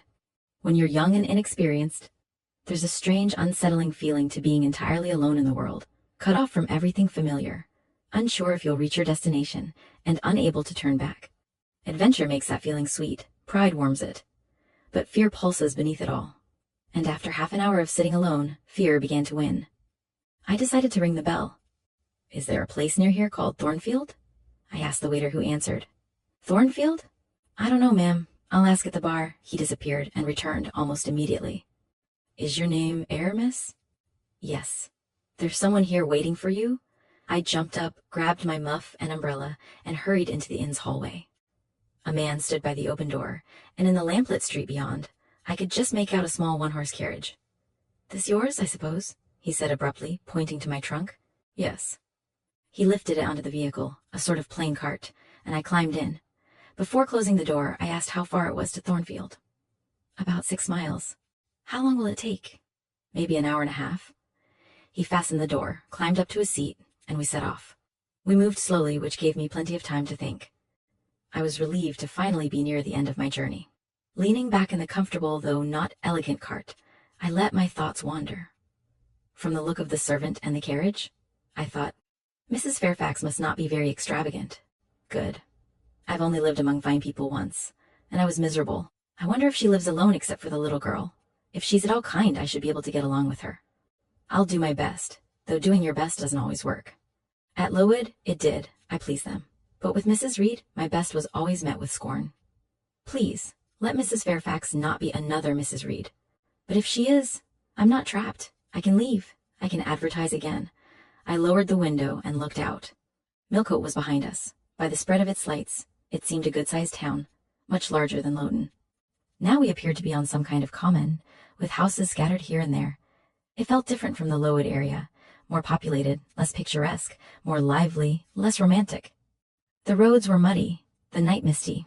The driver let the horse walk the whole way, and what was supposed to be an hour and a half stretched, I'm sure, to 2. Finally, he turned his head and said, "You're not far from Thornfield now." I looked out again.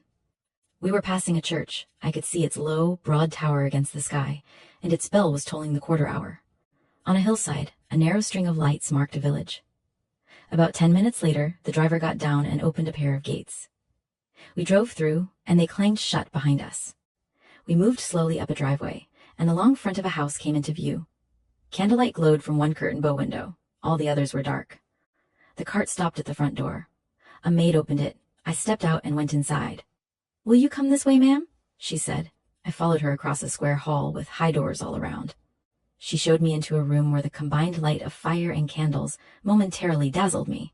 After 2 hours of darkness, it was almost too bright. When my eyes adjusted, a cozy, pleasant scene unfolded. A snug little room, a round table near a cheerful fire, an armchair, high-backed and old-fashioned, where the neatest little elderly lady imaginable sat. She wore a widow's cap, a black silk gown, and a snowy muslin apron, exactly as I had pictured Mrs. Fairfax, only less formal and softer in appearance. She was knitting. A large cat sat quietly at her feet. Everything about the scene spoke of quiet, domestic comfort. It was the most welcoming introduction a new governess could imagine. No grandeur to intimidate, no formality to embarrass. As I entered, the old lady rose and came forward kindly to greet me. "How do you do, my dear? I'm afraid you've had a tedious ride. John drives so slowly. You must be cold. Come to the fire. Mrs. Fairfax, I presume?" "Yes, that's right. Please, sit down." She led me to her own chair and began to help me off with my shawl and bonnet strings. "Oh, it's no trouble. I expect your hands are nearly numb with cold. Leah, make a little hot negus and prepare some sandwiches. Here are the storeroom keys." She pulled a very practical-looking bunch of keys from her pocket and handed them to the maid. "Now, come closer to the fire," she continued. "You brought your luggage, didn't you, my dear?" "Yes, ma'am. I'll have it taken to your room," she said, bustling out. She's treating me like a guest, I thought, surprised. I never expected such a reception. I imagined coldness and stiffness. This isn't how governesses are usually treated.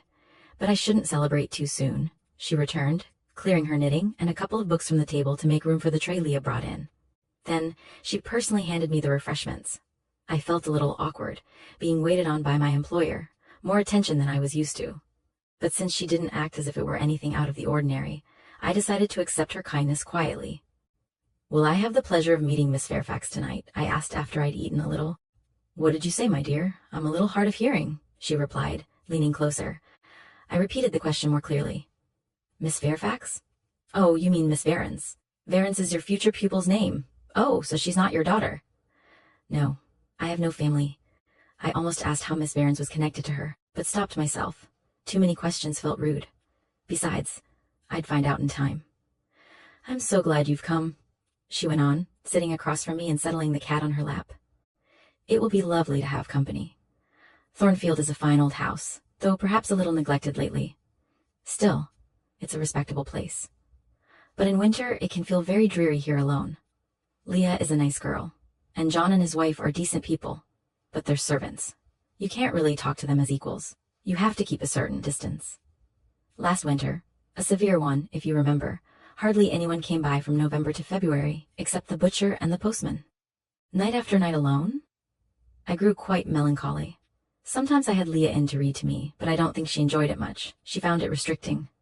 Spring and summer are better. Sunshine and long days make all the difference. And then, early this fall, little Adela Varens arrived with her nurse. A child brings a house to life. And now you're here. I shall be quite cheerful." Listening to her, I felt my heart warm toward this kind woman. I moved my chair a little closer. "I hope you'll find me as pleasant company as you're hoping," I said sincerely. "But I won't keep you up late tonight," she said. "It's almost midnight, and you've been traveling all day. You must be tired. If your feet are warm, I'll show you to your room. I've had the one next to mine prepared. It's small, but I thought you'd prefer it to one of the large front chambers. Those have finer furniture, but they feel so dreary and lonely. I never sleep in them myself." I thanked her for her thoughtfulness. Truly weary from the long journey, I said I was ready to retire. She took a candle, and I followed her out. First, she checked that the front door was locked, then led the way upstairs. The steps and banisters were oak. The stairwell window was high and latticed. Everything, the window, the long gallery lined with bedroom doors, felt more like a church than a home. A chill vault-like air hung in the stairway and hallway, full of empty space and silence. I was glad when she finally showed me into my room, and I found it small, furnished in ordinary modern style. After Mrs. Fairfax wished me good night, and I locked the door, I looked around slowly, letting the cheerful feel of my little room wash away the eerie impression left by the wide hall, The dark staircase and that long, cold gallery. After a day of fatigue and anxiety, I was finally safe. Gratitude swelled in my chest. I knelt beside the bed and gave thanks, not forgetting to ask for help on the path ahead, and for the grace to deserve the kindness already shown to me. That night, my bed held no thorns. My solitary room held no fears. Tired and content, I slept deeply until morning. Sunlight streamed through the cheerful blue chintz curtains, lighting up the papered walls and carpeted floor. It was so unlike the bare planks and stained plaster of Lowood that my spirits lifted instantly. Surroundings matter to the young, and I felt a brighter chapter of my life was beginning, one with flowers and pleasures as well as thorns and toil. My mind, awakened by the new scene and new possibilities, felt alive with energy. I couldn't say exactly what I was hoping for, but it was something good. Maybe not today or this month, but someday. I got up and dressed carefully. My clothes were plain, everything I owned was simple, but I've always cared about being neat. It wasn't in my nature to be sloppy or indifferent to how I looked. In fact, I always wanted to look my best, and to be liked as much as my lack of beauty would allow. Sometimes I wished I were prettier, with rosy cheeks, a straight nose, a small cherry mouth. I wished I were tall and stately, with a fine figure. Being small, pale, and plain felt like a misfortune. But why did I care? It was hard to say, even to myself. Still, I had my reasons, logical ones, I thought. I brushed my hair smooth, put on my plain black dress, which, Quaker-like as it was, at least fit perfectly, and fastened my clean white collar. I thought I looked respectable enough for Mrs. Fairfax, and at least my new pupil wouldn't recoil from me in disgust. After straightening everything on the dressing table, I opened my door and stepped out. I walked down the long, matted gallery, descended the slippery oak stairs, and entered the hall. I paused there for a moment, taking in the pictures on the walls. One of a grim man in armor, another of a lady with powdered hair and a pearl necklace, a bronze lamp hanging from the ceiling, a large oak clock, dark with age. Everything felt stately and imposing, but maybe that was just because I wasn't used to grandeur. The front door, half glass, stood open. I stepped outside into a fine autumn morning. The early sun shone peacefully on the browned woods and still green fields. Walking onto the lawn, I looked up at the front of the house. It was 3 stories high, sizable but not enormous, a gentleman's manor, not a palace. Battlements along the top gave it a picturesque quality. The gray stones stood out against a backdrop of rookery trees, their inhabitants cawing and flying across the lawn to a large meadow beyond a sunken fence. There, a row of ancient thorn trees, strong, gnarled, and broad as oaks, explained the house's name. Further off were hills, not as high or rugged as those around Lowood, but quiet and lonely, wrapping Thornfield in a seclusion I hadn't expected so close to busy Millcote. A small village nestled into the side of one hill, its roofs blending with the trees. The parish church stood near the house, its old tower visible over a rise. I was soaking in the calm view, the fresh air, the sound of the rooks, and thinking how large this place was for one woman to live in alone, when Mrs. Fairfax appeared at the door. "Out already," she said. "I see you're an early riser." I went to her, and she gave me a friendly kiss and handshake. "How do you like Thornfield?" she asked. I told her I liked it very much. "Yes," she said, "it's a pretty place, but I worry it's falling out of order. Unless Mr. Rochester decides to live here permanently, or at least visit more often, these big houses and grounds need the owner's presence." "Mr. Rochester?" I said. "Who's he?" "The owner of Thornfield," she replied calmly. "Didn't you know his name was Rochester?" Of course I didn't. I'd never heard of him. But the old lady seemed to think his existence was common knowledge. "I thought Thornfield belonged to you," I said. "To me? Goodness, child, what an idea. I'm only the housekeeper, the manager. True, I'm distantly related to the Rochesters on my mother's side, or rather, my husband was. He was the clergyman at Hay, that little village on the hill. The church near the gates was his. Mr. Rochester's mother was a Fairfax, my husband's second cousin. But I don't presume on the connection. It means nothing. I'm just the housekeeper. My employer is civil, and I expect nothing more. And the little girl, my pupil, she's Mr. Rochester's ward. He asked me to find a governess for her. He wants her brought up here, I believe. And here she comes now with her bonne. That's what she calls her nurse. The mystery was solved. This kind, pleasant widow wasn't a grand lady. She was a dependent like me. I didn't like her any less for it. In fact, I liked her more.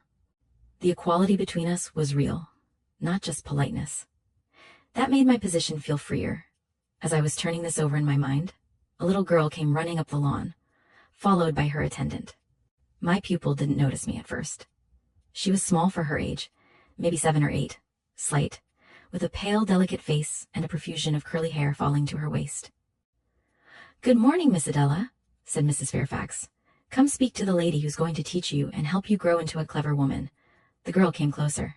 "Que la ma gouvernante," she said, pointing to me and speaking to her nurse. "Mais oui, certainement," the nurse replied. "Are they foreigners?" I asked, surprised to hear French. "The nurse is. Adela was born on the continent and only came to England 6 months ago. When she arrived, she couldn't speak any English. Now she mixes them both. You'll understand her, I'm sure." Fortunately, I'd been taught French by a Frenchwoman, and I'd made a point of practicing whenever I could. Over the past 7 years, I'd worked hard on my accent and fluency. I could understand Adela perfectly. When she heard I was her governess, she came and shook my hand. As we walked into breakfast, I spoke to her in French. She replied briefly at first, but once we were seated, she studied me with large hazel eyes for about 10 minutes, then suddenly launched into fluent chatter. "Ah," she cried in French, "you speak my language as well as Mr. Rochester does. I can talk to you like I talk to him, and so can Sophie. She'll be glad. Nobody here understands her. Mrs. Fairfax is all English. Sophie is my nurse.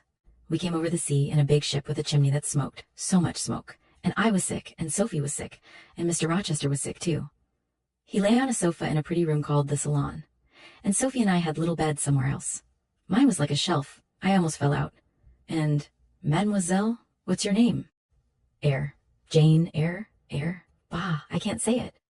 Well, our ship stopped in the morning before it was light at a huge city with dark, smoky houses. Nothing like my pretty, clean town. Mr. Rochester carried me over a plank to the land, and Sophie came after, and we got into a coach that took us to a beautiful big house, bigger than this, called a hotel. We stayed almost a week. Sophie and I walked every day in a big green place full of trees called the park. There were other children, and a pond with pretty birds that I fed crumbs. "Can you understand her when she talks so fast?" Mrs. Fairfax asked. I could. Madame Pierrot had prepared me well. "I wish," Mrs. Fairfax said quietly, "you'd ask her a little about her parents. I wonder if she remembers them." "Adele," I said, "who did you live with in that pretty, clean town you mentioned?" "A long time ago, I lived with Mama. But she's gone to the Holy Virgin.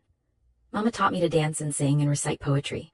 Lots of gentlemen and ladies came to see her, and I'd dance for them or sit on their knees and sing. I liked it. Should I sing for you now?"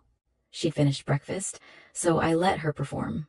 She climbed down from her chair, settled on my knee, folded her hands, tossed back her curls, lifted her eyes to the ceiling, and began a song from some opera, a ballad of a forsaken woman who, after mourning her lover's betrayal, calls on her pride, dresses in her finest, and decides to show him at a ball how little his leaving hurt her.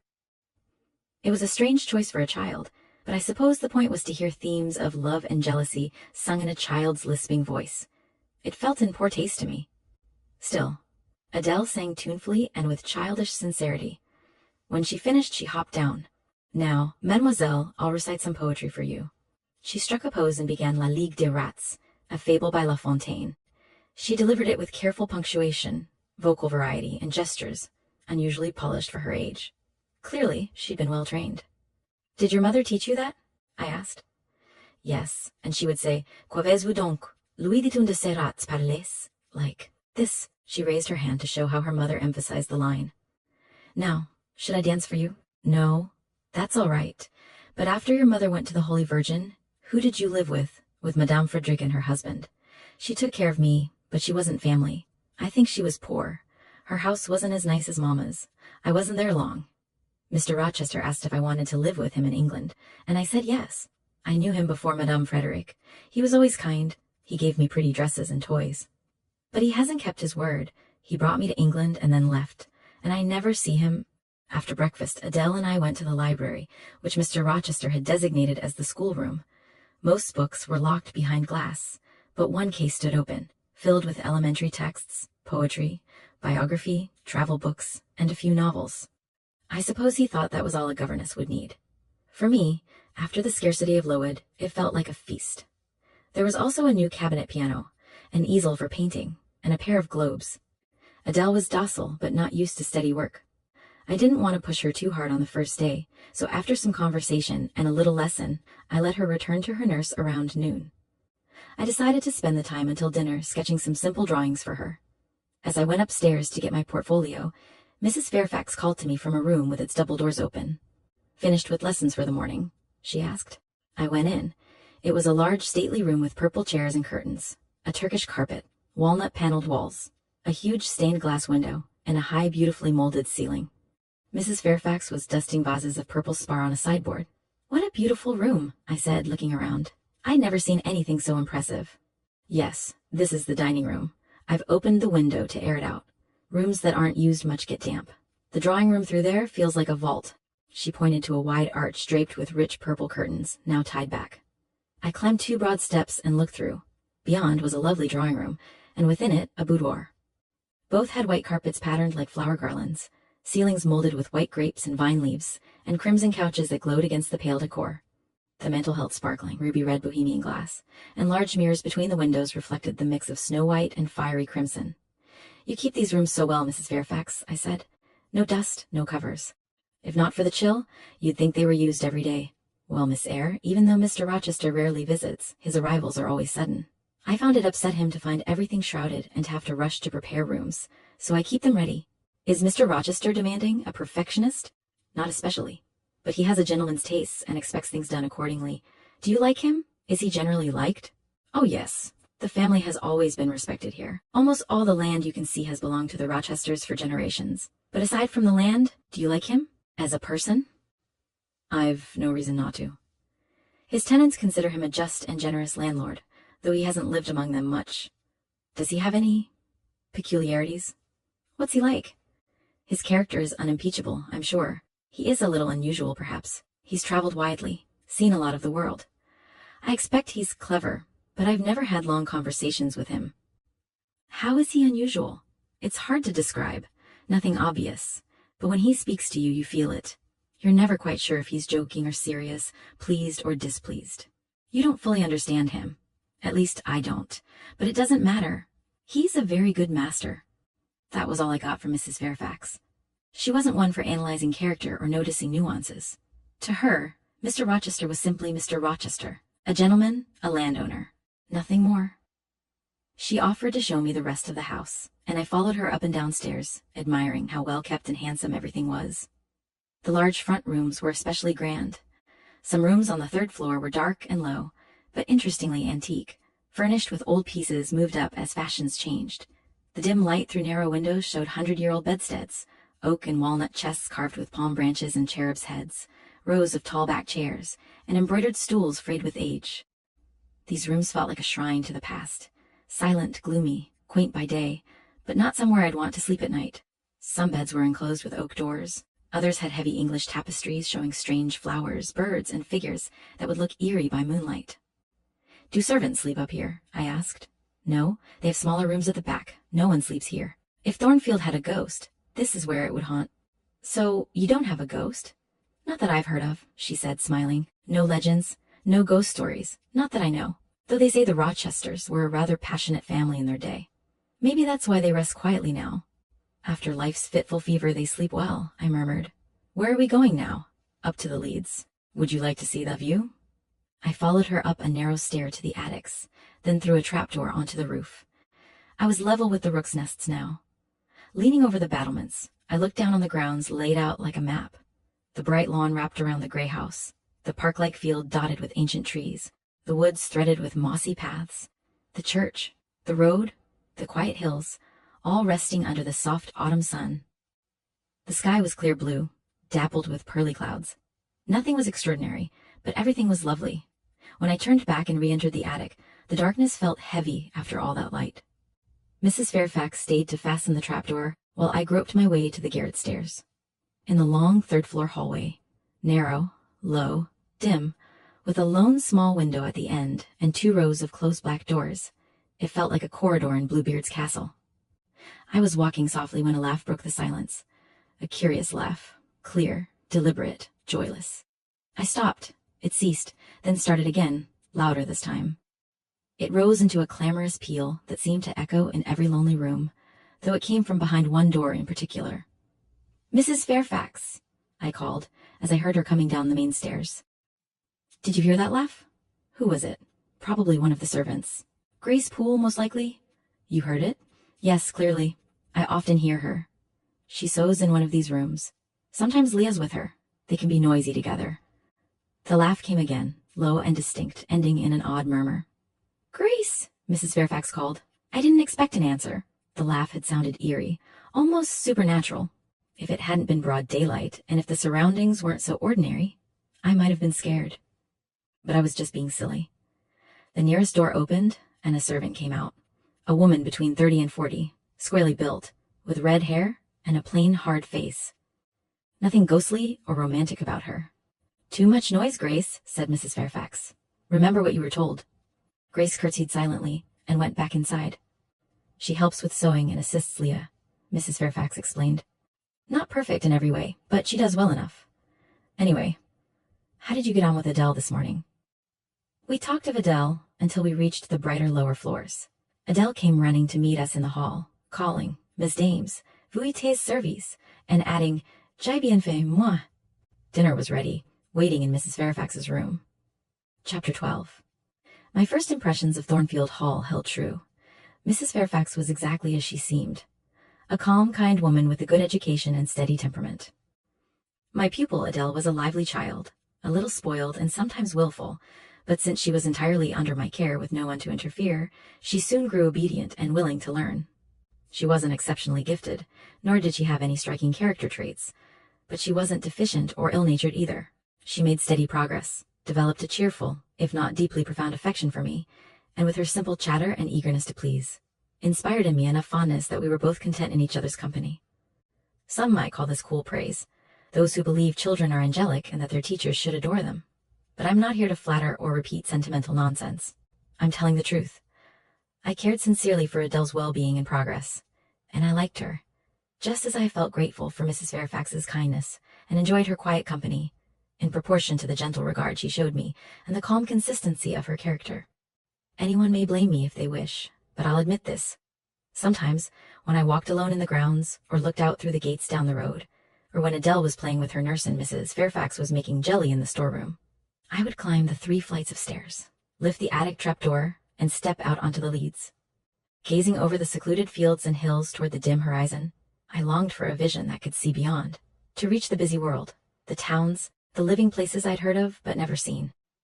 I wanted more practical experience, more connection with people, more variety of character than I could find here. I valued what was good in Mrs. Fairfax and Adele, but I believed other, more vivid kinds of goodness existed, and I wanted to see them. Who blames me? Many, no doubt. I'd be called discontented. But I couldn't help it. Restlessness was in my nature.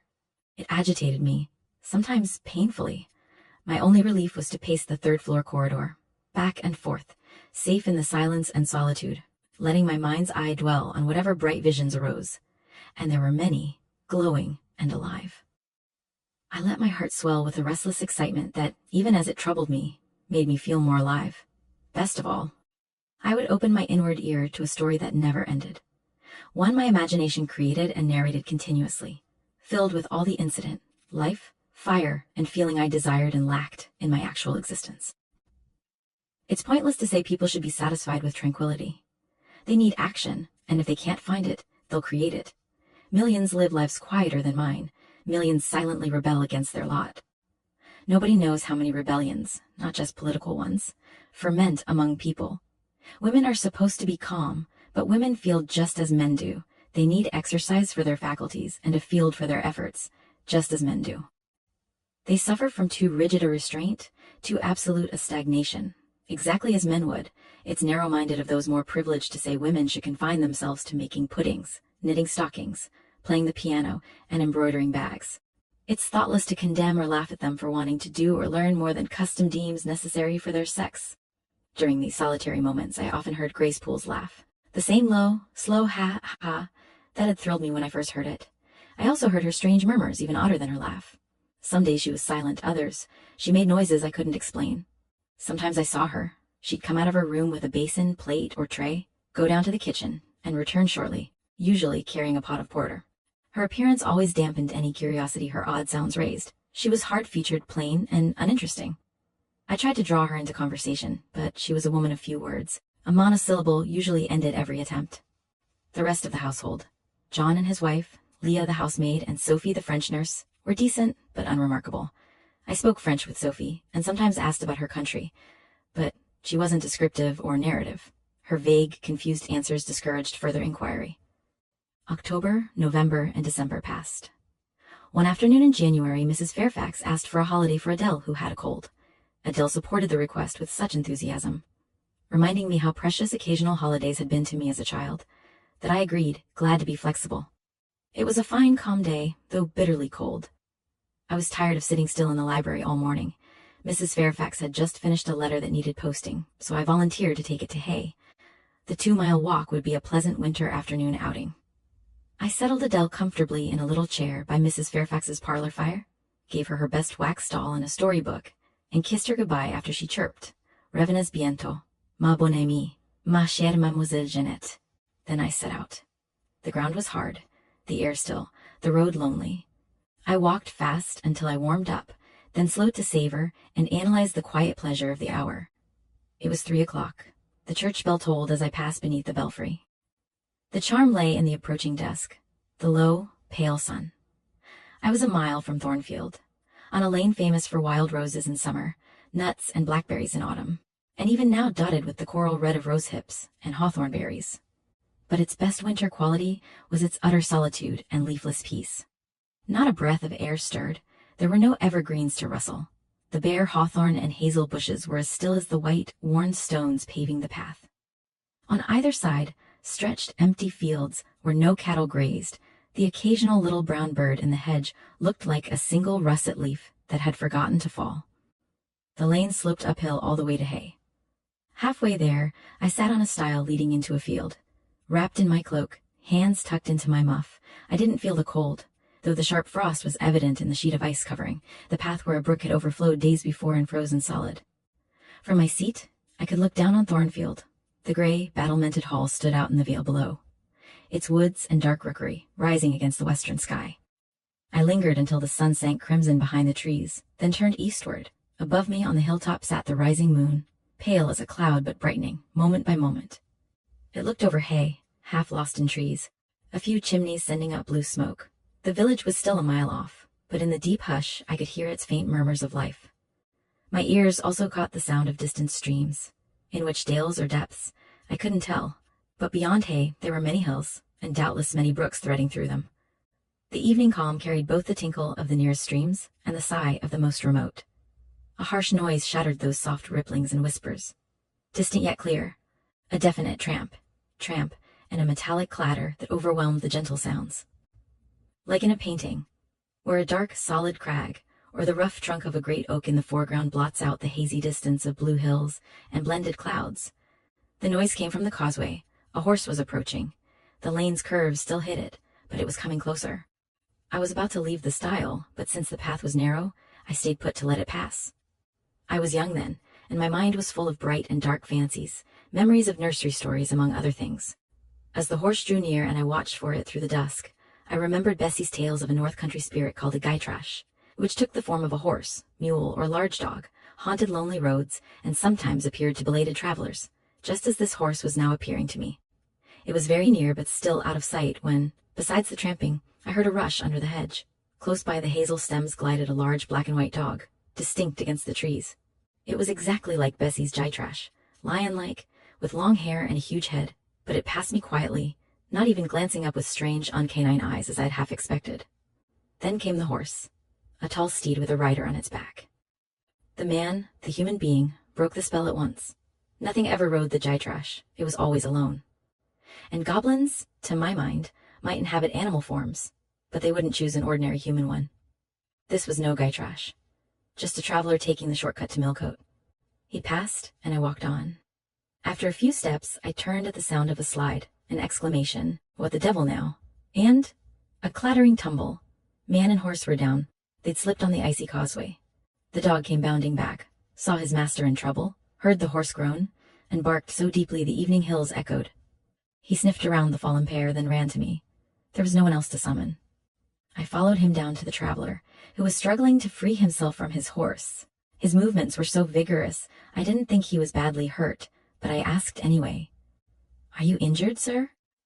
I think he was swearing, though I wasn't sure he was muttering something that kept him from answering directly. "Can I do anything?" I asked again. Just stand aside, he answered, rising first to his knees, then to his feet. I did.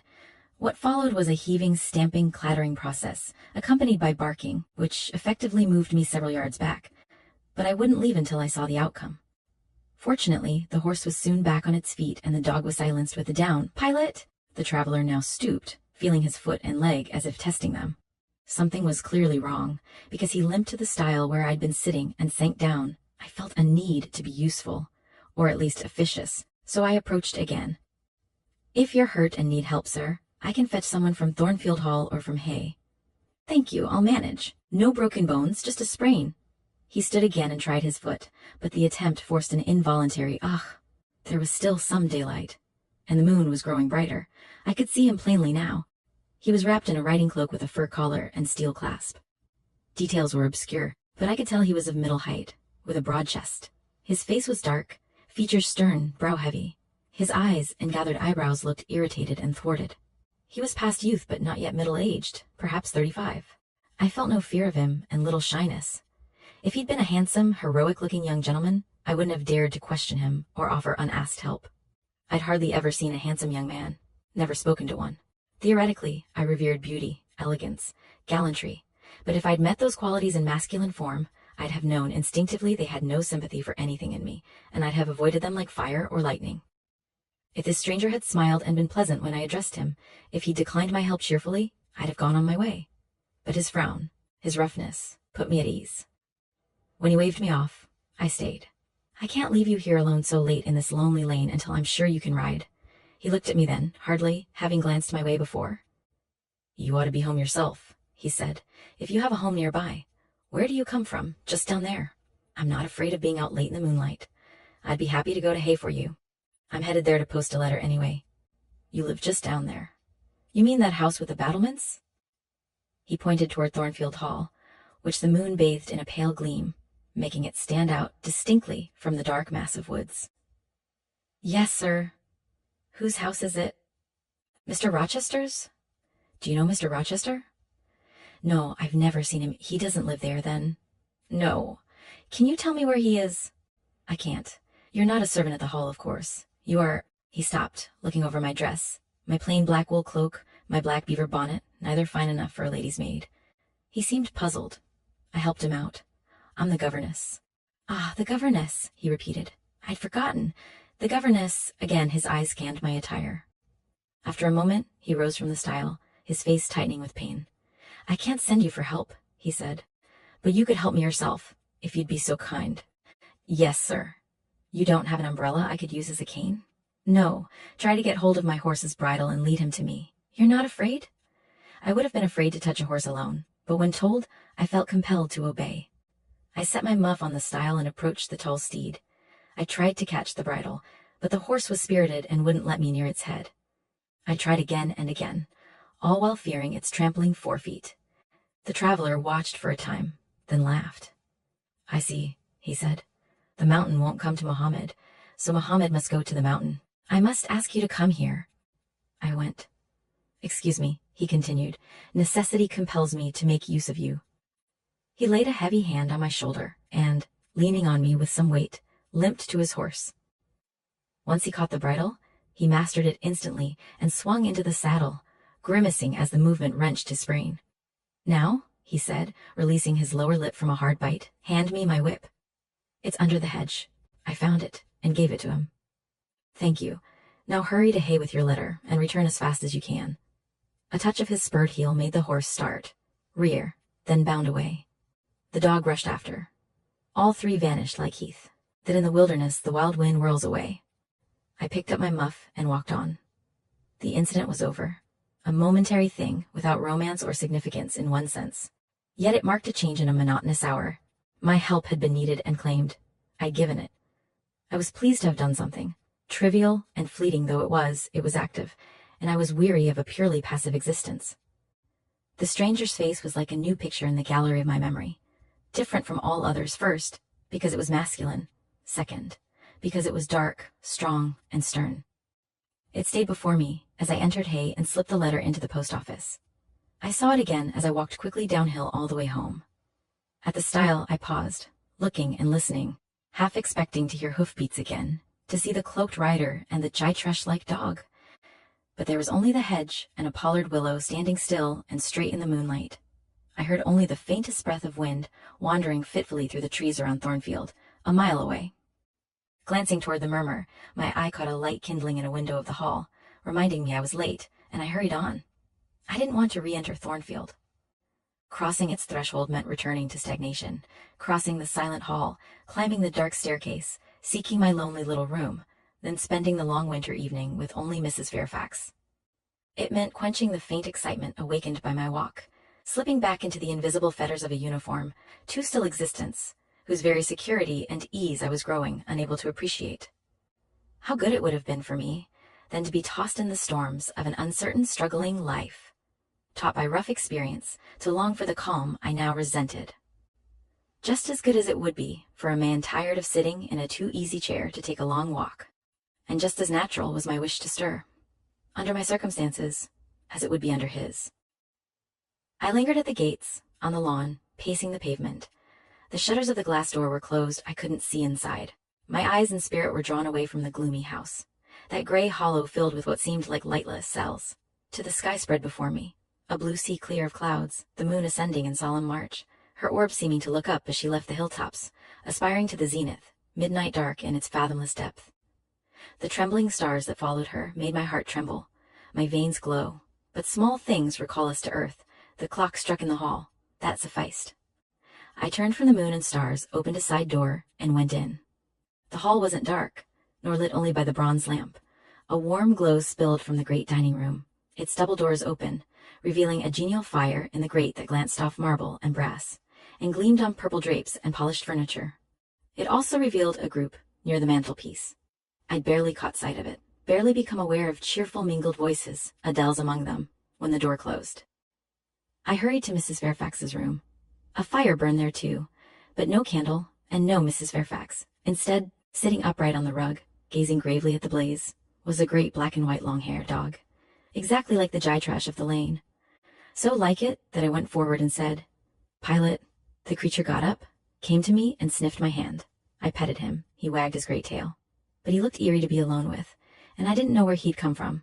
I rang the bell for a candle, and an explanation. Leah entered. "Whose dog is this?" "He came with the master." "With whom?" "With the master, Mr. Rochester. He's just arrived." "Indeed." "And is Mrs. Fairfax with him?" "Yes, and Miss Adele. They're in the dining room. John's gone for the surgeon. Master had an accident. His horse fell, and his ankle is sprained." "Did the horse fall in Hay Lane?" "Yes, coming downhill. It slipped on some ice. Ah, bring me a candle, please, Leah." Leah brought it, followed by Mrs. Fairfax, who repeated the news and added that Mr. Carter, the surgeon, had come and was with Mr. Rochester. Then she hurried out to give orders about tea, and I went upstairs to take off my things. Chapter 13. On the surgeon's orders, Mr. Rochester went to bed early that night and didn't rise early the next morning. When he finally came down, it was to attend to business. His agent and several tenants had arrived, and were waiting to speak with him. Adele and I had to clear out of the library. It was now needed daily as a reception room. A fire was lit in an upstairs room, and I moved our books there, arranging it as our new schoolroom. Over the course of the morning, I realized Thornfield Hall had changed. No longer silent as a church, it echoed every hour or two with a knock at the door or the clang of the bell. Footsteps often crossed the hall, and new voices spoke in different tones downstairs. A current from the outside world was flowing through the house. It had a master now, and for my part, I liked it better. Adele was hard to teach that day. She couldn't focus. She kept running to the door and peering over the banisters, hoping to catch a glimpse of Mr. Rochester. Then she invented excuses to go downstairs. To visit the library, I shrewdly suspected, where I knew she wasn't wanted. When I grew a little impatient and made her sit still, she chattered incessantly about her ami, Monsieur Edouard Fairfax de Rochester, his full name, which I hadn't heard before, and speculated about what presents he'd brought her. Apparently, he'd hinted the night before that when his luggage arrived from Millcote, there would be a little box inside containing something of interest to her. "And that must mean," she announced, "that there will be a gift in there for me, and perhaps for you too, mademoiselle. Monsieur asked about you. He wanted to know my governess's name, and if she was a small person, rather slender and a little pale. I said yes, because it's true, isn't it, mademoiselle?" Adele and I dined as usual in Mrs. Fairfax's parlor. The afternoon was wild and snowy, and we spent it in the schoolroom. At dark, I let Adele put away her books and work and run downstairs. The comparative silence below and the lack of doorbell ringing suggested Mr. Rochester was now free. Left alone, I went to the window, but nothing was visible. Twilight and snowflakes thickened the air, hiding even the shrubs on the lawn. I drew the curtain and returned to the fireside. In the clear embers, I traced a view resembling a picture I remembered of Heidelberg Castle on the Rhine. Mrs. Fairfax came in then, scattering both the fiery mosaic I'd been piecing together and the heavy, unwelcome thoughts beginning to crowd my solitude. "Mr. Rochester would like you and your pupil to take tea with him in the drawing room this evening," she said. "He's been so occupied all day he couldn't ask to see you sooner." "When is tea?" I asked. "Oh, at 6. He keeps early hours in the country." "You'd better change your dress now. I'll come with you and help. Here's a candle." "Is it necessary to change?" "Yes, you really should. I always dress for the evening when Mr. Rochester is here." This extra formality seemed a bit grand, but I went to my room and, with Mrs. Fairfax's help, swapped my plain black wool dress for one of black silk, the best and only other dress I owned, besides a light gray one I considered too fine for anything but a first-rate occasion, according to my Lowood standards. "You need a brooch," said Mrs. Fairfax. I had a single little pearl ornament Miss Temple had given me as a parting keepsake. I put it on, and we went downstairs. Unused to strangers, it felt like an ordeal to be formally summoned into Mr. Rochester's presence. I let Mrs. Fairfax lead the way into the dining room, staying in her shadow as we crossed it, passing through the arched doorway, now with its curtain drawn, into the elegant space beyond. 2 wax candles burned on the table, 2 more on the mantel. Basking in the light and heat of a magnificent fire lay Pilot. Adele knelt near him. On a couch, half reclined, was Mr. Rochester, his foot propped on a cushion. He was watching Adele and the dog. The fire shone full on his face. I knew my traveler instantly. The broad dark eyebrows, the square forehead made square by the sweep of his black hair, the decisive nose, more striking for character than beauty, the full nostrils that hinted at temper, the grim mouth, chin, and jaw. Yes, all 3 were grim, unmistakably. His shape, now without the cloak, matched his face in squareness, broad-chested, narrow-flanked, athletic though not tall or graceful. Mr. Rochester must have been aware of our entrance, but he didn't seem in the mood to notice. He didn't look up as we approached. "Miss Eyre is here, sir," said Mrs. Fairfax in her quiet way. He nodded, still not taking his eyes from the dog and child. "Let Miss Eyre be seated," he said. There was something in the stiff bow, the impatient yet formal tone, that seemed to add, "What does it matter to me whether Miss Eyre is here or not? Right now, I can't be bothered with her." I sat down, unembarrassed. Polished courtesy would have flustered me. I couldn't have matched it with equal grace. But this harsh caprice demanded nothing from me. A quiet reserve in the face of his odd manner gave me the advantage. Besides, the eccentricity was intriguing. I felt interested to see what he'd do next. He went on like a statue, neither speaking nor moving. Mrs. Fairfax seemed to feel someone ought to be pleasant, so she began to talk. Kindly, as usual, and, as usual, a little bland. She expressed sympathy for the busy day he'd had and the annoyance of his painful sprain, then praised his patience and perseverance. "Madam, I should like some tea," was his only reply. She hastened to ring the bell. When the tray came, she arranged the cups and spoons with busy efficiency. Adele and I went to the table, but the master didn't leave his couch. "Will you hand Mr. Rochester his cup?" Mrs. Fairfax asked me. Adele might spill it. I did as asked. As he took the cup from my hand, Adele, seeing an opportunity, cried out, "N'est-ce pas, monsieur, qu'il y a un cadeau pour Mademoiselle Eyre dans votre petit coffret?" "Who talks of gifts?" he said gruffly. "Did you expect a present, Miss Eyre? Are you fond of presents?" He searched my face with eyes that were dark, irate, and piercing. "I hardly know, sir. I have little experience with them. They're generally thought pleasant things, generally thought. But what do you think?" "I'd need time, sir, before I could give you an answer worthy of you. A present has many sides, doesn't it? One should consider them all before judging. Miss Eyre, you're not as unsophisticated as Adele. She demands a gift the moment she sees me. You hedge, because I have less confidence in my deserts than Adele does. She can claim old acquaintance and the right of custom. She says you've always given her toys. But if I had to make a case for myself, I'd be at a loss. I'm a stranger, and I've done nothing to deserve a gift. Oh, don't retreat into overmodesty. I've examined Adele, and I see you've taken great pains with her. She's not bright. She has no special talents, yet she's improved considerably in a short time. Sir, you've just given me my kiddo. I'm obliged to you. It's the reward teachers most covet, praise of their pupils' progress. Said Mr. Rochester, and he drank his tea in silence. When the tray was taken away, and Mrs. Fairfax had settled in a corner with her knitting, while Adele led me around the room showing me beautiful books and ornaments, Mr. Rochester said, "Come to the fire." We obeyed. Adele wanted to sit on my lap, but he ordered her to amuse herself with Pilot. "You've been living in my house 3 months?" "Yes, sir." "And you came from—" "Lowood School in Shire, a charitable concern." "How long were you there?" 8 years, 8 years, you must be tenacious." "I'd have thought half that time in such a place would ruin anyone's constitution." "No wonder you look otherworldly. I wondered where you'd gotten that sort of face." "When you came upon me in Hay Lane last night, I thought unaccountably of fairy tales, half expected you'd bewitched my horse. I'm still not sure. Who are your parents?" "I have none, never had, I suppose." "Do you remember them?" "No, I thought not. So you were waiting for your people when you sat on that stile." "For whom, sir?" "For the men in green. It was a proper moonlit evening for them." "Did I break through one of your rings, that you spread that damned ice on the causeway?" I shook my head. "The men in green all forsook England 100 years ago," I said, matching his serious tone. "You won't find a trace of them, even in Hay Lane. I don't think summer, harvest, or winter moon will ever shine on their revels again." Mrs. Fairfax had dropped her knitting, eyebrows raised, as if wondering what kind of talk this was. "Well," Mr. Rochester went on, "if you disown parents, you must have some kind of kin, uncles, aunts." "No, none I've ever seen." "And your home?" "I have none. Where do your brothers and sisters live?" "I have no brothers or sisters. Who recommended you to come here?" I advertised. Mrs. Fairfax answered. "Yes," said the good lady, now following the conversation, "and I thank Providence daily for leading me to her. Miss Eyre has been an invaluable companion to me and a kind, careful teacher to Adele." "Don't trouble yourself to give her a character," Mr. Rochester returned.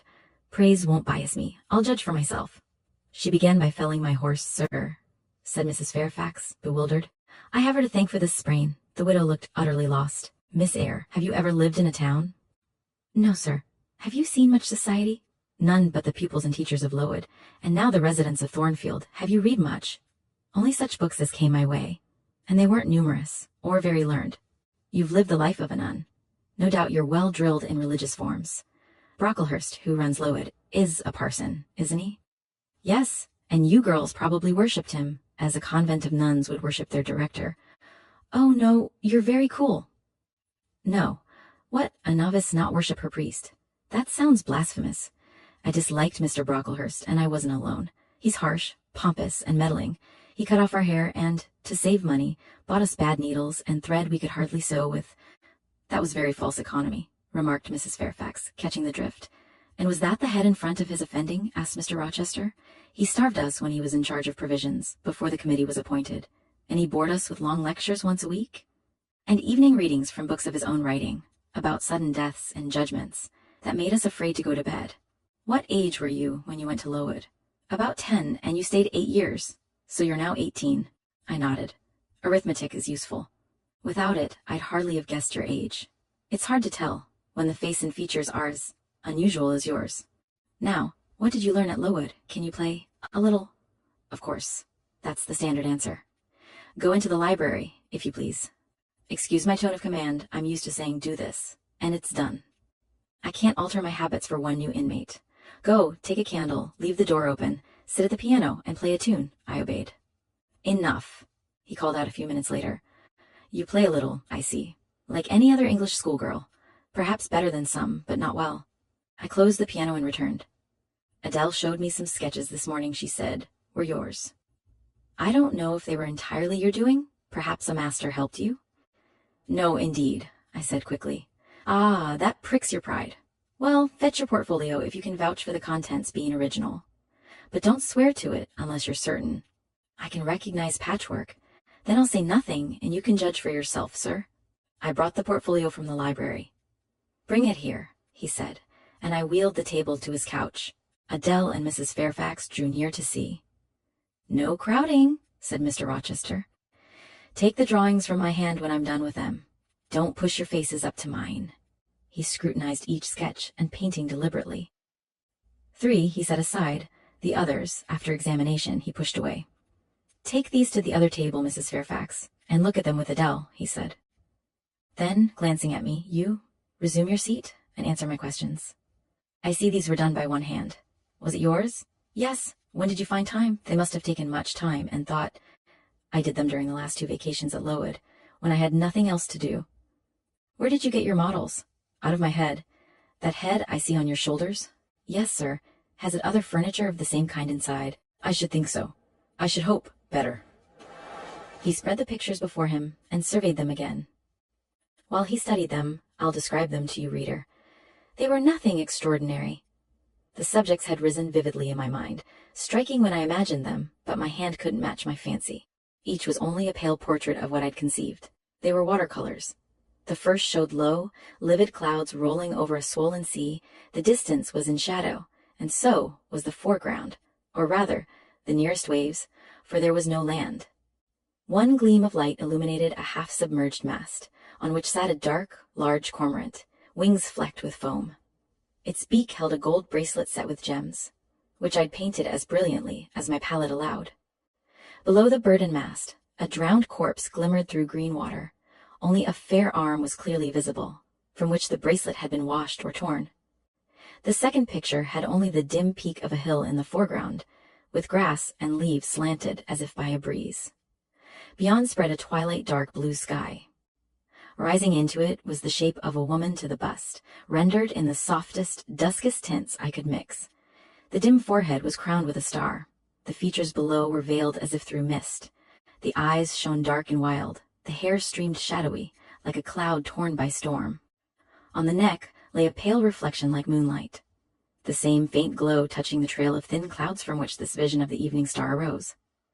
The third showed the pinnacle of an iceberg piercing a polar winter sky. A muster of northern lights reared dim lances along the horizon. In the foreground, rising against the ice, was a colossal head, inclined and resting against it. 2 thin hands, joined under the forehead, drew up a black veil over the lower face. Only a bloodless brow, white as bone, and a hollow, fixed eye, blank but for the glassiness of despair, were visible. Above the temples, amid folds of black drapery vague as cloud, gleamed a ring of white flame, set with sparks of a lurid tinge. This pale crescent was the likeness of a kingly crown. What it crowned was the shape which shape had none. "Were you happy when you painted these?" Mr. Rochester asked after a time. "I was absorbed, sir. Yes, I was happy. To paint them was to enjoy one of the keenest pleasures I've known." "That's not saying much." "Your pleasures, by your account, have been few. But I dare say you existed in a kind of artist's dreamland while you blended these strange colors. Did you sit at them long each day?" "I had nothing else to do during vacation. I sat from morning till noon, and noon till night. The length of midsummer days suited my inclination." "And you felt satisfied with the result?" "Far from it. I was tormented by the gap between my idea and my handiwork. In each case, I'd imagined something I was powerless to realize. Not quite. You captured the shadow of your thought, but no more. You lack the skill to give it full being. Yet, for a schoolgirl, the drawings are peculiar. As for the thoughts, they're elfish. Those eyes in the evening star, you must have seen them in a dream. How did you make them so clear, yet not brilliant? The planet above quells their light. And what meaning is in their solemn depth? And who taught you to paint wind? There's a high gale in that sky, and on that hilltop. Where did you see Latmos? For that is Latmos. There, put the drawings away." I had barely tied the portfolio strings when he looked at his watch and said abruptly, "It's 9 o'clock. What are you thinking, Miss Eyre? Letting Adele stay up so late? Take her to bed." Adele went to kiss him before leaving. He endured it, but seemed no more pleased than Pilate would have been. "I wish you all good night," he said, with a gesture toward the door indicating he was tired of our company. Mrs. Fairfax folded her knitting. I took my portfolio. We curtsied. He gave a frigid bow in return, and we withdrew. "You said Mr. Rochester wasn't strikingly peculiar, Mrs. Fairfax?" I remarked when I rejoined her in her room after putting Adele to bed. "Well, isn't he? I think so. He's very changeful and abrupt. True, he may seem so to a stranger, but I'm so used to his manner I don't think of it. And if he has peculiarities of temper, allowance should be made. Why? Partly because it's his nature. We can't help our natures, and partly because he has painful thoughts, no doubt, that harass him and make his spirits uneven. What about Family troubles, for one thing, but he has no family. Not now, but he had, or at least relatives. He lost his elder brother a few years ago. His elder brother? Yes. The present Mr. Rochester hasn't owned the property long. Only about 9 years. 9 years is a fair time. Was he so fond of his brother that he's still inconsolable?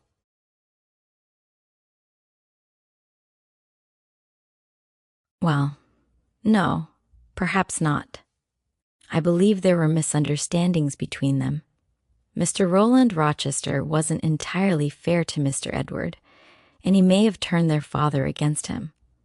The old gentleman was fond of money and wanted to keep the estate intact. He didn't want to divide it, yet he wanted Edward to have wealth too, to uphold the family name. Soon after Edward came of age, some steps were taken that weren't quite fair and caused a great deal of trouble. Old Mr. Rochester and Roland together put Edward in what he considered a painful position, all to make his fortune. I never knew exactly what that position was, but his spirit couldn't bear what he had to suffer. He's not very forgiving. He broke with his family, and for years he's lived an unsettled life. I don't think he's stayed at Thornfield for a full fortnight since his brother's death left him master of the estate.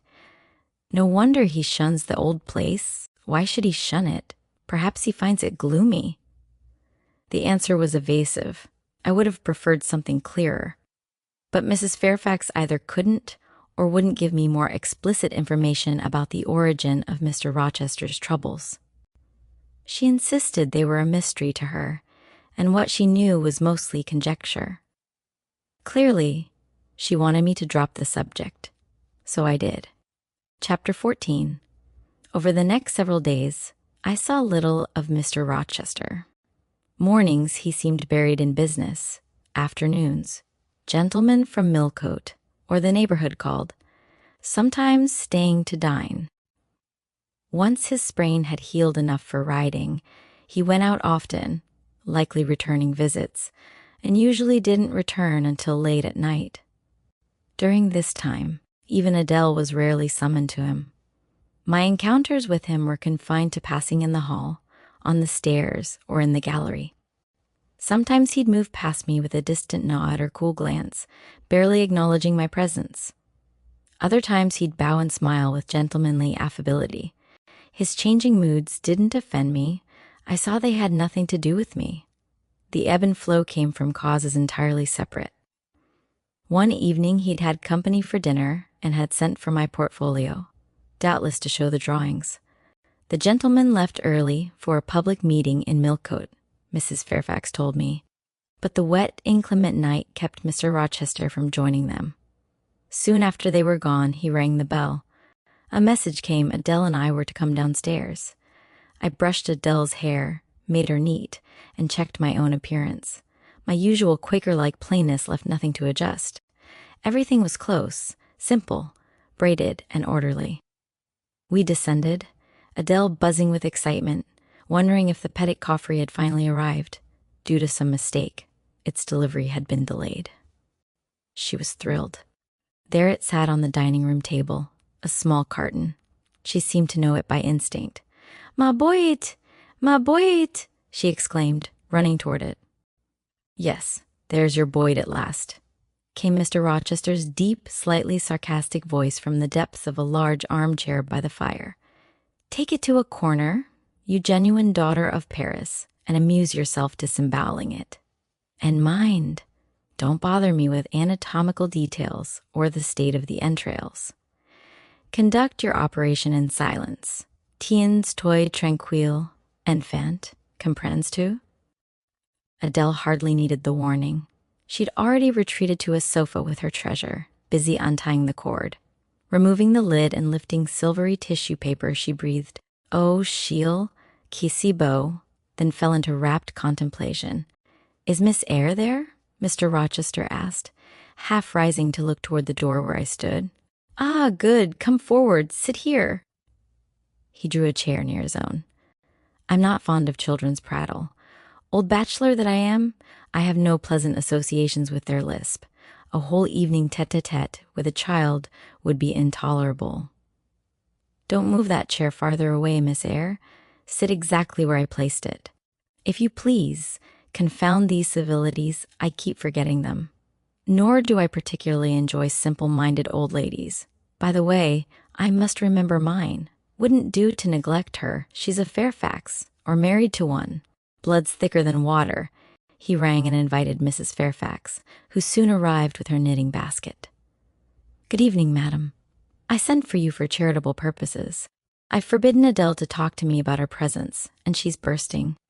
Have the goodness to act as her audience and conversational partner. It'll be one of the most benevolent acts you've ever performed. Indeed, Adele no sooner saw Mrs. Fairfax than she summoned her to the sofa and quickly filled her lap with porcelain, ivory, and wax treasures from her boy, pouring out explanations and raptures in broken English. Now I've played the good host, Mr. Rochester continued. Set my guests to amusing each other. I should be free to attend to my own pleasure. Miss Eyre, draw your chair a little farther forward. You're still too far back. I can't see you without moving, and I've no mind to move. I did as he asked, though I'd have preferred to stay somewhat in shadow. But Mr. Rochester had such a direct way of giving orders that obeying felt inevitable. We were, as I said, in the dining room. The chandelier lit for dinner filled the space with a festive glow. The large fire burned red and clear, purple curtains hung rich and full before the tall window and loftier arch. Everything was still, but for Adele's subdued chatter, and filling each pause, the beat of winter rain against the panes. Mr. Rochester, sitting in his damask-covered chair, looked different than before, not so stern, much less gloomy. A smile touched his lips, his eyes sparkled. Whether from wine or mood, I wasn't sure, but it seemed likely. He was in his after-dinner manner, more expansive, genial, self-indulgent than the frigid rigidity of morning.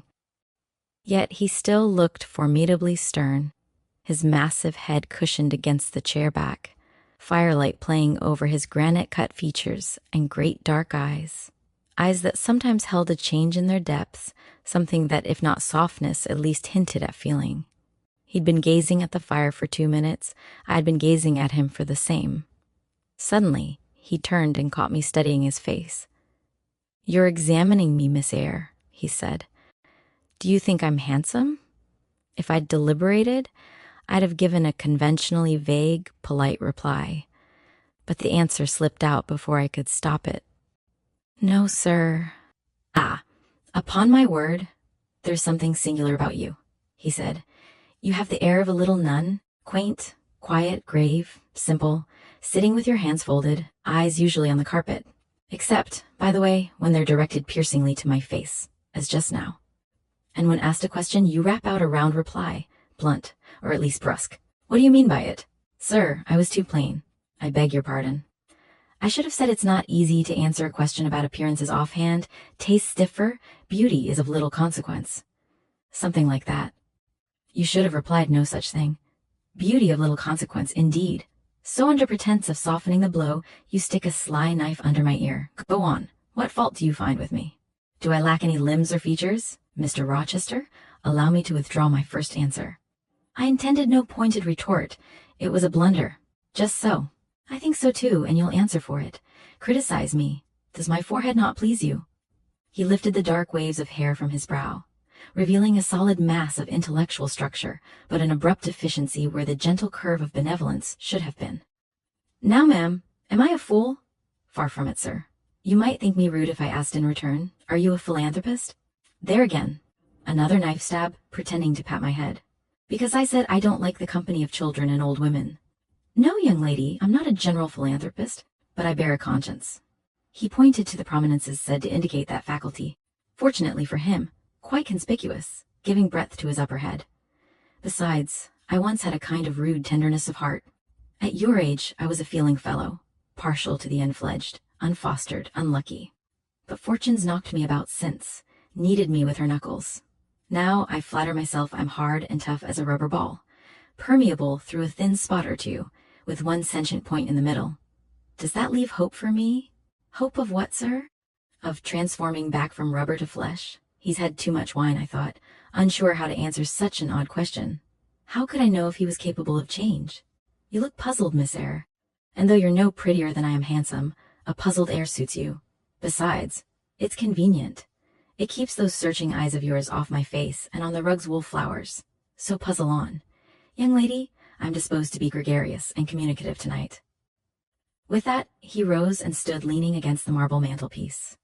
In that attitude, his shape was plain, the unusual breadth of chest almost disproportionate to his limb length. Most would have thought him ugly, yet there was unconscious pride in his bearing, ease in his demeanor, such indifference to his own appearance, such haughty reliance on other qualities, to make up for lack of personal attractiveness, that looking at him, one shared the indifference, and, in a blind way, trusted his confidence. I'm disposed to be gregarious and communicative tonight, he repeated, and that's why I sent for you. The fire and chandelier aren't company enough, nor would Pilot be. None of them can talk. Adele's a degree better, but still far below the mark, Mrs. Fairfax ditto. You, I believe, can suit me if you will. You puzzled me that first evening I invited you down. I've almost forgotten you since. Other ideas drove yours out. But tonight I'm resolved to be at ease, to dismiss what bothers me and recall what pleases. It would please me to draw you out, learn more of you. So, speak. Instead of speaking, I smiled, not a very compliant smile. Speak, he urged. About what, sir? Whatever you like. I leave the subject and manner entirely to you. So I sat silent. If he expects me to talk just to hear myself, he's mistaken, I thought. You're dumb, Miss Eyre. Still I said nothing. He bent his head slightly, his glance diving into my eyes. Stubborn and annoyed. That's consistent. I put my request in an absurd, almost insolent form. Miss Eyre, I beg your pardon. The fact is, once for all, I don't wish to treat you as an inferior. I claim only such superiority as must come from 20 years' difference in age and a century's advance in experience. That's legitimate. It tiens, as Adele would say. By virtue of that alone, I ask you to talk to me a little now, and divert my thoughts, which are galling on one point, festering like a rusty nail. He deigned to explain, almost apologize. I wasn't insensible to his condescension. I'm willing to amuse you if I can, sir, quite willing. But I can't introduce a topic. How would I know what interests you? Ask questions, and I'll answer. Then first, do you agree I have a right to be a little masterful, abrupt, perhaps exacting, on the grounds stated? That I am old enough to be your father? Have battled through varied experience with many men of many nations, roamed half the globe, while you've lived quietly with one set of people in one house? Do as you please, sir. That's no answer. Or rather a very irritating, evasive one. Reply clearly. I don't think, sir. You have a right to command me merely because you're older, or more worldly. Your claim to superiority depends on how you've used your time and experience. Promptly spoken. But I won't allow that. It wouldn't suit my case, as I've made indifferent, if not bad, use of both. Setting superiority aside, you must still agree to receive my orders now and then without being piqued by the tone. Will you? I smiled. Mr. Rochester is peculiar, I thought. He forgets he pays me £30 a year to receive his orders. The smile is very well, he said, catching my expression. But speak, too. I was thinking, sir, that very few masters would trouble themselves to ask whether their paid subordinates were piqued by their orders. Paid subordinates? What, you're my paid subordinate, are you? Oh yes, I'd forgotten the salary. Well then, on that mercenary ground, will you let me hector a little? No, sir, not on that ground. But on the ground that you did forget it, and that you care whether a dependent is comfortable, I agree heartily. And will you consent to dispense with conventional forms and phrases, without thinking the omission arises from insolence? I'm sure, sir, I'd never mistake informality for insolence. One I rather like, the other no free-born person would submit to, even for a salary. Humbug. Most free-born people will submit to anything for a salary. So keep to yourself, and don't venture on generalities you're ignorant of. Still, I mentally shake hands with you for your answer, despite its inaccuracy, as much for the manner as the substance. The manner was frank and sincere. One doesn't often see that. Usually candor is met with affectation, coldness, or coarse-minded misapprehension. Not 3 in 3,000 governesses would have answered as you did. But I don't flatter you. If you're cast in a different mold, it's no merit of yours. Nature did it. And I may be going too fast. For all I know, you may be no better than the rest. You may have intolerable defects to balance your few good points. And so may you, I thought. My eyes met his as the idea crossed my mind. He seemed to read the glance. Yes, you're right, he said. I have plenty of faults. I know it, and I don't excuse them. God knows I needn't be severe about others. I have a past, a series of deeds, a color of life to contemplate, which might well call my neighbor's sneers to myself. I started, or rather, was thrust onto a wrong tack at 21, and never recovered. But I might have been different, as good as you, wiser, almost stainless. I envy you your peace of mind, your clean conscience, your unpolluted memory. A memory without blot must be an exquisite treasure, an inexhaustible source of refreshment. Isn't it? How was your memory when you were 18, sir? All right then. Limpid, wholesome? No bilgewater had turned it foul. I was your equal at 18, quite your equal. Nature meant me to be a good man, Miss Eyre, one of the better sort, and you see I'm not. You'd say you don't see it. At least, I flatter myself I read that in your eyes. Beware what you express with them. I'm quick to interpret their language. Take my word, I'm not a villain, don't suppose that. But owing to circumstances more than natural bent, I'm a trite, commonplace sinner, hackneyed in all the petty dissipations the rich and worthless use to pretend they're alive. Do you wonder I confess this? Know that in your future life, you'll often find yourself the involuntary confidant of others' secrets. People will instinctively find out, as I have, that it's not your forte to talk of yourself, but to listen while others talk. They'll feel you listen with no malevolent scorn, but with innate sympathy, not less comforting because unobtrusive. How do you know? How can you guess all this? I know it well, so I proceed almost as freely as if writing in a diary. You'd say I should have been superior to circumstances. So I should. But I wasn't. When fate wronged me, I hadn't the wisdom to stay cool. I turned desperate, then I degenerated. Now, when any fool excites my disgust by his paltry ribaldry, I can't flatter myself I'm better. I'm forced to confess we're on a level. I wish I'd stood firm. God knows I do. Dread remorse when tempted to err, Miss Eyre. Remorse is the poison of life. Repentance is said to be its cure, sir. It's not its cure. Reformation may be. And I could reform. I've strength for that, but what's the use, hampered and cursed as I am? Besides, since happiness is irrevocably denied me, I have a right to get pleasure from life. And I will, cost what it may. Then you'll degenerate still more, possibly. But why should I, if I can get sweet, fresh pleasure? And I may get it as sweet and fresh as wild honey. It will sting. It will taste bitter. How do you know? You've never tried.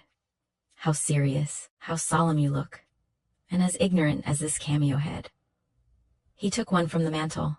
You've no right to preach to me, you neophyte who hasn't passed life's porch and doesn't know its mysteries. I only remind you of your own words. Error brings remorse, and remorse is the poison of existence. Who talks of error now? I scarcely think the notion that flitted through my mind was an error. I believe it was inspiration rather than temptation. Genial, soothing. Here it comes again. It's no devil, I assure you. Or if it is, it wears an angel's robes.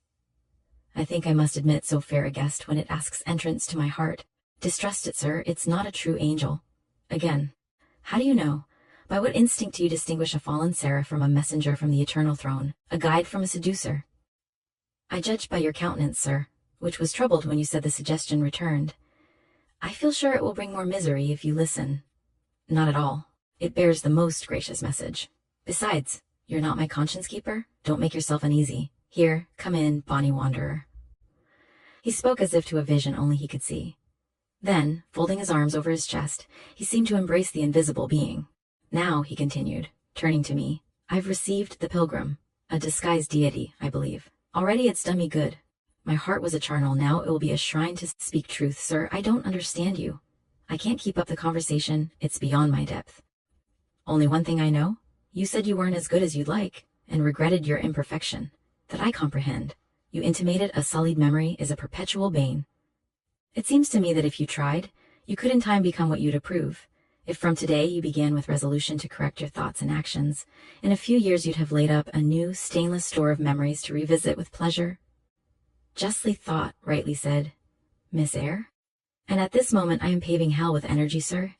I'm laying down good intentions, which I believe durable as flint. My associates and pursuits shall be other than they've been, and better, as pure ore is better than foul dross. You seem to doubt me. I don't doubt myself. I know my aim, my motives, and at this moment I pass a law, unalterable as that of the Medes and Persians, that both are right, They cannot be, sir, if they require a new statute to legalize them. They are, Miss Eyre, though they require a new statute. Unheard of circumstances demand unheard of rules. That sounds a dangerous maxim, liable to abuse.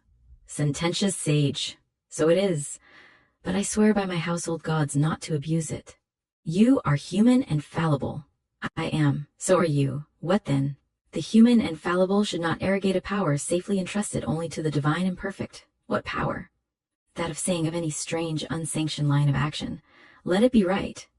Let it be right. The very words, you've pronounced them. May it be right then, I said, rising. It seemed useless to continue a discourse so dark to me. Besides, I felt the character of my interlocutor was beyond my penetration, at least for now. An uncertainty settled over me, the vague insecurity that accompanies ignorance. Where are you going? To put Adele to bed.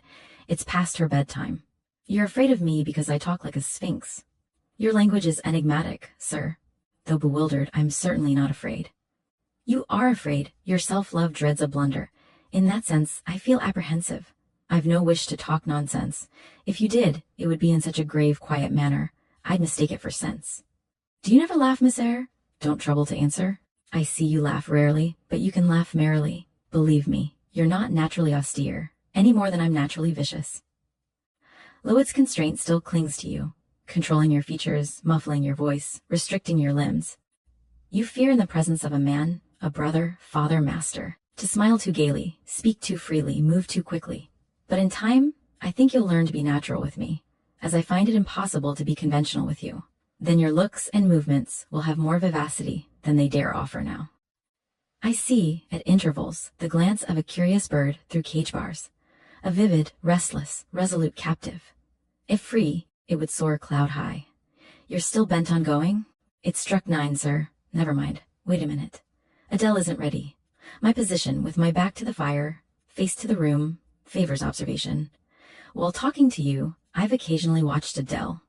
I have my own reasons for finding her a curious study, reasons I shall impart someday.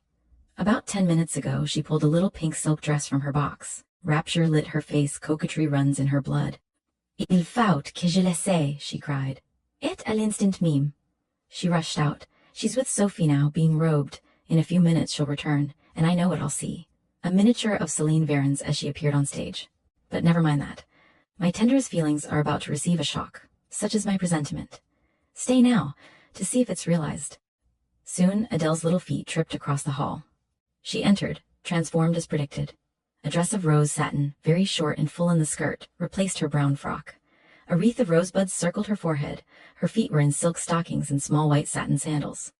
Est-ce que ma robe va bien? She cried, bounding forward. Et mes souliers? Et mes basses? Tenez, je crois que je vais danser.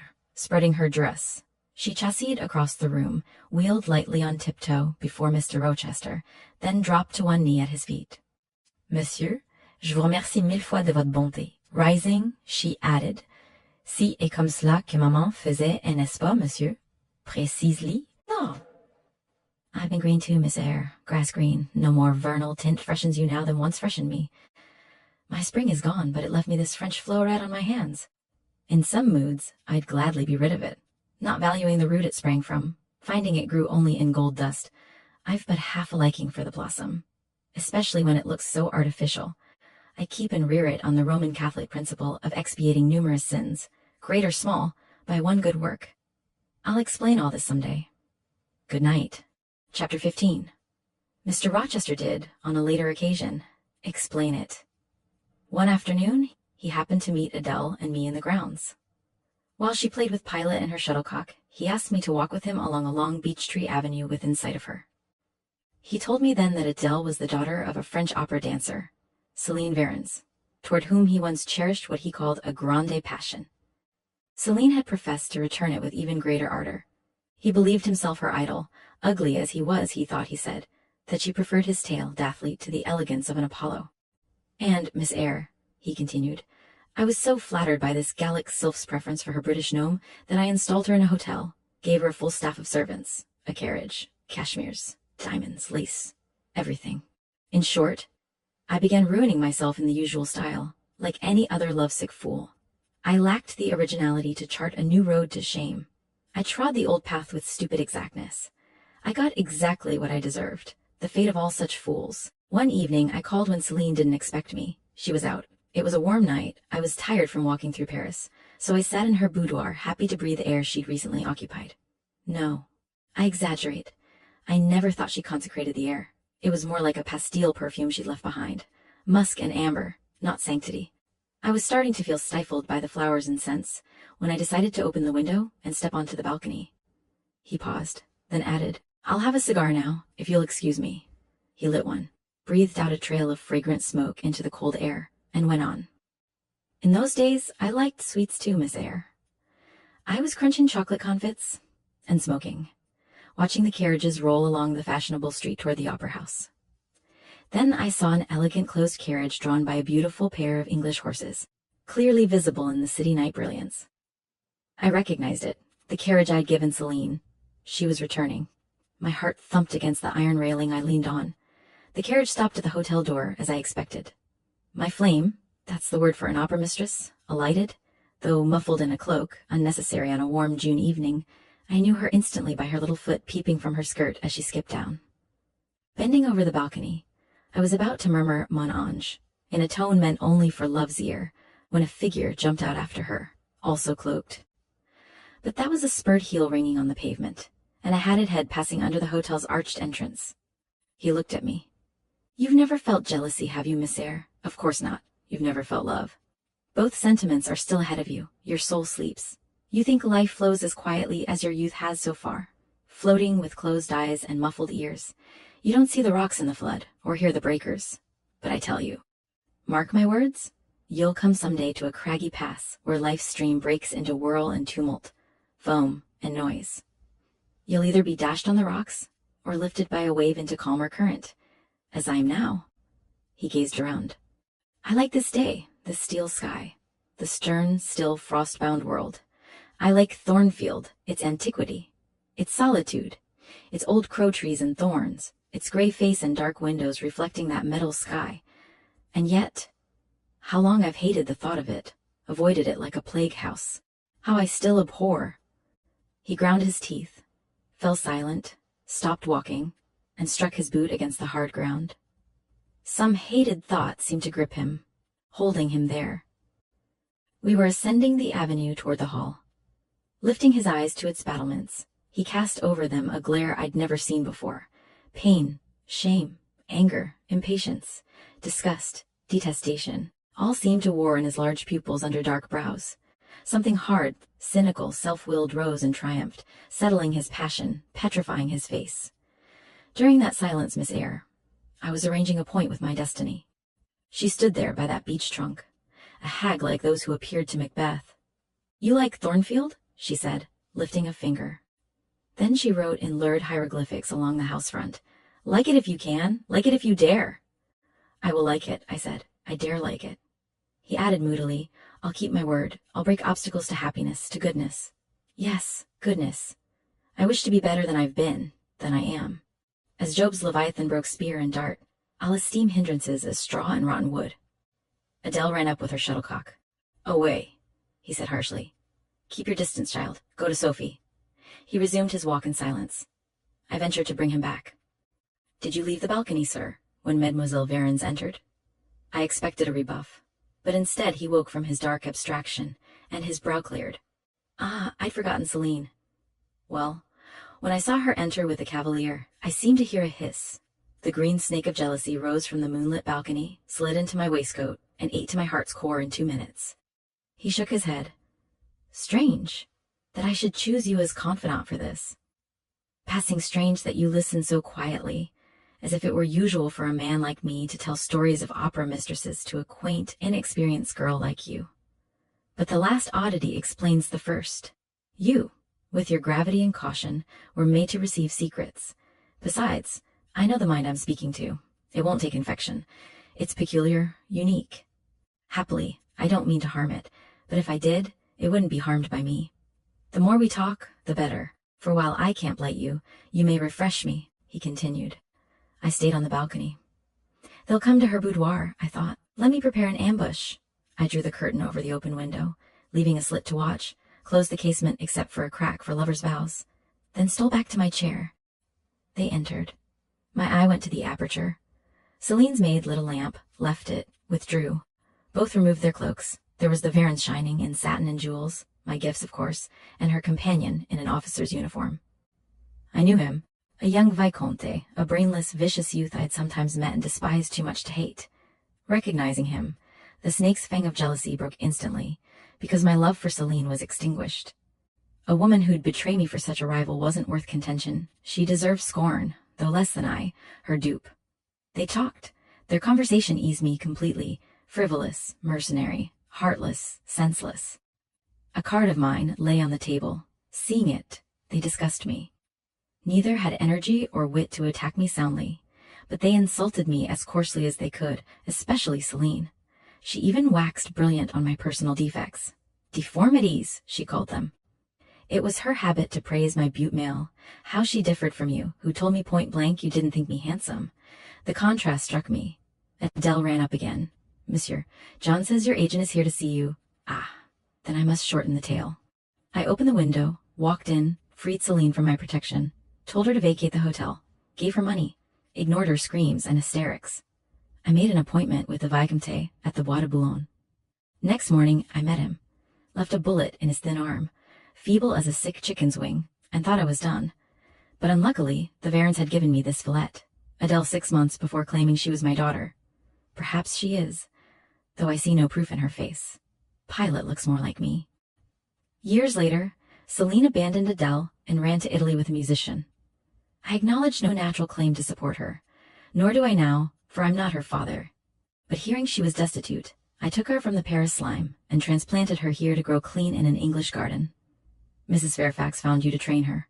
But now you know she's the illegitimate child of a French opera girl. You may think differently of your post.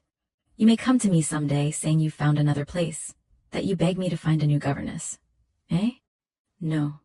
Adele isn't answerable for her mother's faults or yours. I care for her, and knowing she's parentless, forsaken by her mother, disowned by you, I'll cling closer.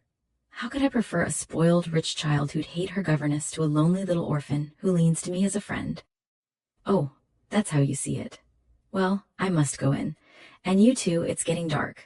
But I stayed out with Adele and Pilot a few minutes longer, raced her, played battledore. When we went in, I took her on my lap, let her prattle freely, not rebuking her little frivolities. I looked for any likeness to Mr. Rochester in her face, but found none. No trait, no expression hinted at relation. A pity, if she'd resembled him, he might have thought more of her. That night, alone in my room, I reviewed his story. As he said, the substance wasn't extraordinary. A wealthy Englishman's passion for a French dancer. Her betrayal, common enough. But the paroxysm of emotion that seized him when speaking of Thornfield, that was strange. I meditated on it, then turned to considering his manner toward me. The confidence he'd placed in me felt like a tribute to my discretion. His deportment had grown more uniform lately. I never seemed in his way. He didn't freeze me with hauteur. Unexpected meetings seemed welcome. He always had a word, sometimes a smile. When formally invited, his cordiality made me feel I truly amused him, that these evening talks were for his pleasure as much as my benefit. I talked little, but I listened with relish. It was his nature to be communicative. He liked showing a mind unacquainted with the world glimpses of its scenes, not the corrupt ones, but those interesting for their scale or novelty. I delighted in receiving his new ideas, imagining the pictures he painted, following him in thought through new regions, never startled by anything dark. His ease freed me from restraint. His friendly frankness drew me to him. At times, he felt more like a relation than a master. He could still be imperious, but I didn't mind. It was his way. This new interest added to my life made me so happy I ceased pining for kindred. My thin crescent of destiny seemed to widen. Life's blanks filled, my health improved. I gained flesh and strength. Was Mr. Rochester ugly in my eyes now? No, reader. Gratitude and many pleasurable associations made his face the object I liked most to see. His presence cheered a room more than the brightest fire. Yet I hadn't forgotten his faults. He was proud, sardonic, harsh to inferiors. Secretly, I knew his kindness to me was balanced by severity to others. He was moody too, unaccountably so. More than once, sent to read to him, I found him alone in the library, head on folded arms, looking up with a morose, almost malignant scowl. But I believed his moodiness, harshness, and past faults sprang from some cruel twist of fate. I believed he was naturally better than circumstances had made him, with higher principles, purer tastes. I thought there were excellent materials in him, though currently tangled. I grieved for his grief, whatever it was, and would have given much to ease it. Though I'd put out my candle and lain down, I couldn't sleep for thinking of his look in the avenue, telling how destiny had dared him to be happy at Thornfield. Why not? I wondered. What alienates him? Will he leave again soon? He's been here 8 weeks, longer than usual. If he goes, the change will be dreary. I don't know if I slept, but I started awake at a vague, peculiar, mournful murmur just above me. I wished I'd kept my candle lit. The night was dark, my spirits low. I rose, listening. The sound stopped. I tried to sleep again, but my heart beat anxiously. The hall clock struck 2. Just then my door seemed touched, fingers sweeping the panels, groping in the dark gallery outside. Who's there? Nothing. I chilled with fear. Then I remembered Pilot, who sometimes found his way up when the kitchen door was left open. I'd seen him lying outside Mr. Rochester's room. The thought calmed me. I lay down. Silence settled, I began to drift. But sleep wasn't faded. A low, suppressed, deep laugh muttered at my keyhole. The head of my bed was near the door. I thought the goblin laughter stood beside me, crouched at my pillow. I rose, looked. Nothing. The sound came again, from behind the panels. My first impulse was to bolt the door, my next, to cry, "Who's there?" Something gurgled and moaned. Steps retreated up the gallery toward the 3rd-floor stairs. A door closed. All was still. Was that Grace Poole? Is she possessed? I couldn't stay alone. I must go to Mrs. Fairfax. I dressed hurriedly, opened the door with a trembling hand. A candle burned on the gallery matting. The air was dim, smoky. Looking for the source, I smelled burning. A door creaked. Ajar. Mr. Rochester's door. Smoke clouded from it. I forgot Mrs. Fairfax, Grace Poole, the laugh. In an instant, I was inside. Tongues of flame darted round the bed, curtains were on fire. In the blaze and vapor, Mr. Rochester lay motionless, deep asleep. "Wake! Wake!" I shook him. He murmured, turned. The smoke had stupefied him. Not a moment to lose. The sheets were kindling. I rushed to his basin and ewer, both full of water. I heaved them up, deluged the bed and him, flew back for my own jug, doused the couch again, and by God's aid, extinguished the flames. The hiss of quenched fire, the pitcher breaking, the splash of water, roused him at last. Dark as it was, I knew he was awake. I heard him swearing at finding himself in a pool. "Is there a flood?" he cried. "No, sir. There was a fire. Get up, you're soaked. I'll fetch a candle." "In the name of all elves, is that Jane Eyre?" "What have you done to me, witch?" "Who's here? Did you plot to drown me?" "I'll fetch a candle." "In heaven's name, get up. Someone has plotted something. You must find out who." "There, I'm up. But fetch a candle at your peril. Wait till I get into dry things. Here's my dressing gown. Now run." I ran, brought the candle from the gallery. He took it, held it up, surveying the blackened, scorched bed, drenched sheets, waterlogged carpet. "What happened? Who did it?" I briefly told him. The strange laugh, the steps ascending, the smoke and smell that led me to his room, the state I found it in, how I'd drenched him. He listened gravely, more concerned than astonished. When I finished, he didn't speak immediately. "Shall I call Mrs. Fairfax?" "Mrs. Fairfax?" "No. Why call her? What can she do?" "Let her sleep. Then I'll fetch Leo. Wake John and his wife." "Not at all. Be still. You have a shawl if you're cold. Take my cloak. Wrap up. Sit in the armchair. I'll put it on you. Now, feet on the stool. I'm leaving a few minutes. I'll take the candle. Stay here till I return. Be still as a mouse. I must visit the 3rd floor. Don't move or call anyone." He left. I watched the light withdraw. He passed softly up the gallery, opened the staircase door quietly, closed it. Darkness. I listened. Nothing. A long time passed. I grew weary, cold, despite the cloak. I considered disobeying, but then light gleamed dimly on the gallery wall. I heard his bare feet on the matting. "I hope it's him, not something worse." He re-entered, pale and grim. "I found it all out," he said, setting the candle down. "It's as I thought." "How, sir?" He didn't reply, arms folded, eyes on the ground. After a moment, he asked peculiarly, "Did you see anything when you opened your door?" "No, sir, only the candlestick." "But you heard an odd laugh." "You've heard it before?" "Yes. Grace Poole laughs like that. She's singular, just so. Grace Poole. She is singular. I'll reflect on it. Meanwhile, I'm glad you're the only one besides me who knows tonight's details. You're no gossip. Say nothing. I'll account for this. He pointed to the bed. Now return to your room. I'll sleep on the library sofa. It's near 4. The servants will be up in 2 hours. Good night then, sir. I turned to go. He seemed surprised. What? Leaving me already, like that? You said I might go, but not without a word of acknowledgement. You saved my life, snatched me from horrible death, and you walk past as if we're strangers? At least shake hands. He held out his hand. I gave him mine. He took it in both of his. You saved my life. I'm pleased to owe you so immense a debt. I can't say more. Nothing else could be tolerable as creditor for such an obligation. But you, it's different. I feel your benefit's no burden, Jane. He paused, gazed at me. Words trembled on his lips, but his voice checked. Good night again, sir. There's no debt, benefit, burden, or obligation here. I knew, he continued. You'd do me good someday. I saw it in your eyes when I first beheld you. Their expression and smile didn't... He stopped, then went on hastily. Didn't strike delight to my inmost heart for nothing. People talk of natural sympathies. I've heard of good genii. There's truth in the wildest fable. My cherished preserver, good night. Strange energy in his voice. Strange fire in his look. I'm glad I was awake, I said, and turned again. What, you'll go? I'm cold, sir. Cold? Yes, standing in a pool. Go then, Jane, go. But he still held my hand. I thought of an excuse. I think I hear Mrs. Fairfax moving. Well, leave me. He released my hand, and I was gone. I returned to bed but didn't sleep. Till dawn, I was tossed on a buoyant, unquiet sea, where billows of trouble rolled under surges of joy. Sometimes I saw a shore beyond the wild waters, sweet as the hills of Beulah. Now and then a freshening gale, wakened by hope, bore my spirit triumphantly toward it. But I couldn't reach it, even in fancy. A counteracting breeze blew me back. Sense resisted delirium, judgment warned passion. Too feverish to rest, I rose at first light. Chapter 16. I spent the whole next day caught between wanting to see Mr. Rochester and dreading it. That sleepless night had left me restless.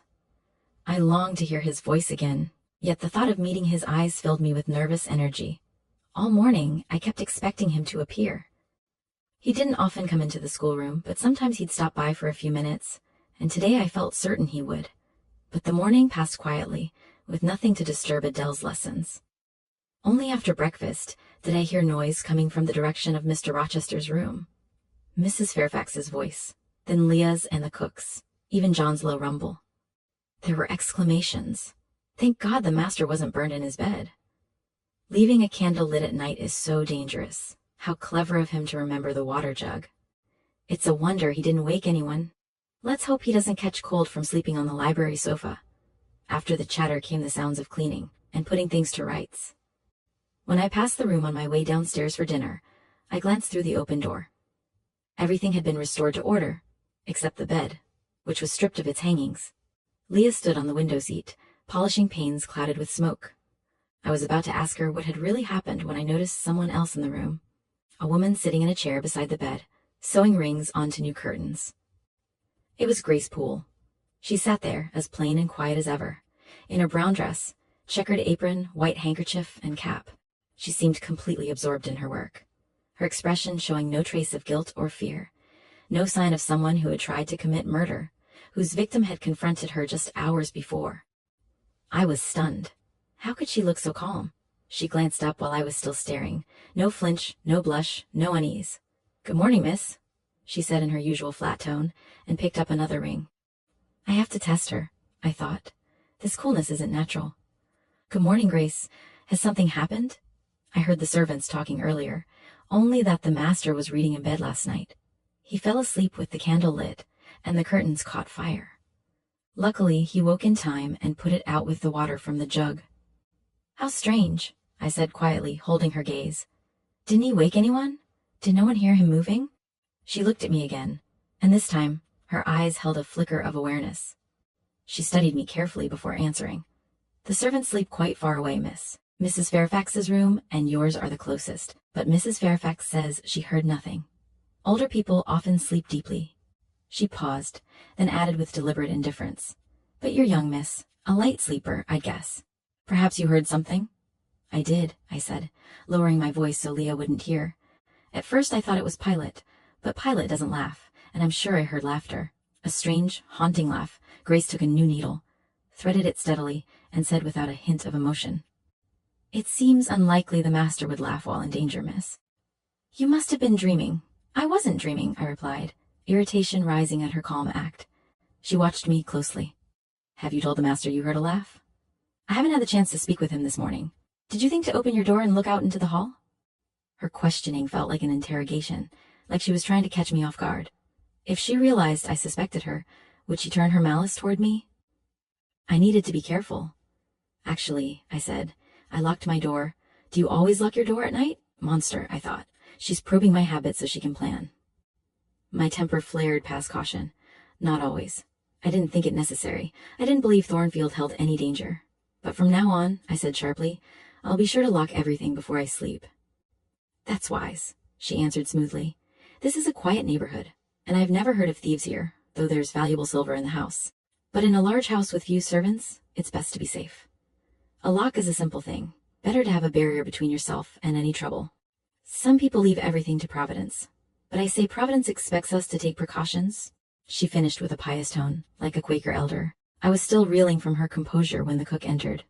"Mrs. Poole," she said, "the servants' dinner is nearly ready. Will you come down?" "No, just bring me a pint of porter and a bit of pudding on a tray. I'll take it upstairs. No meat, just a taste of cheese, that's all. And the sago?" "Never mind that now. I'll come down before tea time and make it myself." The cook then turned to me, saying Mrs. Fairfax was waiting, so I left. At dinner, I barely heard Mrs. Fairfax's account of the fire. My mind was fixed on Grace Poole, her eerie control, her place in this house. Why hadn't she been arrested, or at least dismissed? Last night, Mr. Rochester had all but accused her. What held him back? And why had he sworn me to secrecy? It was baffling. A proud, strong-willed man like Mr. Rochester seemed under the thumb of one of his plainest servants. So much so that even when she tried to kill him, he didn't accuse her openly. If Grace had been young and beautiful, I might have thought sentiment clouded his judgment. But she was neither. Still, I thought, she was young once, around his age. Mrs. Fairfax said she's been here years. Maybe she has a strong character, something that appeals to him. He admires the unusual. What if some past recklessness on his part bound him to her, and now she holds power over him? But then I pictured her, square, hard-featured, severe, and dismissed the idea. No, impossible. Yet a quiet voice inside me whispered, "You're not beautiful either, and Mr. Rochester seems to like you." Remember last night? His words, his look, his voice? I remembered everything. His language, his glances, his tone came back vividly. I was in the schoolroom with Adele, helping her draw, when she looked up suddenly. "What's wrong, miss?" she asked. "Your fingers are shaking like leaves, and your cheeks are red. Red as cherries." "I'm just warm from bending over," I said. She continued sketching. I continued thinking. I pushed away my thoughts of Grace Poole. They felt ugly. I wasn't like her. Bessie had once said I was a lady, and it was true. I was more alive now than I'd ever been. More color in my face. More hope in my heart. "Evening is coming," I said, glancing out the window. I haven't heard Mr. Rochester's voice or footsteps all day, but I'm sure I'll see him before night. This morning I feared our meeting. Now I want it. The waiting has made me impatient. When dusk fell and Adele went to the nursery, my longing sharpened. I listened for the bell, for Leah's step on the stairs. Once or twice I imagined I heard his tread, and turned, expecting the door to open.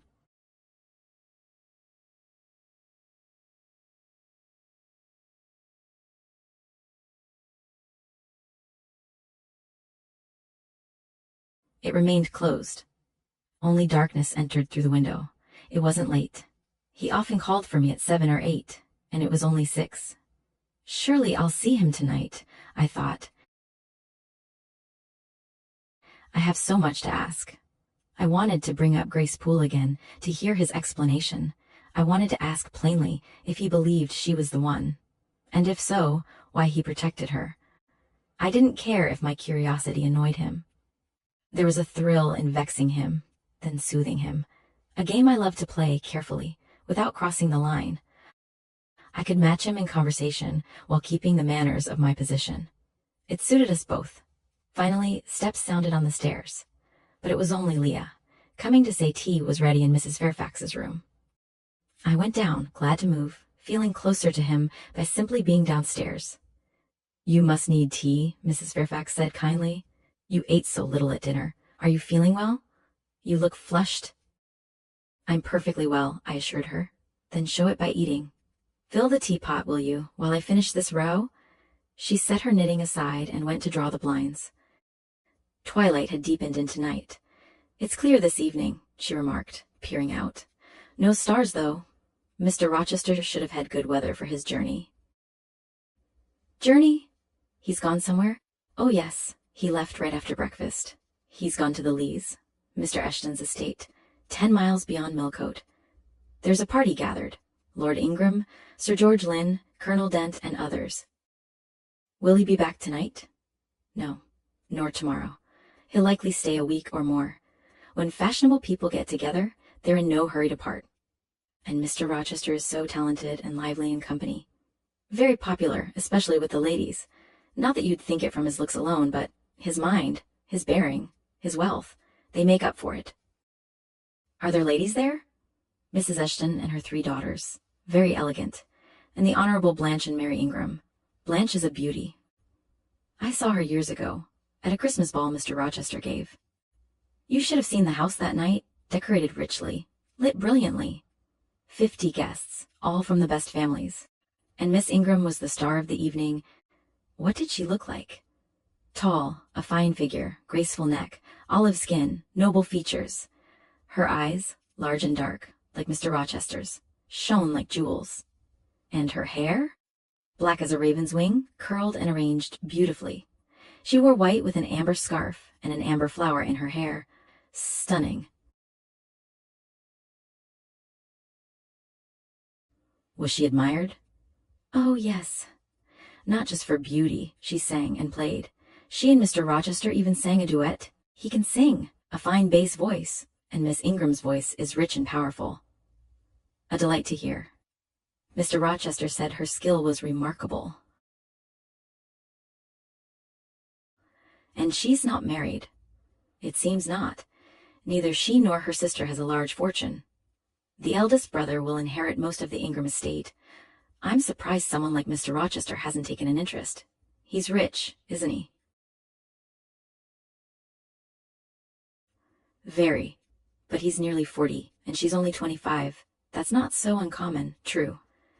Still, I can't picture Mr. Rochester considering it. She glanced at my plate.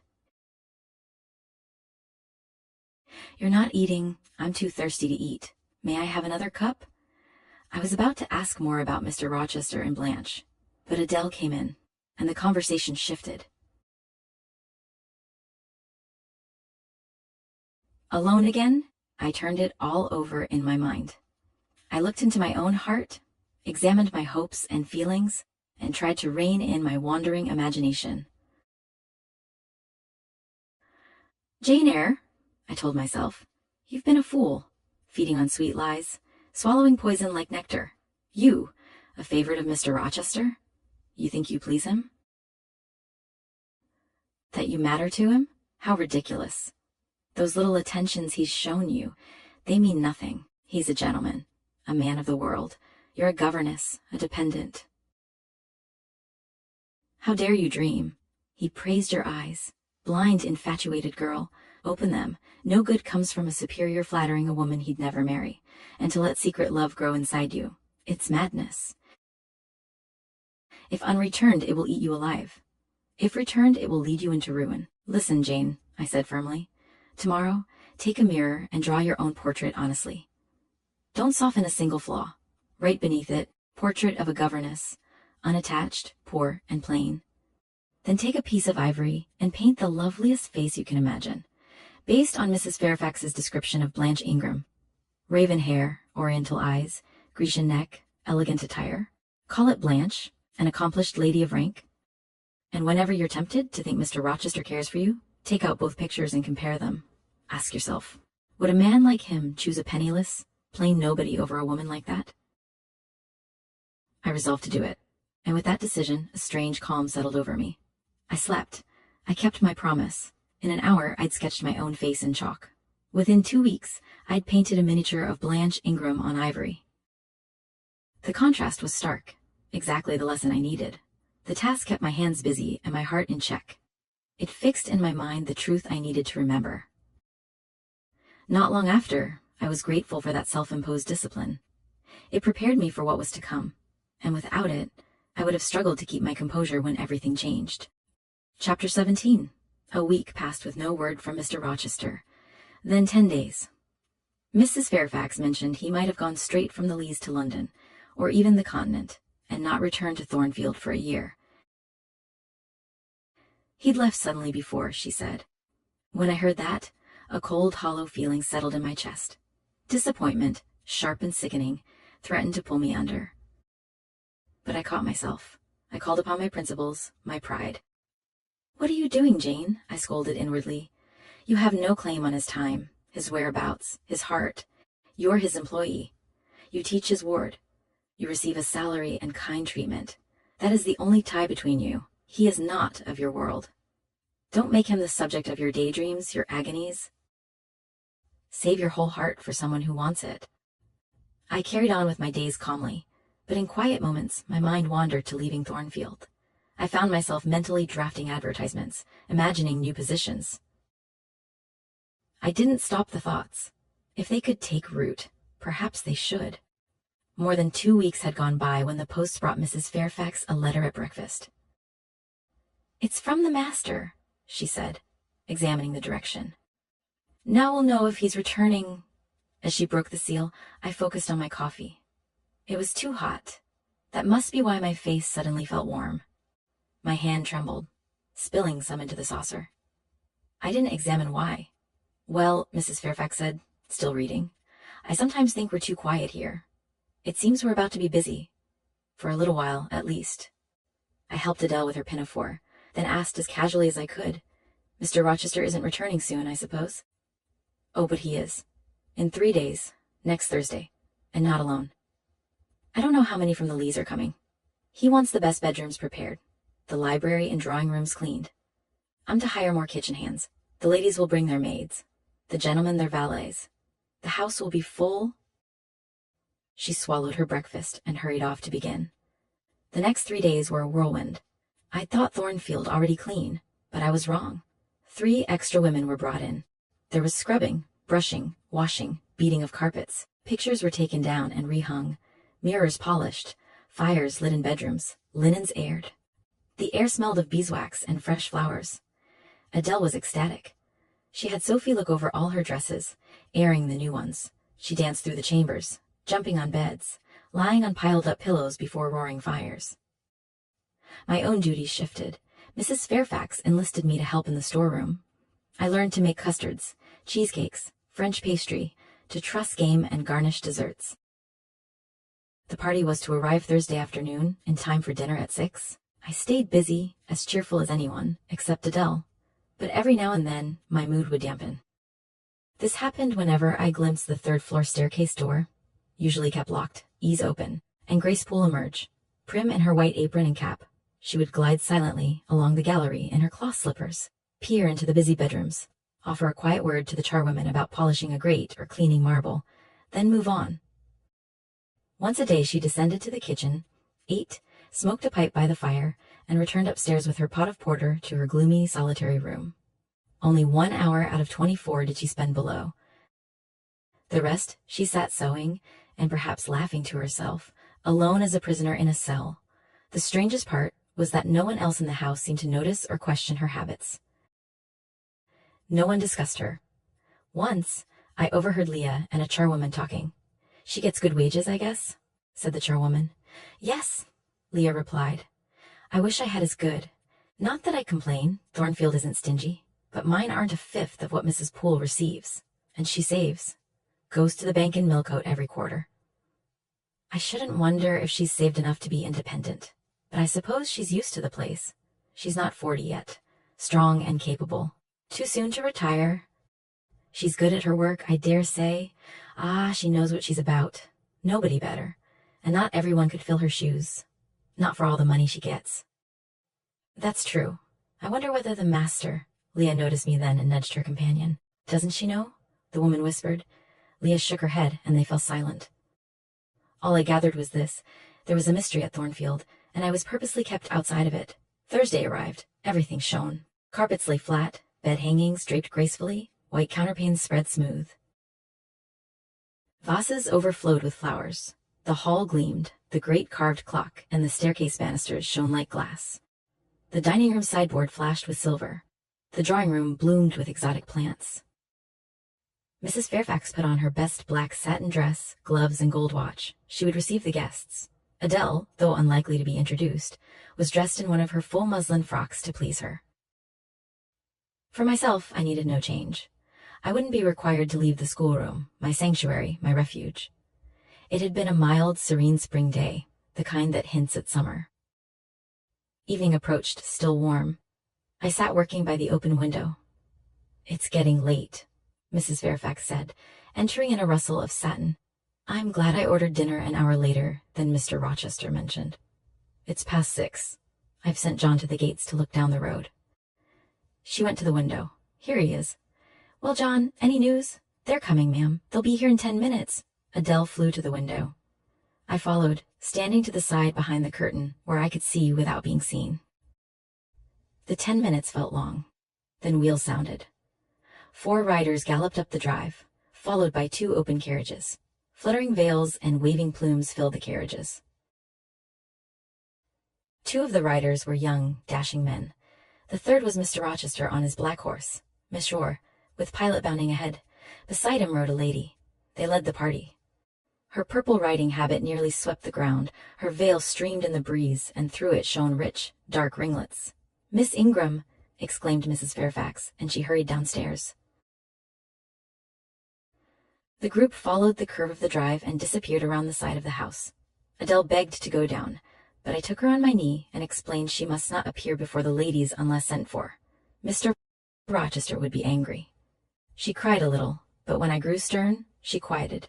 A joyful stir rose from the hall below, deep masculine tones blending with silvery feminine laughter, and above it all, Mr. Rochester's resonant voice welcoming his guests.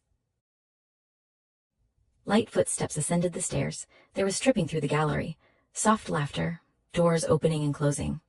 Then a hush. They are changing their dresses, Adele sighed, having followed every sound. At Mamma's, when there was company, I followed everywhere. I watched the maids dress the ladies.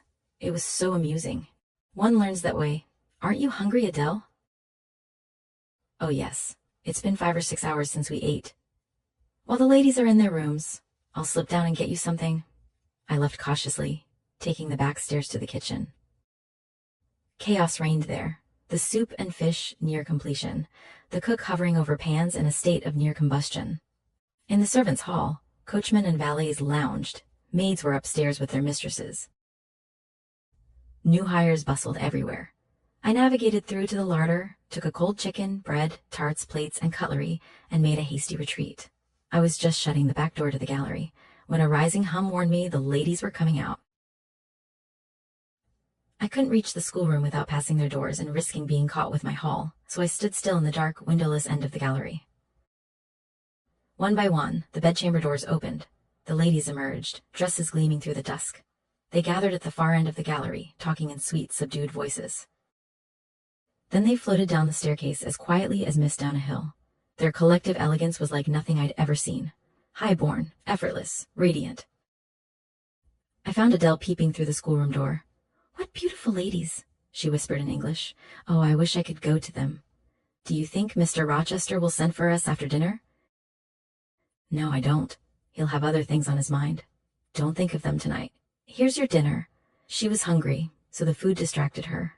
It was just as well I'd foraged. Otherwise she, Sophie, and I might have gone without. Downstairs, everyone was too busy to think of us. Dessert wasn't served until after 9. At 10, footmen still ran with trays and coffee cups. I let Adele stay up late. She said she couldn't sleep with all the noise below. Besides, she added, a message might come from Mr. Rochester when she was undressed. And what a shame that would be. I told her stories until she grew tired, then took her into the gallery to watch the servants pass below the lamplight. Later, music floated from the drawing room. The piano had been moved there. Adele and I sat on the top stair to listen. A lady sang, her voice sweet and strong. A duet followed, then a glee. Joyous conversation filled the pauses. I listened until I realized my ear was straining to pick out one voice among the rest, Mr. Rochester's. And when I found it, my mind tried to shape his distant, indistinct tones into words. The clock struck 11. Adele's head grew heavy against my shoulder. I carried her to bed. It was nearly 1 before the gentlemen and ladies retired. The next day was fine again. The party went on an excursion nearby. I watched them depart and return from the window. Miss Ingram was again the only lady on horseback, and again Mr. Rochester rode at her side, slightly apart from the rest. I pointed this out to Mrs. Fairfax beside me. "You said marriage wasn't likely, but he clearly prefers her. Yes, I dare say he admires her. And she him," I added. "Look how she leans toward him, as if sharing a confidence. I wish I could see her face. You will tonight." I mentioned to Mr. Rochester how much Adele wished to meet the ladies, and he said, "Let her come to the drawing room after dinner, and ask Miss Eyre to accompany her." He was just being polite. I needn't go. Well, I told him you weren't used to company and might not like appearing before strangers. He said, "Nonsense. If she objects, tell her it's my particular wish. If she resists, say I'll come fetch her myself." "I won't give him that trouble," I said. "I'll go, but I don't like it. Will you be there?" "No," I excused myself. "Here's how to avoid an awkward entrance. Go in before the ladies leave the dining table, choose a quiet corner, and leave after the gentlemen arrive. Just let Mr. Rochester see you're there, then slip out. No one will notice. How long will they stay?" "Perhaps 2 or 3 weeks. After Easter, Sir George Lynn must go to London for Parliament. I expect Mr. Rochester will accompany him. I'm surprised he's stayed at Thornfield this long already." With some trepidation, I prepared to take Adele to the drawing room. She had been ecstatic all day. Only when Sophie began dressing her did she grow serious. The process sobered her completely. In her pink satin frock, with curls smoothed and sash tied, she looked grave as a judge. She sat carefully in a little chair, lifting her skirt to avoid wrinkles, and promised not to move until I was ready. I wore my best dress, silver gray, bought for Miss Temple's wedding, never worn since. My hair was smoothed, my pearl brooch fastened. We descended. Fortunately, there was an entrance to the drawing room other than through the dining saloon. The room was empty, lit by a large fire and wax candles among exquisite flowers. A crimson curtain separated us from the diners next door. Their conversation was a low, soothing murmur. Adele, still solemn, sat on a footstool. I took a window seat and a book. Soon she touched my knee. "May I have one of these magnificent flowers, miss, just to complete my dress?" "You think too much of your dress, Adele, but you may have one." I took a rose and fastened it in her sash. She sighed with deep satisfaction. I turned away to hide a smile. There was something both funny and touching in her earnest devotion to finery. A soft sound of movement came from next door. The curtain was drawn back, revealing the dining room lit brilliantly, a long table covered in silver and glass. A group of ladies stood in the archway. They entered, and the curtain fell behind them. There were only 8, yet they seemed to fill the room. Some were tall, many wore white. Their sweeping gowns gave them an air of grandeur. I rose and curtsied. 1 or 2 nodded, the others merely stared. They dispersed like a flock of elegant birds. Some reclined on sofas, others bent over flowers and books, some gathered by the fire. All spoke in low, clear tones. I learned their names then. Mrs. Eshton and her 2 daughters, Amy, small and childlike in white muslin, and Louisa, taller and more elegant. Lady Lynn, large and haughty, richly dressed in changing satin. Mrs. Colonel Dent, less showy but more ladylike, in black satin and lace. Then the 3 most distinguished, the Dowager Lady Ingram and her daughters, Blanche and Mary. All were tall, stately. The Dowager might be between 40 and 50, still handsome, with dark hair and proud Roman features. Her expression was haughty, almost severe, her voice deep and dogmatic. Blanche and Mary were both tall as poplars. Mary was slim, almost lifeless in expression. Blanche was like a goddess.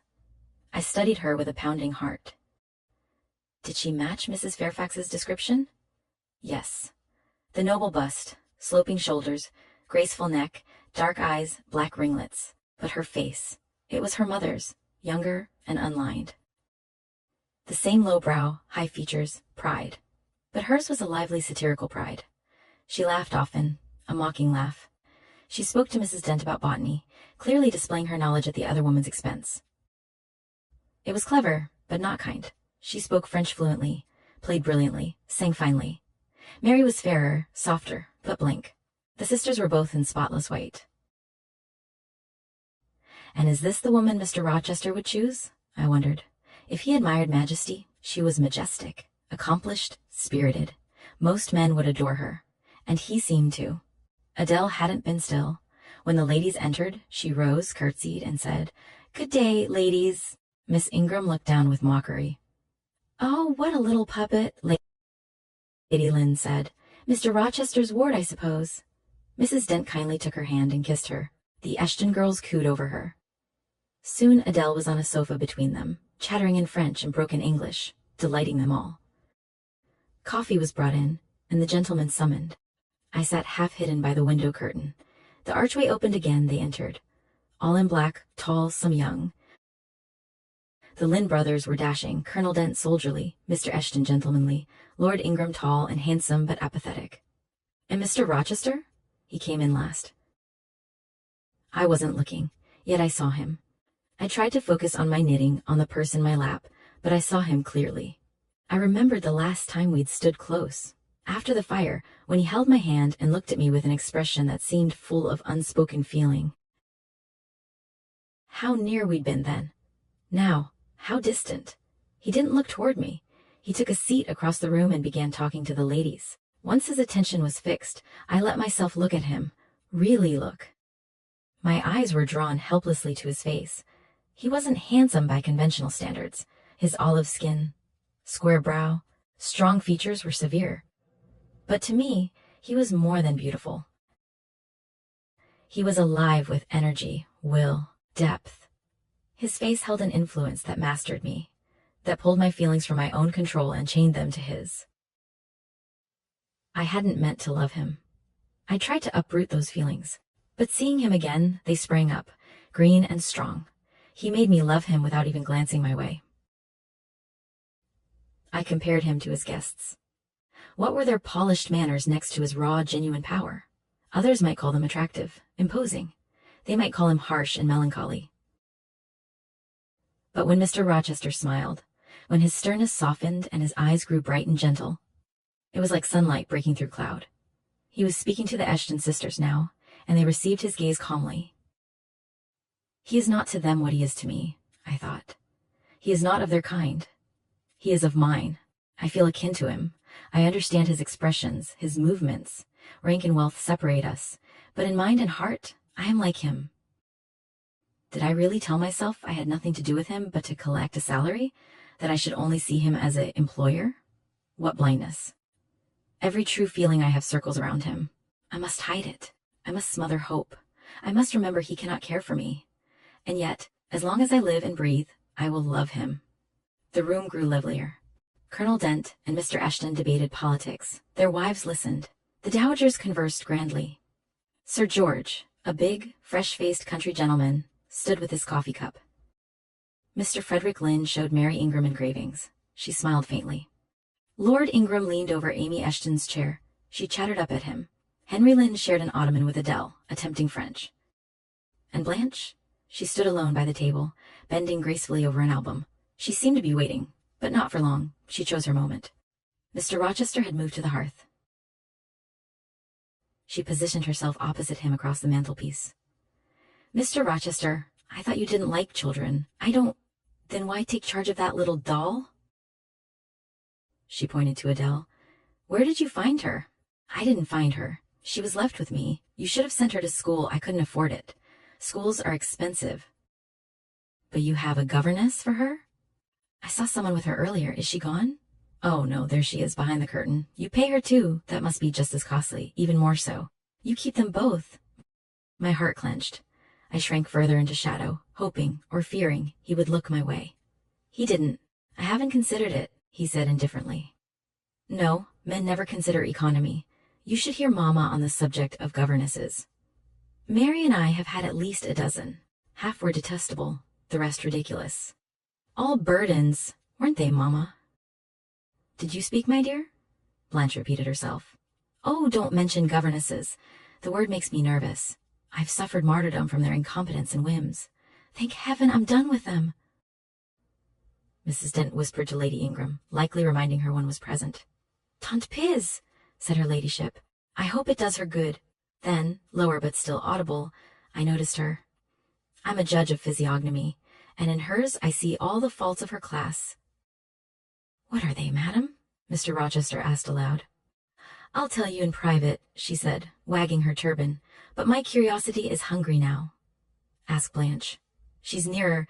Oh, don't refer him to me, Mamma. I have only one word for the whole tribe. They're a nuisance. Not that I suffered much. I made sure they did.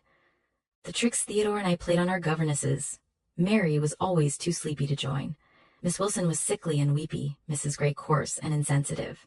But Madame Joubert, I see her now in a rage. We spilled tea, crumbled bread, tossed books to the ceiling, made a riot with rulers and fire irons. Theodore, remember? Yes, indeed, Lord Ingram drawled, and the poor old thing would cry, Oh, you villainous children! And we'd lecture her on daring to teach such clever creatures when she was so ignorant. We did. And Teddo, I helped you persecute that whey-faced tutor, Mr. Vining. He and Miss Wilson dared to fall in love. We caught them sighing and glancing. We made sure everyone knew, used it as leverage to be rid of them. Dear Mamma, as soon as you heard, you said it was immoral. Certainly, and I was right. There are 1,000 reasons why governesses and tutors should never be tolerated together in a respectable house. Firstly, oh, spare us, Mamma. We know, bad example for children, neglect of duty, alliance, confidence, insolence, mutiny. Am I right, Baroness Ingram of Ingram Park? My lily flower, you are right as always. Then no more. Change the subject, Amy Eshton, in her soft voice, said. Louisa and I teased our governess too. But she was so good. She bore everything. Never cross. Miss Ingram curled her lip. I suppose we're to hear the memoirs of every governess now. To avoid that, I move for a new topic. Mr. Rochester, do you second me? Madam, I support you on this as on everything.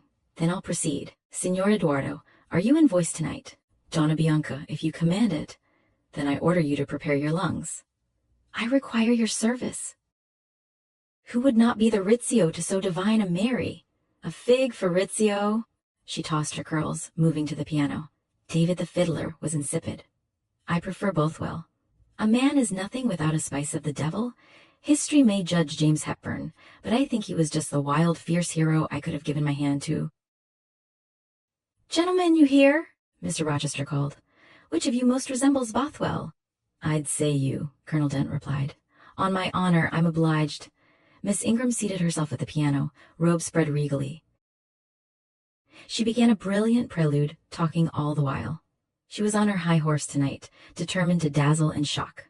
Oh, I am sick of the young men of today, she exclaimed, playing forcefully.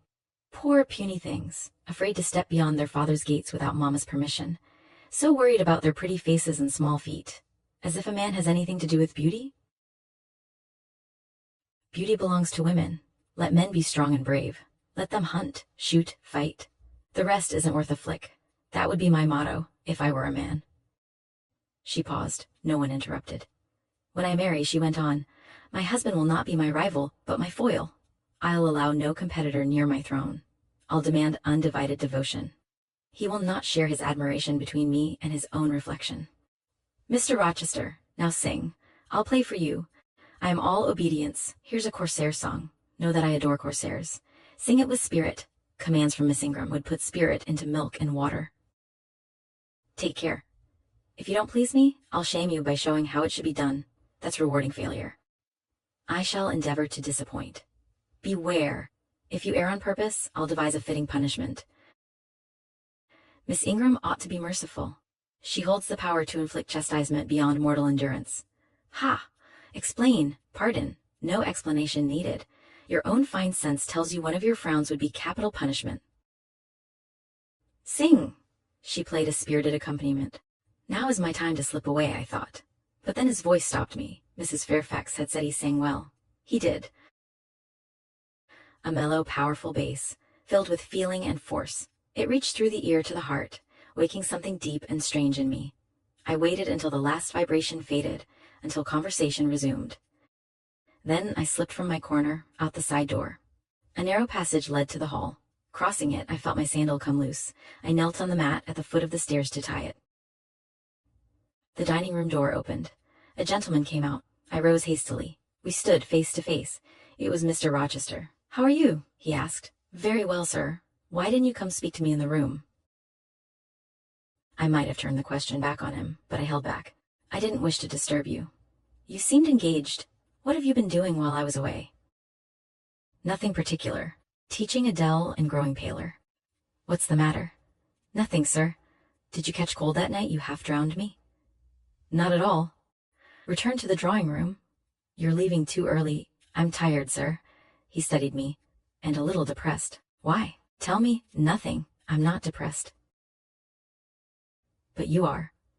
So much so that a few more words would bring tears to your eyes. Indeed, they're there now, shining. One has already fallen. If I had time, and weren't afraid of some gossipy servant passing, I'd find out what this means. Tonight, I excuse you. But understand, as long as my visitors stay, I expect you in the drawing room every evening. That is my wish. Don't neglect it. Now go, and send Sophie for Adele. Good night, my... He stopped, bit his lip, then turned and left me abruptly. Chapter 18. Thornfield Hall was alive in a way I'd never seen before. Merry, bustling, filled with movement from morning till night. The quiet, still months I'd spent here felt like a different lifetime. Every trace of sadness seemed driven out, all gloomy associations forgotten. Now the gallery, once so hushed, was never empty. A smart lady's maid or a polished valet was always passing through. The kitchen, the pantry, the servants' hall, the entrance, all hummed with activity. The grand saloons were the only quiet spaces, and only when the bright spring weather drew everyone outside. Even when rain fell for days, it didn't dampen the mood. Indoor amusements grew lovelier, more varied. The first evening a change of entertainment was suggested. I wondered what they'd do. They spoke of playing charades. I'd never heard the term. Servants were called in, dining tables wheeled away, lights rearranged, chairs placed in a semicircle facing the arched opening. Mr. Rochester and the other gentlemen directed the changes, while the ladies rang for their maids. Mrs. Fairfax was consulted about shawls, dresses, draperies. Wardrobes on the third floor were ransacked. Brocaded petticoats, satin gowns, lace trims were carried down in armfuls. Selections were made, and the chosen items taken to the boudoir off the drawing room. Meanwhile, Mr. Rochester gathered the ladies and chose some to join his team. "Miss Ingram is mine, of course," he said, then named the two Mrs. Eshton and Mrs. Dent. His eyes met mine. I happened to be nearby, fastening Mrs. Dent's loose bracelet clasp. "Will you play?" he asked. I shook my head. He didn't insist. I'd half feared he would, and allowed me to return quietly to my seat. He and his team withdrew behind the curtain. The other team, led by Colonel Dent, took their seats. Mr. Eshton glanced my way as if to suggest inviting me, but Lady Ingram cut in sharply. "No," she said, loud enough for me to hear. "She looks too dull for a game like this." Soon a bell tinkled, and the curtain rose. Inside the arch stood Sir George Lynn, wrapped in a white sheet, a large book open before him. Amy Eshton stood beside him in Mr. Rochester's cloak, holding a book. Someone unseen rang the bell merrily. Then Adele, who'd insisted on being in her guardian's group, bounded forward, scattering flowers from a basket. Next appeared Miss Ingram in white, a long veil over her head, a wreath of roses around her brow. Mr. Rochester walked at her side. They approached the table and kneeled. Mr. Dent and Louisa Eshton, also in white, stood behind them. A silent ceremony followed, clearly a pantomime of a marriage. When it ended, Colonel Dent's team consulted in whispers. "Bride," the colonel called out. Mr. Rochester bowed. The curtain fell. There was a pause before it rose again, revealing a more elaborate scene. The drawing room was raised 2 steps above the dining room. On the top step stood a large marble basin I recognized from the conservatory, usually surrounded by exotic plants and goldfish. It must have been heavy to move. Beside it sat Mr. Rochester, dressed in shawls with a turban on his head. His dark eyes, olive skin, and strong features suited the costume perfectly. He looked like an Eastern emir, proud and mysterious. Miss Ingram entered, also in oriental dress, a crimson scarf around her waist, an embroidered handkerchief knotted at her temples. Her beautiful bare arms were raised, one supporting a pitcher balanced gracefully on her head. She looked like an Israelite princess from ancient times. She approached the basin as if to fill her pitcher, then lifted it to her head. The figure by the well spoke to her, made a request. In response, she lowered the pitcher and gave him drink. From his robe, he produced a casket, opening it to reveal bracelets and earrings. She acted astonishment and delight. He kneeled and laid them at her feet. She allowed him to fasten the bracelets on her arms, the rings in her ears. It was Eliezer and Rebecca. Only the camels were missing. The guessing team put their heads together, but couldn't agree. Colonel Dent called for the tableau of the whole. The curtain fell again. On its third rising, only part of the room was visible. The rest was hidden by a dark, coarse drapery. The marble basin was gone. In its place stood a plain table and a kitchen chair, dimly lit by a horn lantern. The candles were out. In that grim setting sat a man, hands clenched on his knees, eyes on the ground. I knew it was Mr. Rochester, even through the grime, the disordered coat hanging loose as if torn in a struggle, the desperate scowl, the rough hair. He moved, a chain clanked. Fetters hung from his wrists. "Bridewell?" Colonel Dent exclaimed. The charade was solved. After the performers changed back, they returned to the dining room. Mr. Rochester led in Miss Ingram. She was complimenting him. "Of the 3, I liked you best in the last," she said. "If you'd lived a few decades earlier, what a dashing highwayman you'd have made." "Is the soot washed off?" he asked, turning his face to her. "Alas, yes. What a pity. That rogue's rouge suited you perfectly, so you'd like a highwayman for a hero." An English highwayman is next best to an Italian bandit, only surpassed by a Levantine pirate. Well, whatever I am. Remember, you're my wife. We were married an hour ago, with all these witnesses. She giggled, color rising in her cheeks. "Now, Dent," Mr. Rochester said, "your turn." As the other team took their seats, Miss Ingram placed herself at Mr. Rochester's right hand. I stopped watching the play. My attention was pulled to the spectators, to the semicircle of chairs, to them. I no longer remember what word Colonel Dent's team acted out, or how they performed. But I remember the consultations after each scene. I remember Mr. Rochester turning to Miss Ingram, and her leaning toward him until her dark curls nearly brushed his shoulder, swaying against his cheek. I remember their whispers, their exchanged glances. Even now, the memory brings back a pang of feeling. Reader, I had learned to love Mr. Rochester. I could not stop loving him now, just because he no longer noticed me, because I could spend hours in the same room, and he'd never glance my way, because I saw all his attentions given to a great lady who scorned to let her robes touch me as she passed, whose imperious eyes, if they fell on me at all, withdrew instantly as from something beneath notice. I could not stop loving him, even though I felt sure he would marry her, because I saw daily in her a proud assurance of his intentions, because I witnessed his style of courtship, careless, as if he preferred to be pursued rather than to pursue, yet captivating in its carelessness, irresistible in its pride. Nothing in these circumstances cooled my love, though much bred despair. You might think it would also breed jealousy, but I was not jealous, in the way you might expect. Miss Ingram was beneath jealousy. She was too inferior to excite the feeling. Forgive the seeming contradiction. I mean it. She was showy, but not genuine. She had a fine figure, brilliant accomplishments, but her mind was poor, her heart barren. Nothing grew there naturally, no spontaneous bloom, no unforced fruit. She was not good, she was not original. She repeated fine phrases from books, but had no opinions of her own. She spoke of high sentiment, but knew nothing of sympathy or pity. Tenderness and truth were not in her. I saw this most clearly in her treatment of Adele, pushing her away with a contemptuous word if she came too close, sometimes ordering her from the room, always treating her with coldness and spite. Others saw it too, watched closely, keenly.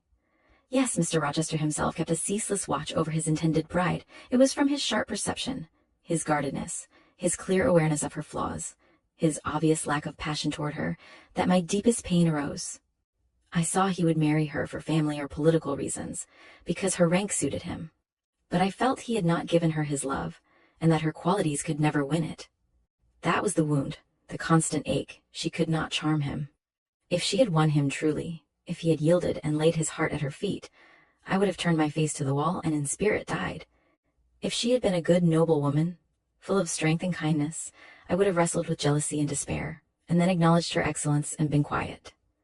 But as it was, to watch her efforts to fascinate him, to see them fail again and again while she remained oblivious, vainly thinking every glance struck home, preening herself on success, even as her pride pushed him further away, that was to live in ceaseless agitation under ruthless restraint. Because when she failed, I saw how she might have succeeded. The arrows that glanced off his breast might, from a surer hand, have struck deep into his proud heart, called love into his stern eyes, softness into his sardonic face. Or better, without any weapon at all, a quiet conquest might have been won. Why can't she influence him, I wondered, when she stands so close? If she truly loved him, she wouldn't need to coin so many smiles, flash so many glances, manufacture so many airs. She could simply sit beside him, quiet, saying little, and yet reach his heart. I've seen a different expression on his face, one that came unbidden, not elicited by artifice. One had only to answer him plainly, without pretense, and it would grow kinder, warmer, like sun after rain. How will she please him once they're married? I don't think she can, and yet it could be done. His wife could be the happiest woman alive. I hadn't condemned Mr. Rochester's choice to marry for interest and connections. At first it surprised me. I'd thought him unlikely to be swayed by such common motives. But the more I considered their positions, their upbringing, the less I felt I could judge. Their whole class lived by these principles.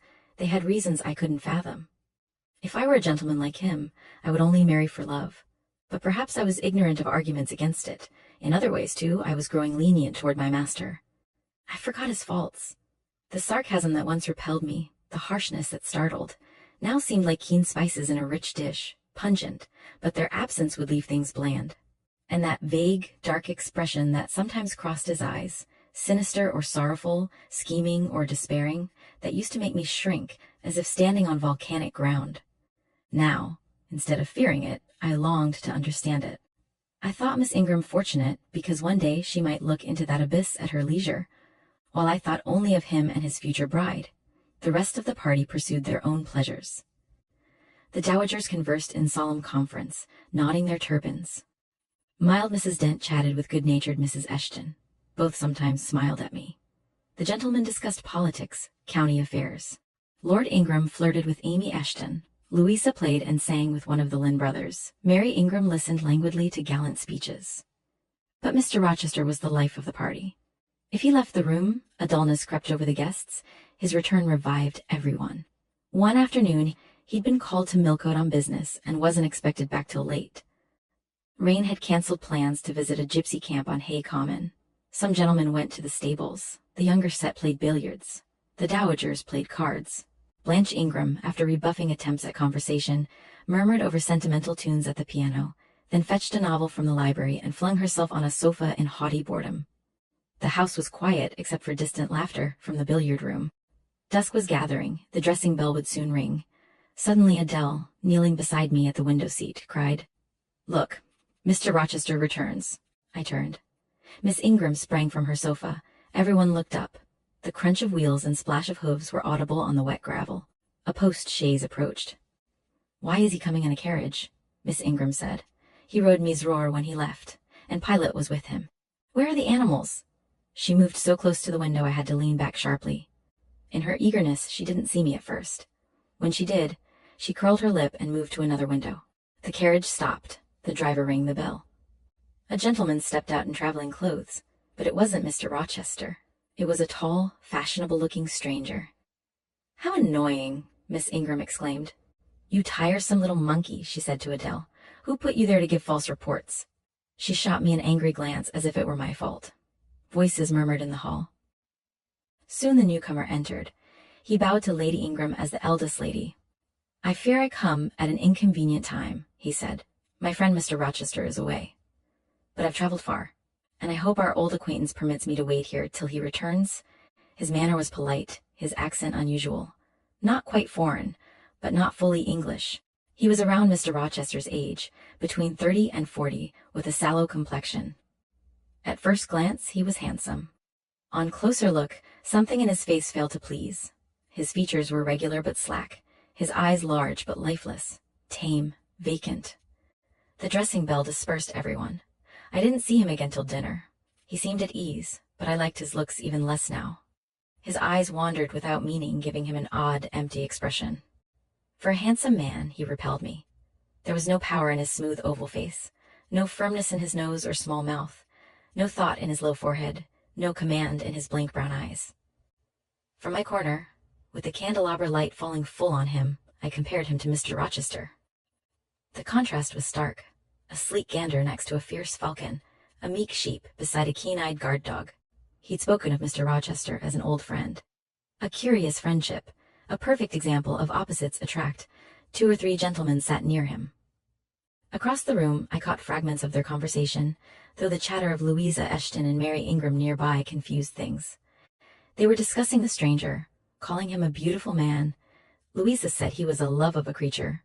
Mary admired his pretty little mouth and nice nose, and such a sweet-tempered forehead. Louisa said, "So smooth. None of those frowns I dislike, and such a placid eye and smile." To my relief, Mr. Henry Lynn called them away to discuss the postponed excursion. Now I could focus on the group by the fire. I learned the newcomer was Mr. Mason, just arrived from a hot country, hence his sallow skin and preference for sitting near the hearth. Words like Jamaica, Kingston, Spanish Town indicated the West Indies. To my surprise, I gathered he'd first met Mr. Rochester there. He spoke of Rochester's dislike of the heat, hurricanes, and rainy seasons. I'd known Mr. Rochester traveled, but I'd assumed Europe. I'd never imagined distant shores. I was pondering this when something unexpected broke my thoughts. Mr. Mason, shivering as the door opened, asked for more coal. The fire had burned low. The footman who brought it stopped near Mr. Eshton and said something low. I caught only, "Old woman, quite troublesome. Tell her she'll be put in the stocks if she doesn't leave," replied Mr. Eshton. "Wait," Colonel Dent interrupted. "Don't send her away. We might make use of her." He raised his voice. "Ladies, you wanted to visit the gypsy camp. Sam here says one of the fortune tellers is in the servants' hall right now, insisting on telling the quality their fortunes. Would you like to see her?" "Surely you wouldn't encourage such a fraud," Lady Ingram said. "Send her away at once." "I can't persuade her, my lady," said Sam. "Nor can any servant. Mrs. Fairfax is with her now, but she's taken a chair by the fire and says she won't stir till she's allowed in." "What does she want?" Mrs. Eshton asked. "To tell your fortunes, ma'am." "She swears she must. What's she like?" the Eshton girls asked together. "A shockingly ugly old creature, miss. Almost black as a pot. A real sorceress," cried Frederick Lynn. "Let's have her in." "Yes," his brother agreed. "It'd be a shame to miss the fun. My dear boys, what are you thinking?" Lady Lynn exclaimed. "I cannot possibly approve," said Dowager Ingram. "But you can, and will," came Blanche's haughty voice from the piano stool, where she'd been silently examining sheet music. "I'm curious to hear my fortune. Sam, bring the old woman in. My dear Blanche, remember, I remember, and I will have my way. Quickly, Sam." "Yes, let her come," cried all the younger ones. "It'll be excellent sport," Sam lingered. "She looks rough, miss. Go," Miss Ingram commanded. He went. Excitement seized the room. Jokes and laughter flew. Sam returned. "She won't come here. Says it's not her mission to appear before the vulgar herd. She wants a private room, and those who wish to consult her must go one by one." "You see, Blanche," Lady Ingram began, "she oversteps."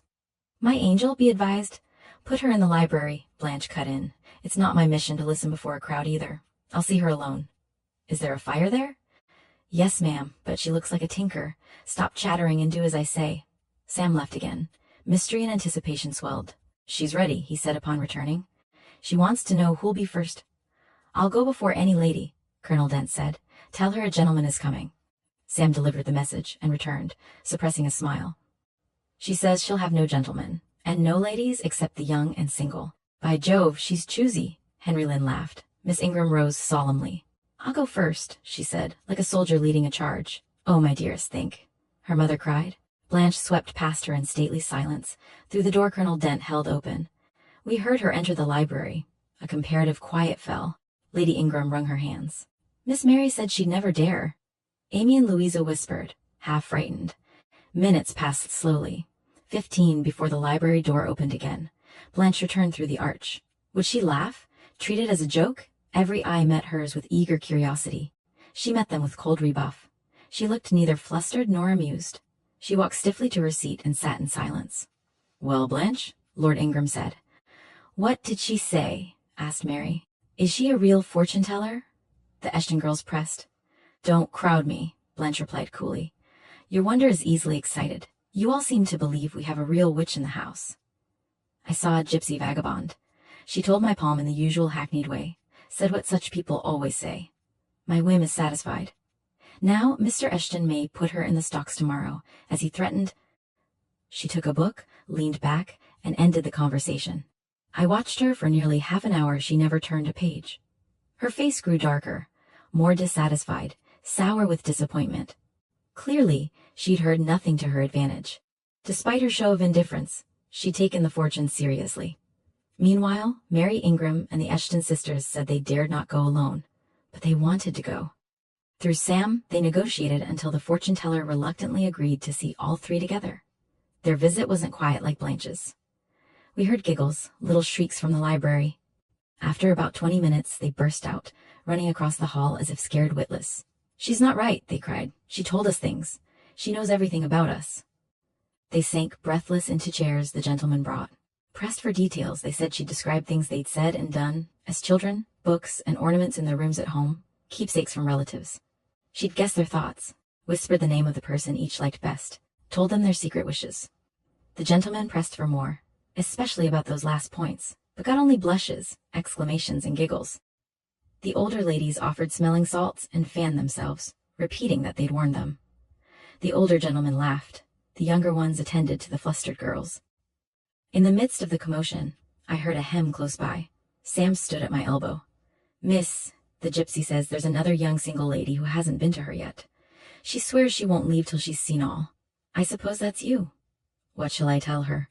I'll go, I said at once. A thrill ran through me, curiosity, a break from the ache of watching.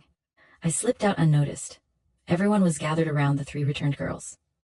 Shall I wait in the hall for you, miss? Sam asked. If she frightens you. No, Sam, go back to the kitchen. I'm not afraid. And I wasn't, but I was deeply interested. And more than a little excited. Chapter 19. The library was quiet when I entered. The fortune-teller, if that's what she was, sat comfortably in an armchair by the fire. She wore a red cloak and a broad-brimmed gypsy hat tied under her chin with a striped handkerchief. A burnt-out candle stood on the table. She was bent over the fire, reading from a small black book, a prayer book perhaps, by the light of the flames, muttering the words to herself like old women do. She didn't look up immediately when I came in, as if she wanted to finish a paragraph. I stood on the rug and warmed my hands, chilled from sitting far from the drawing-room fire. I felt perfectly calm. There was nothing alarming in the gypsy's appearance. She closed her book and slowly looked up. Her hat shaded her face, but as she raised her head, I saw it was a strange one, all brown and black, with wild locks of hair escaping from a white band tied under her chin. Her eyes met mine with a bold, direct stare. So, she said in a voice as harsh as her features, you want your fortune told? I don't really care, Mother. Do as you like, but I should warn you, I don't believe in it. Cheeky of you to say so. I expected as much. I heard it in your step when you crossed the threshold. Did you? You've a quick ear, I have, and a quick eye and a quick brain. You need all three in your line of work. I do, especially when I've customers like you to deal with. Why aren't you trembling? I'm not cold. Why aren't you pale? I'm not sick. Why aren't you asking for my help? I'm not foolish. The old woman chuckled under her bonnet. She drew out a short black pipe, lit it, and began to smoke. After a few moments, she straightened, took the pipe from her lips, and gazing steadily into the fire, said deliberately, You are cold. You are sick. And you are foolish. Prove it. I replied. I will, and briefly. You are cold because you're alone. No one strikes a spark from the fire inside you. You are sick because the best feeling given to man stays far from you. You are foolish because, though you suffer, you won't beckon it closer, nor take a single step to meet it where it waits. She put the pipe back to her lips and smoked vigorously. You could say that to almost anyone living alone in a great house. I could. But would it be true for almost anyone? In my situation, yes. Exactly. In your situation. But find me another place exactly as you are. I could find you thousands. You could hardly find me one. If you only knew, you are uniquely situated, very near happiness, within reach. The pieces are all prepared. They only need to be brought together. Chance has kept them apart. Let them touch, and bliss follows. I don't understand riddles. I never could guess one in my life. If you want me to speak plainly, show me your palm, and I suppose I must cross it with silver. Naturally, I gave her a shilling. She tucked it into an old stocking from her pocket, tied it, and returned it, then told me to hold out my hand. I did. She leaned close to my palm, studying it without touching. It's too fine, she said. I can make nothing of a hand like this. Almost no lines. Besides, what's in a palm? Destiny isn't written there. I believe you, I said. No, she went on. It's in the face, on the forehead, around the eyes, in the eyes themselves, in the lines of the mouth. Kneel and lift your head. Ah, now we're getting somewhere, I said, obeying. I might start believing you soon. I knelt within half a yard of her. She stirred the fire. A ripple of light broke from the coals. The glare threw her face into deeper shadow, but illuminated mine. I wonder what feelings brought you to me tonight, she said after studying me a while. I wonder what thoughts occupy your heart during all those hours you sit in that room with fine people flitting before you like shadows in a magic lantern. As little real connection between you as if they were mere phantoms. I'm often tired, sometimes sleepy, but seldom sad. Then you have some secret hope keeping you afloat, whispers of the future, not I. My greatest hope is to save enough from my earnings to start a school someday in a little rented house. A meager diet for the spirit. And sitting in that window seat, you see I know your habits. You learned them from the servants. You think you're sharp. Well, perhaps I have. Truthfully, I'm acquainted with one of them. Mrs. Poole? I started at the name. You know her, I thought. Then there's something devilish in this after all. Don't be alarmed, the strange woman went on. She's a safe one, Mrs. Poole. Close and quiet. Anyone could trust her. But as I was saying, sitting there, do you think only of your future school? Have no present interest in any of the company before you? Is there not one face you study? One figure you follow with at least curiosity? I like to observe all faces, all figures. But don't you ever single one out? Or perhaps two? Sometimes, when a pair's gestures or looks seem to tell a story. It amuses me to watch. What kind of story do you like best? I haven't much choice. They generally run on the same theme, courtship, and promise the same ending, marriage. And you like that monotonous theme? Frankly, I don't care. It's nothing to me, nothing. When a lady, young, full of life and health, charming, beautiful, endowed with rank and fortune, sits smiling into the eyes of a gentleman you. I what? You know, and perhaps think well of. I don't know the gentleman here. I've hardly exchanged a word with any. Some are respectable, stately, middle-aged, others young, dashing, handsome, lively. But they're all free to receive any smiles they please. It's of no moment to me. You don't know the gentleman? Not one? Will you say that of the master of the house? He's not at home. A profound remark. A clever evasion. He went to Millcote this morning and will be back tonight or tomorrow. Does that remove him from your list of acquaintances? Blot him out of existence? No, but I hardly see what Mr. Rochester has to do with your theme. I was talking of ladies smiling into gentlemen's eyes. Lately, so many smiles have been poured into Mr. Rochester's eyes that they overflow like cups filled past the brim. Haven't you noticed? Mr. Rochester has a right to enjoy his guests' company, no question of his right. But haven't you observed that, of all the marriage tales told here, Mr. Rochester's is the liveliest and most persistent? Eagerness in a listener quickens a storyteller's tongue, I said, more to myself than to her. Her strange talk, voice, and manner had wrapped me in a kind of dream. One unexpected sentence followed another until I was caught in a web of mystery, wondering what unseen spirit had been sitting by my heart for weeks, watching its workings, recording every pulse. Eagerness of a listener, she repeated. Yes, Mr. Rochester has sat for hours, his ear inclined to fascinating lips that delighted in their task. And he was so willing to receive, so grateful for the pastime. You've noticed? Grateful? I don't remember detecting gratitude in his face. Detecting? So you've analyzed him. And what did you detect if not gratitude? I said nothing. You've seen love, haven't you?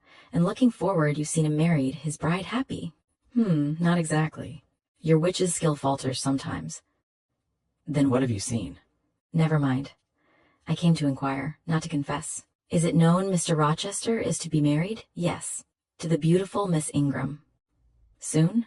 Appearances suggest it, and no doubt, though you seem to question it with an audacity that needs chastising, they'll be a supremely happy pair. He must love such a handsome, noble, witty, accomplished lady, and she probably loves him, or if not his person, at least his purse. I know she considers the Rochester estate highly eligible. Though, God forgive me, I told her something about that an hour ago that made her look very grave. The corners of her mouth dropped. I'd advise her dark-suited suitor to watch out. If another comes with a longer rent roll, he's finished. But Mother, I didn't come to hear Mr. Rochester's fortune. I came to hear my own, and you've told me nothing. Your fortune is still doubtful. When I examined your face, one trait contradicted another. Chance has measured out happiness for you. I know it. I knew before I came tonight. She's laid it aside carefully. I saw her do it. It's up to you to reach out and take it. Whether you will is the problem I study. Kneel again on the rug. Don't keep me long. The fire scorches. I knelt. She didn't lean toward me, only gazed, leaning back. The flame flickers in the eye, she murmured. The eye shines like dew, soft, full of feeling. It smiles at my nonsense. It's susceptible. Impression follows impression through its clear sphere.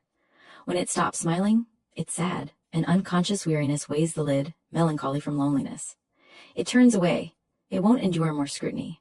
It seems to deny, with a mocking glance, the truth of what I've seen, to disown both sensitivity and sorrow. Its pride and reserve only confirm my opinion. The eye is favorable. As for the mouth, it delights in laughter at times. It's ready to speak all the brain conceives, though I dare say it stays silent on much the heart feels. Mobile, flexible, it was never meant to be sealed in eternal solitude. It's a mouth that should speak often, and smile much, and feel human affection for the one it addresses. That feature, too, is promising. I see only one enemy to a fortunate outcome, the brow. And that brow declares, I can live alone if self-respect and circumstances require it. I need not sell my soul to buy bliss. I have an inward treasure born with me, which can keep me alive if all external delights are withheld, or offered at too high a price. The forehead says, reason sits firm and holds the reins. She won't let feelings burst free and rush into wild chasms. Passions may rage like heathens, desires may imagine vain things, but judgment will have the last word in every argument, the deciding vote in every choice. Strong wind, earthquake, fire may pass, but I will follow the still small voice of conscience. Well said, forehead, your declaration shall be respected. I formed my plans, right plans, I think. In them I've heeded conscience and reason. I know how soon youth would fade, bloom perish, if the cup of bliss held one drop of shame or remorse. I don't want sacrifice, sorrow, ruin, that's not my taste. I wish to foster, not blight, to earn gratitude, not wrench tears of blood, nor even salt. My harvest must be in smiles, in endearments, in sweetness. She paused. I think I'm raving in a kind of exquisite delirium. I wish I could prolong this moment forever, but I dare not. So far I've governed myself completely. I've acted as I swore I would. Further might test me beyond my strength. Rise, Miss Eyre. Leave me. The play is played out. Where was I? Awake or asleep? Dreaming? Still dreaming. The old woman's voice had changed. Her accent, her gesture, all were as familiar to me as my own reflection, as my own tongue. I stood but didn't leave. I looked, I stirred the fire, I looked again. She drew her bonnet and bandaged closer, gesturing for me to go. The flame lit her outstretched hand. Now alert, hungry for clues, I looked at that hand. It wasn't withered with age. It was rounded, supple, with smooth, symmetrical fingers. A broad ring flashed on the little finger. I leaned forward and saw a gem I'd seen 100 times before. I looked again at the face. It was no longer turned away. The bonnet was doffed, the bandage removed, the head lifted. "Well, Jane, do you know me?" asked the familiar voice. "Only take off the red cloak, sir, and then—" "But the string is knotted. Help me. Break it, sir." "There, then. Off you disguises." And Mr. Rochester stepped out of the gypsy clothes. "Now, sir, what a strange idea. But well carried out, don't you think? With the ladies, you must have managed well. But not with you. You didn't act the gypsy with me. What did I act? Myself? No. Something unaccountable. In short, I believe you were trying to draw me out. Or in. You talked nonsense to make me talk nonsense. It wasn't fair, sir." "Do you forgive me, Jane?" "I can't tell until I've thought it over. If, on reflection, I find I haven't fallen into absurdity, I'll try to forgive you. But it wasn't right." "Oh, you were very correct, very careful, very sensible," I reflected. On the whole, I had been. That was a comfort. But truthfully, I'd been on guard almost from the start. I'd suspected a masquerade. I knew gypsies didn't speak as this woman had. I'd noted her feigned voice, her anxiety to hide her face. But my mind had been fixed on Grace Poole, that living enigma, that mystery of mysteries. I'd never once thought of Mr. Rochester.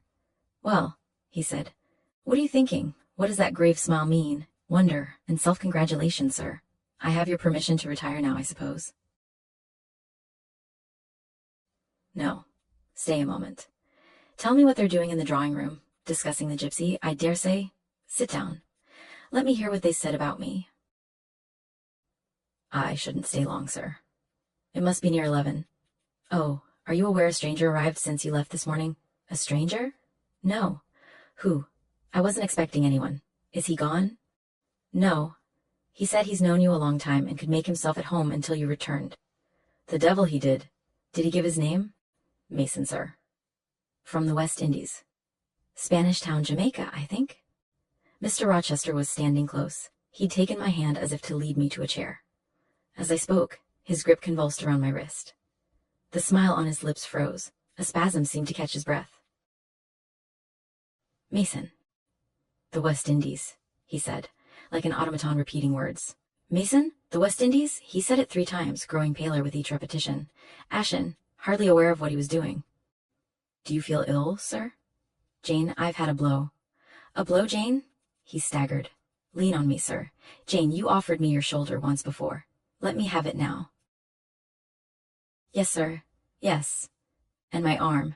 He sat, pulling me down beside him. Holding my hand in both of his, he rubbed it, gazing at me with a troubled, dreary look.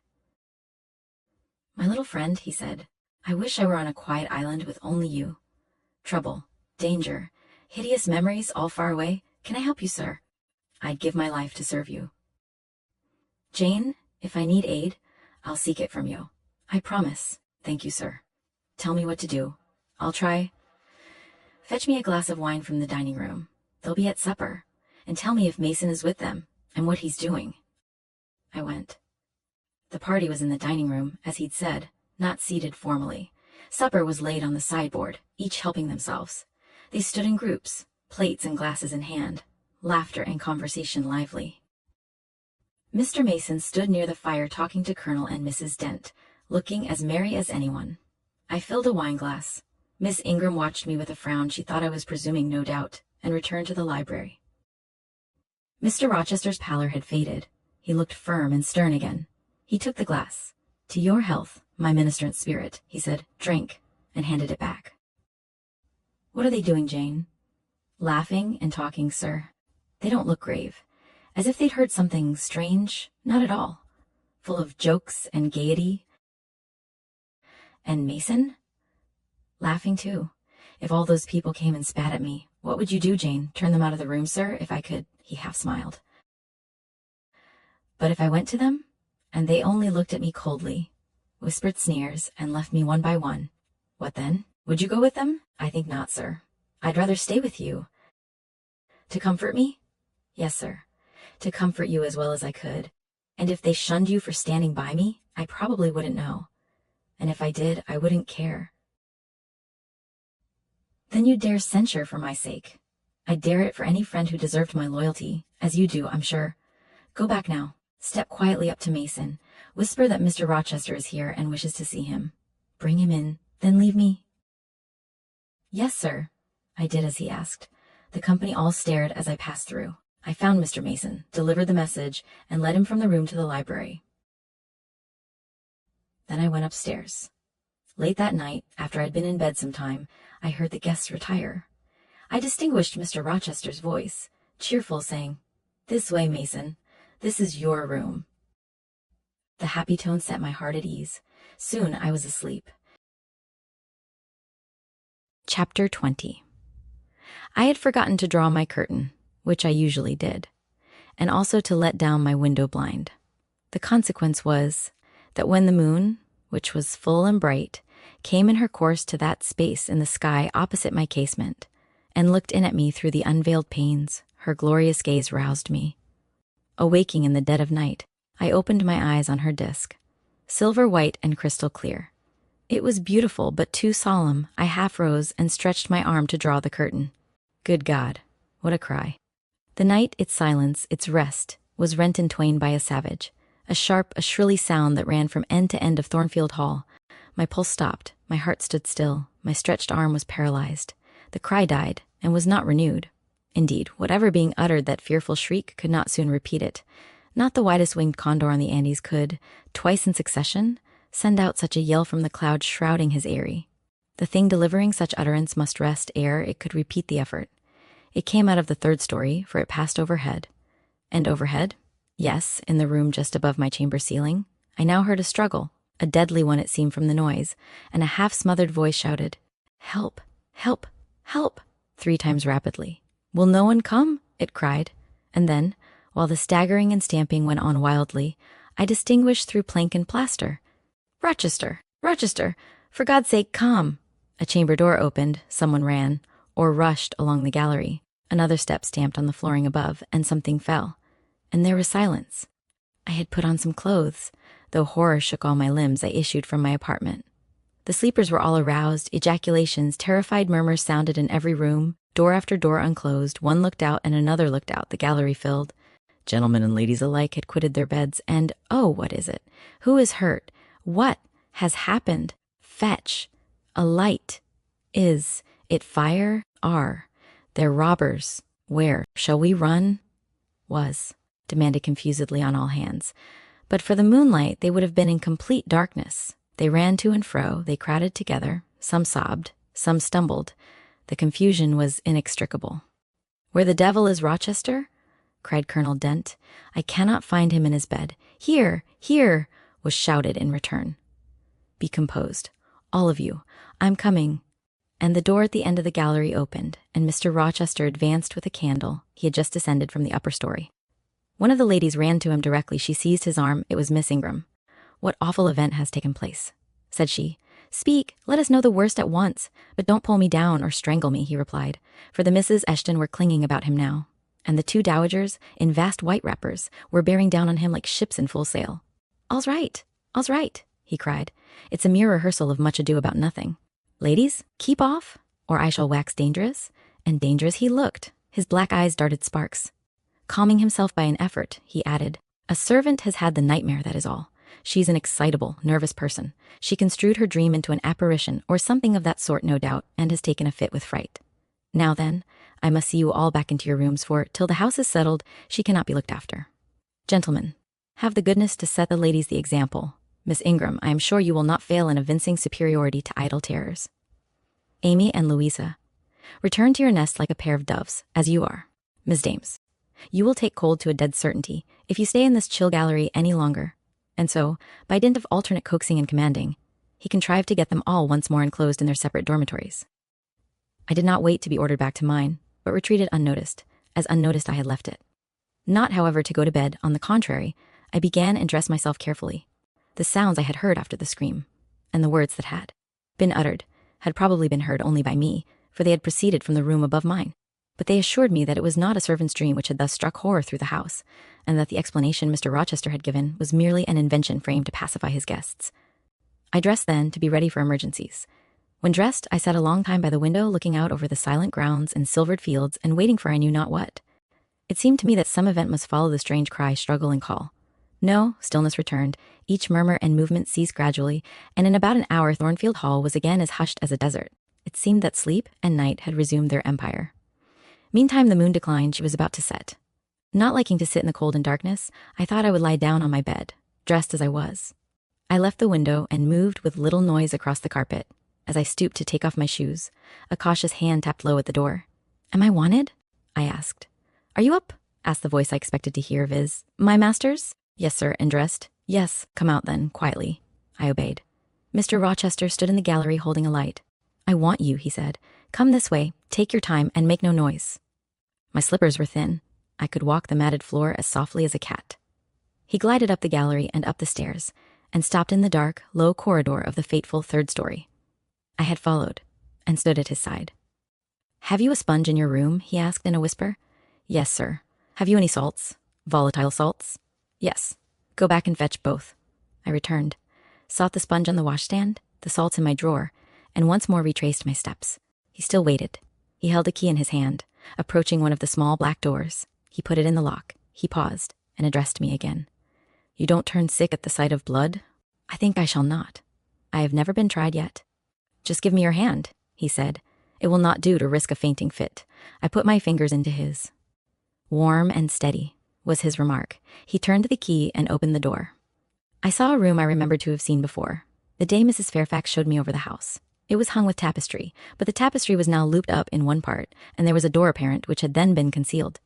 This door was open. A light shone out of the room within. I heard thence a snarling, snatching sound, almost like a dog quarreling. Mr. Rochester, putting down his candle, said to me, "Wait a minute," and he went forward to the inner apartment. A shout of laughter greeted his entrance, noisy at first and terminating in Grace Poole's own goblin "Ha ha!" She then was there.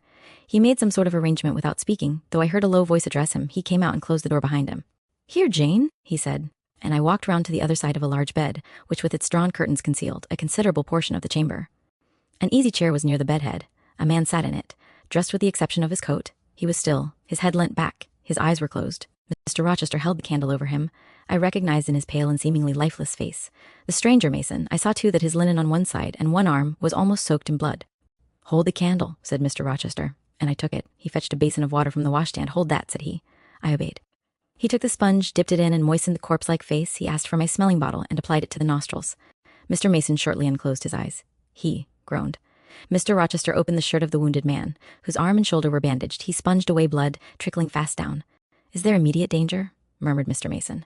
"Pooh, no, a mere scratch. Don't be so overcome, man. Bear up. I'll fetch a surgeon for you now myself. You'll be able to be removed by morning, I hope." "Jane," he continued. "Sir?"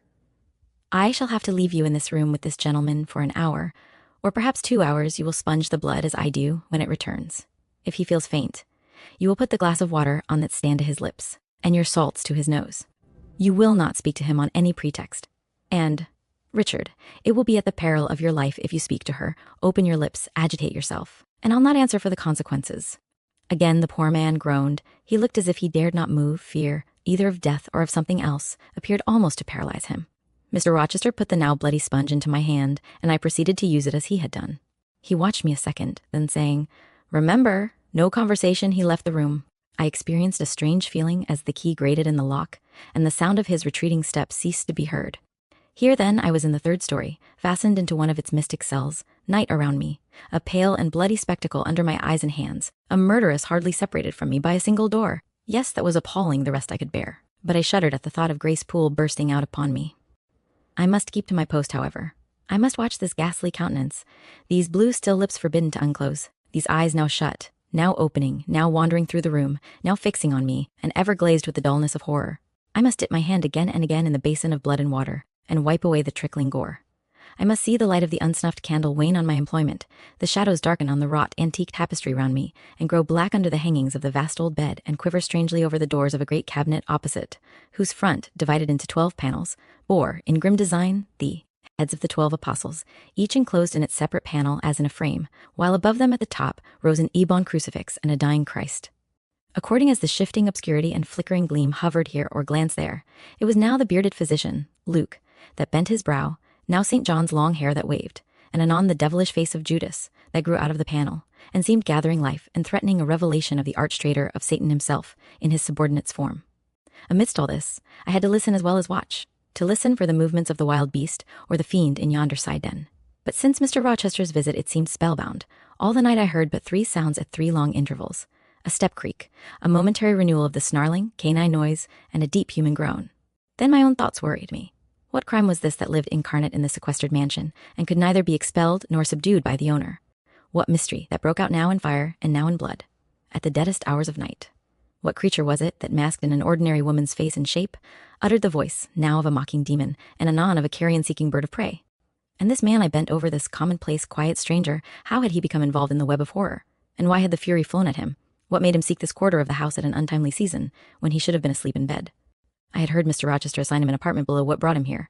And why now was he so tame under the violence or treachery done him? Why did he so quietly submit to the concealment Mr. Rochester enforced? Why did Mr. Rochester enforce this concealment? His guest had been outraged. His own life on a former occasion had been hideously plotted against, and both attempts he smothered in secrecy and sank in oblivion. Lastly, I saw Mr. Mason was submissive to Mr. Rochester, that the impetuous will of the latter held complete sway over the inertness of the former. The few words which had passed between them assured me of this. It was evident that in their former intercourse, the passive disposition of the one had been habitually influenced by the active energy of the other. Whence then had arisen Mr. Rochester's dismay when he heard of Mr. Mason's arrival? Why had the mere name of this unresisting individual, whom his word now sufficed to control like a child, fallen on him a few hours since as a thunderbolt might fall on an oak? Oh, I could not forget his look and his paleness when he whispered, "Jane, I've got a blow. I've got a blow, Jane." I could not forget how the arm had trembled which he rested on my shoulder, and it was no light matter which could thus bow the resolute spirit and thrill the vigorous frame of Fairfax Rochester. When will he come? When will he come? I cried inwardly, as the night lingered and lingered, as my bleeding patient drooped, moaned, sickened, and neither day nor aid arrived. I had again and again held the water to Mason's white lips, again and again offered him the stimulating salts. My effort seemed ineffectual. Either bodily or mental suffering, or loss of blood, or all 3 combined, were fast prostrating his strength. He moaned so, and looked so weak, wild, and lost. I feared he was dying, and I might not even speak to him. The candle, wasted at last, went out. As it expired, I perceived streaks of grey light edging the window curtains. Dawn was then approaching. Presently I heard Pilot bark far below, out of his distant kennel in the courtyard. Hope revived. Nor was it unwarranted. In 5 minutes more, the grating key, the yielding lock, warned me my watch was relieved. It could not have lasted more than 2 hours. Many a week has seemed shorter. Mr. Rochester entered, and with him the surgeon he had been to fetch. "Now, Carter, be on the alert," he said to this last.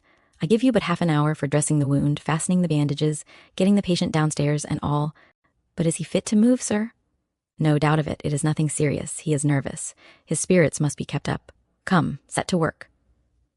Mr. Rochester drew back the thick curtain, drew up the hall and blind, let in all the daylight he could, and I was surprised and cheered to see how far dawn was advanced, what rosy streaks were beginning to brighten the east. Then he approached Mason, whom the surgeon was already handling. "Now, my good fellow, how are you?" he asked. "She's done for me, I fear," was the faint reply. "Not a whit. Courage. This day fortnight you'll hardly be a pin the worse of it. You've lost a little blood, that's all. Carter, assure him there's no danger." "I can do that conscientiously," said Carter, who had now undone the bandages. "Only I wish I could have got here sooner. He would not have bled so much. But how is this? The flesh on the shoulder is torn as well as cut. This wound was not done with a knife. There have been teeth here." "She bit me," he murmured. "She worried me like a tigress. When Rochester got the knife from her, you should not have yielded. You should have grappled with her at once," said Mr. Rochester. "But under such circumstances, what could one do?" returned Mason. "Oh, it was frightful," he added, shuddering. "And I did not expect it. She looked so quiet at first." "I warned you," was his friend's answer. "I said, be on your guard when you go near her. Besides, you might have waited till tomorrow, and had me with you. It was mere folly to attempt the interview tonight, and alone. I thought I could have done some good." You thought. Yes, it makes me impatient to hear you. But however, you have suffered, and are likely to suffer enough for not taking my advice, so I'll say no more. Carter, hurry! Hurry! The sun will soon rise, and I must have him off. Directly, sir. The shoulder is just bandaged. I must look to this other wound in the arm. She has had her teeth here too, I think. She sucked the blood. She said she'd drain my heart, said Mason. I saw Mr. Rochester shudder. A singularly marked expression of disgust, horror, hatred, warped his countenance almost to distortion, but he only said, "I wish I could forget it," was the answer.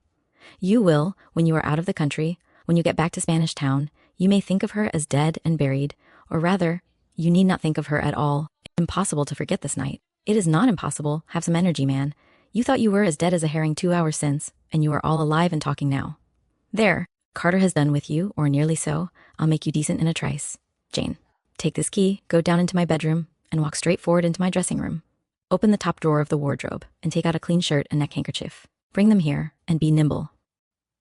I went, sought the repository he had mentioned, found the articles named, and returned with them. "Now," said he, "go to the other side of the bed while I order his toilet, but don't leave the room. You may be wanted again." I retired as directed. "Was anybody stirring below when you went down, Jane?" inquired Mr. Rochester presently. "No, sir. All was very still. We shall get you off cannily, Dick, and it will be better, both for your sake and for that of the poor creature in yonder. I have striven long to avoid exposure, and I should not like it to come at last. Here, Carter, help him on with his waistcoat. Where did you leave your furred cloak? You can't travel a mile without that, I know, in this damned cold climate. In your room? Jane, run down to Mr. Mason's room, the one next mine, and fetch a cloak you will see there." Again I ran, and again returned, bearing an immense mantle lined and edged with fur. "Now I've another errand for you," said my untiring master. "You must away to my room again." "What a mercy you are shod with velvet, Jane. A clod-hopping messenger would never do at this juncture. You must open the middle drawer of my toilet table and take out a little phial and a little glass you will find there quick." I flew thither and back, bringing the desired vessels. "That's well. Now, doctor, I shall take the liberty of administering a dose myself, on my own responsibility. I got this cordial at Rome, of an Italian charlatan, a fellow you would have kicked, Carter. It is not a thing to be used indiscriminately, but it is good upon occasion, as now, for instance. Jane, a little water." He held out the tiny glass, and I half filled it from the water bottle on the washstand. "That will do. Now wet the lip of the phial." I did so. He measured 12 drops of a crimson liquid, and presented it to Mason. "Drink, Richard. It will give you the heart you lack, for an hour or so. But will it hurt me? Is it inflammatory? Drink, drink, drink." Mr. Mason obeyed, because it was evidently useless to resist. He was dressed now. He still looked pale, but he was no longer gory and sullied. Mr. Rochester let him sit 3 minutes after he had swallowed the liquid. He then took his arm. "Now I am sure you can get on your feet," he said. "Try." The patient rose. "Carter, take him under the other shoulder. Be of good cheer, Richard. Step out. That's it." "I do feel better," remarked Mr. Mason. "I am sure you do. Now, Jane, trip on before us away to the back stairs. Unbolt the side passage door, and tell the driver of the post-chaise you will see in the yard or just outside, for I told him not to drive his rattling wheels over the pavement. To be ready, we are coming. And, Jane, if anyone is about, come to the foot of the stairs and hem."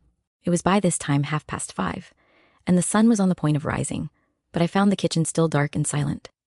The side passage door was fastened. I opened it with as little noise as possible. All the yard was quiet, but the gate stood wide open, and there was a post-chaise, with horses ready harnessed, and driver seated on the box, stationed outside.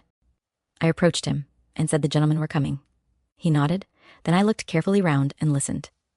The stillness of early morning slumbered everywhere. The curtains were yet drawn over the servants' chamber windows. Little birds were just twittering in the blossom-blanched orchard trees, whose boughs drooped like white garlands over the wall enclosing one side of the yard. The carriage horses stamped from time to time in their closed stables. All else was still. The gentlemen now appeared. Mason, supported by Mr. Rochester and the surgeon, seemed to walk with tolerable ease. They assisted him into the chaise. Carter followed. "Take care of him," said Mr. Rochester to the latter, "and keep him at your house till he is quite well. I shall ride over in a day or two to see how he gets on. Richard, how is it with you?" "The fresh air revives me." Fairfax, leave the window open on his side. Carter, there is no wind. Goodbye, Dick. Fairfax, well, what is it? Let her be taken care of. Let her be treated as tenderly as may be. Let her... He stopped and burst into tears. "I do my best, and have done it, and will do it," was the answer. He shut up the chaise door, and the vehicle drove away. "Yet would to God there was an end of all this," added Mr. Rochester, as he closed and barred the heavy yard gates. This done, he moved with slow step and abstracted air towards a door in the wall bordering the orchard. I, supposing he had done with me, prepared to return to the house. Again, however, I heard him call Jane. He had opened the portal and stood at it, waiting for me. "Come where there is some freshness for a few moments," he said. "That house is a mere dungeon. Don't you feel it so? It seems to me a splendid mansion, sir. The glamour of inexperience is over your eyes," he answered, "and you see it through a charmed medium. You cannot discern that the gilding is slime and the silk draperies cobwebs, that the marble is sordid slate, and the polished woods mere refused chips and scaly bark. Now here, all is real, sweet, and pure.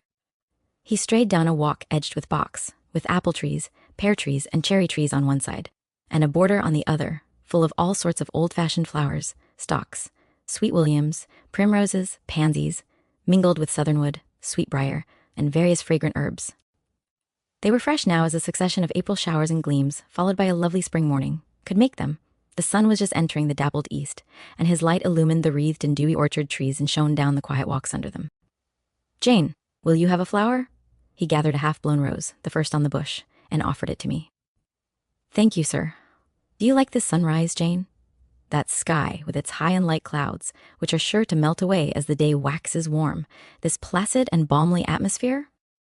"I do, very much. You have passed a strange night, Jane." "Yes, sir, and it has made you look pale. Were you afraid when I left you alone with Mason?" "I was afraid of someone coming out of the inner room. But I had fastened the door. I had the key in my pocket. I should have been a careless shepherd if I had left a lamb, my pet lamb, so near a wolf's den, unguarded. You were safe. Will Grace Poole live here still, sir?" "Oh, yes. Don't trouble your head about her. Put the thing out of your thoughts. Yet it seems to me your life is hardly secure while she stays. Never fear. I will take care of myself. Is the danger you apprehended last night gone by now, sir? I cannot vouch for that till Mason is out of England, nor even then. To live, for me, Jane, is to stand on a crater crust, which may crack and spew fire any day. But Mr. Mason seems a man easily led.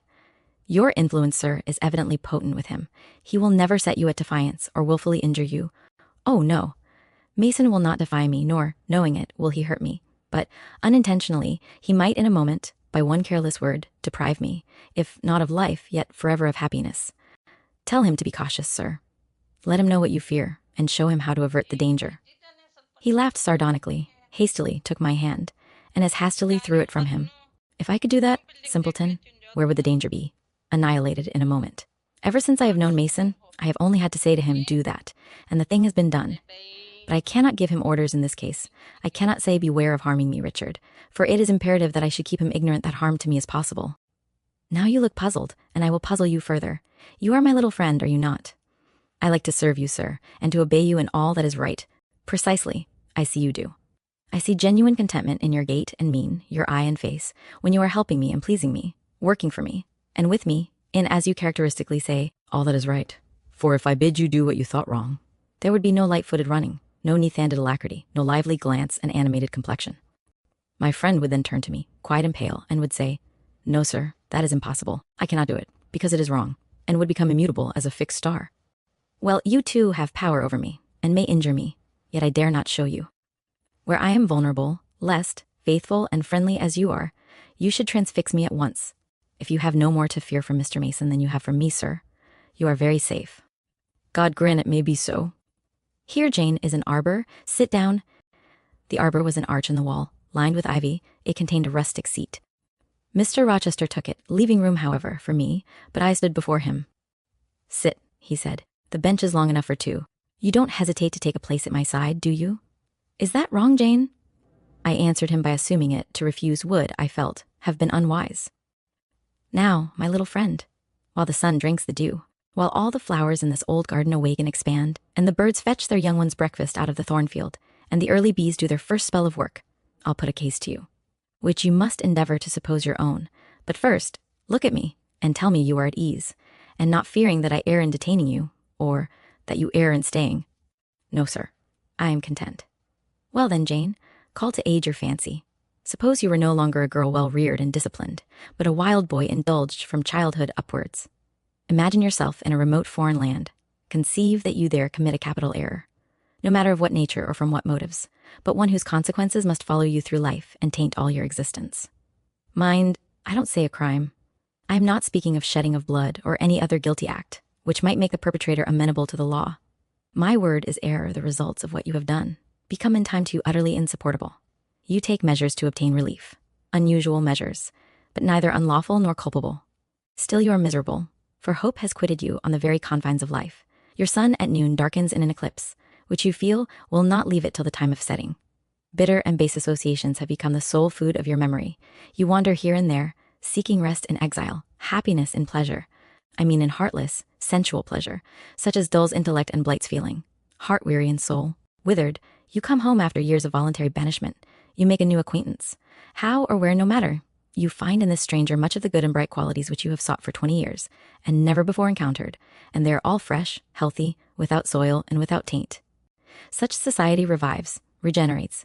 You feel better days come back, higher wishes, purer feelings. You desire to recommence your life, and to spend what remains to you of days in a way more worthy of an immortal being. To attain this end, are you justified in overleaping an obstacle of custom? A mere conventional impediment which neither your conscience sanctifies, nor your judgment approves. He paused for an answer, and what was I to say? Oh, for some good spirit to suggest a judicious and satisfactory response. Vain aspiration. The west wind whispered in the ivy round me. But no gentle Ariel borrowed its breath as a medium of speech. The birds sang in the treetops, but their song, however sweet, was inarticulate. Again Mr. Rochester propounded his query.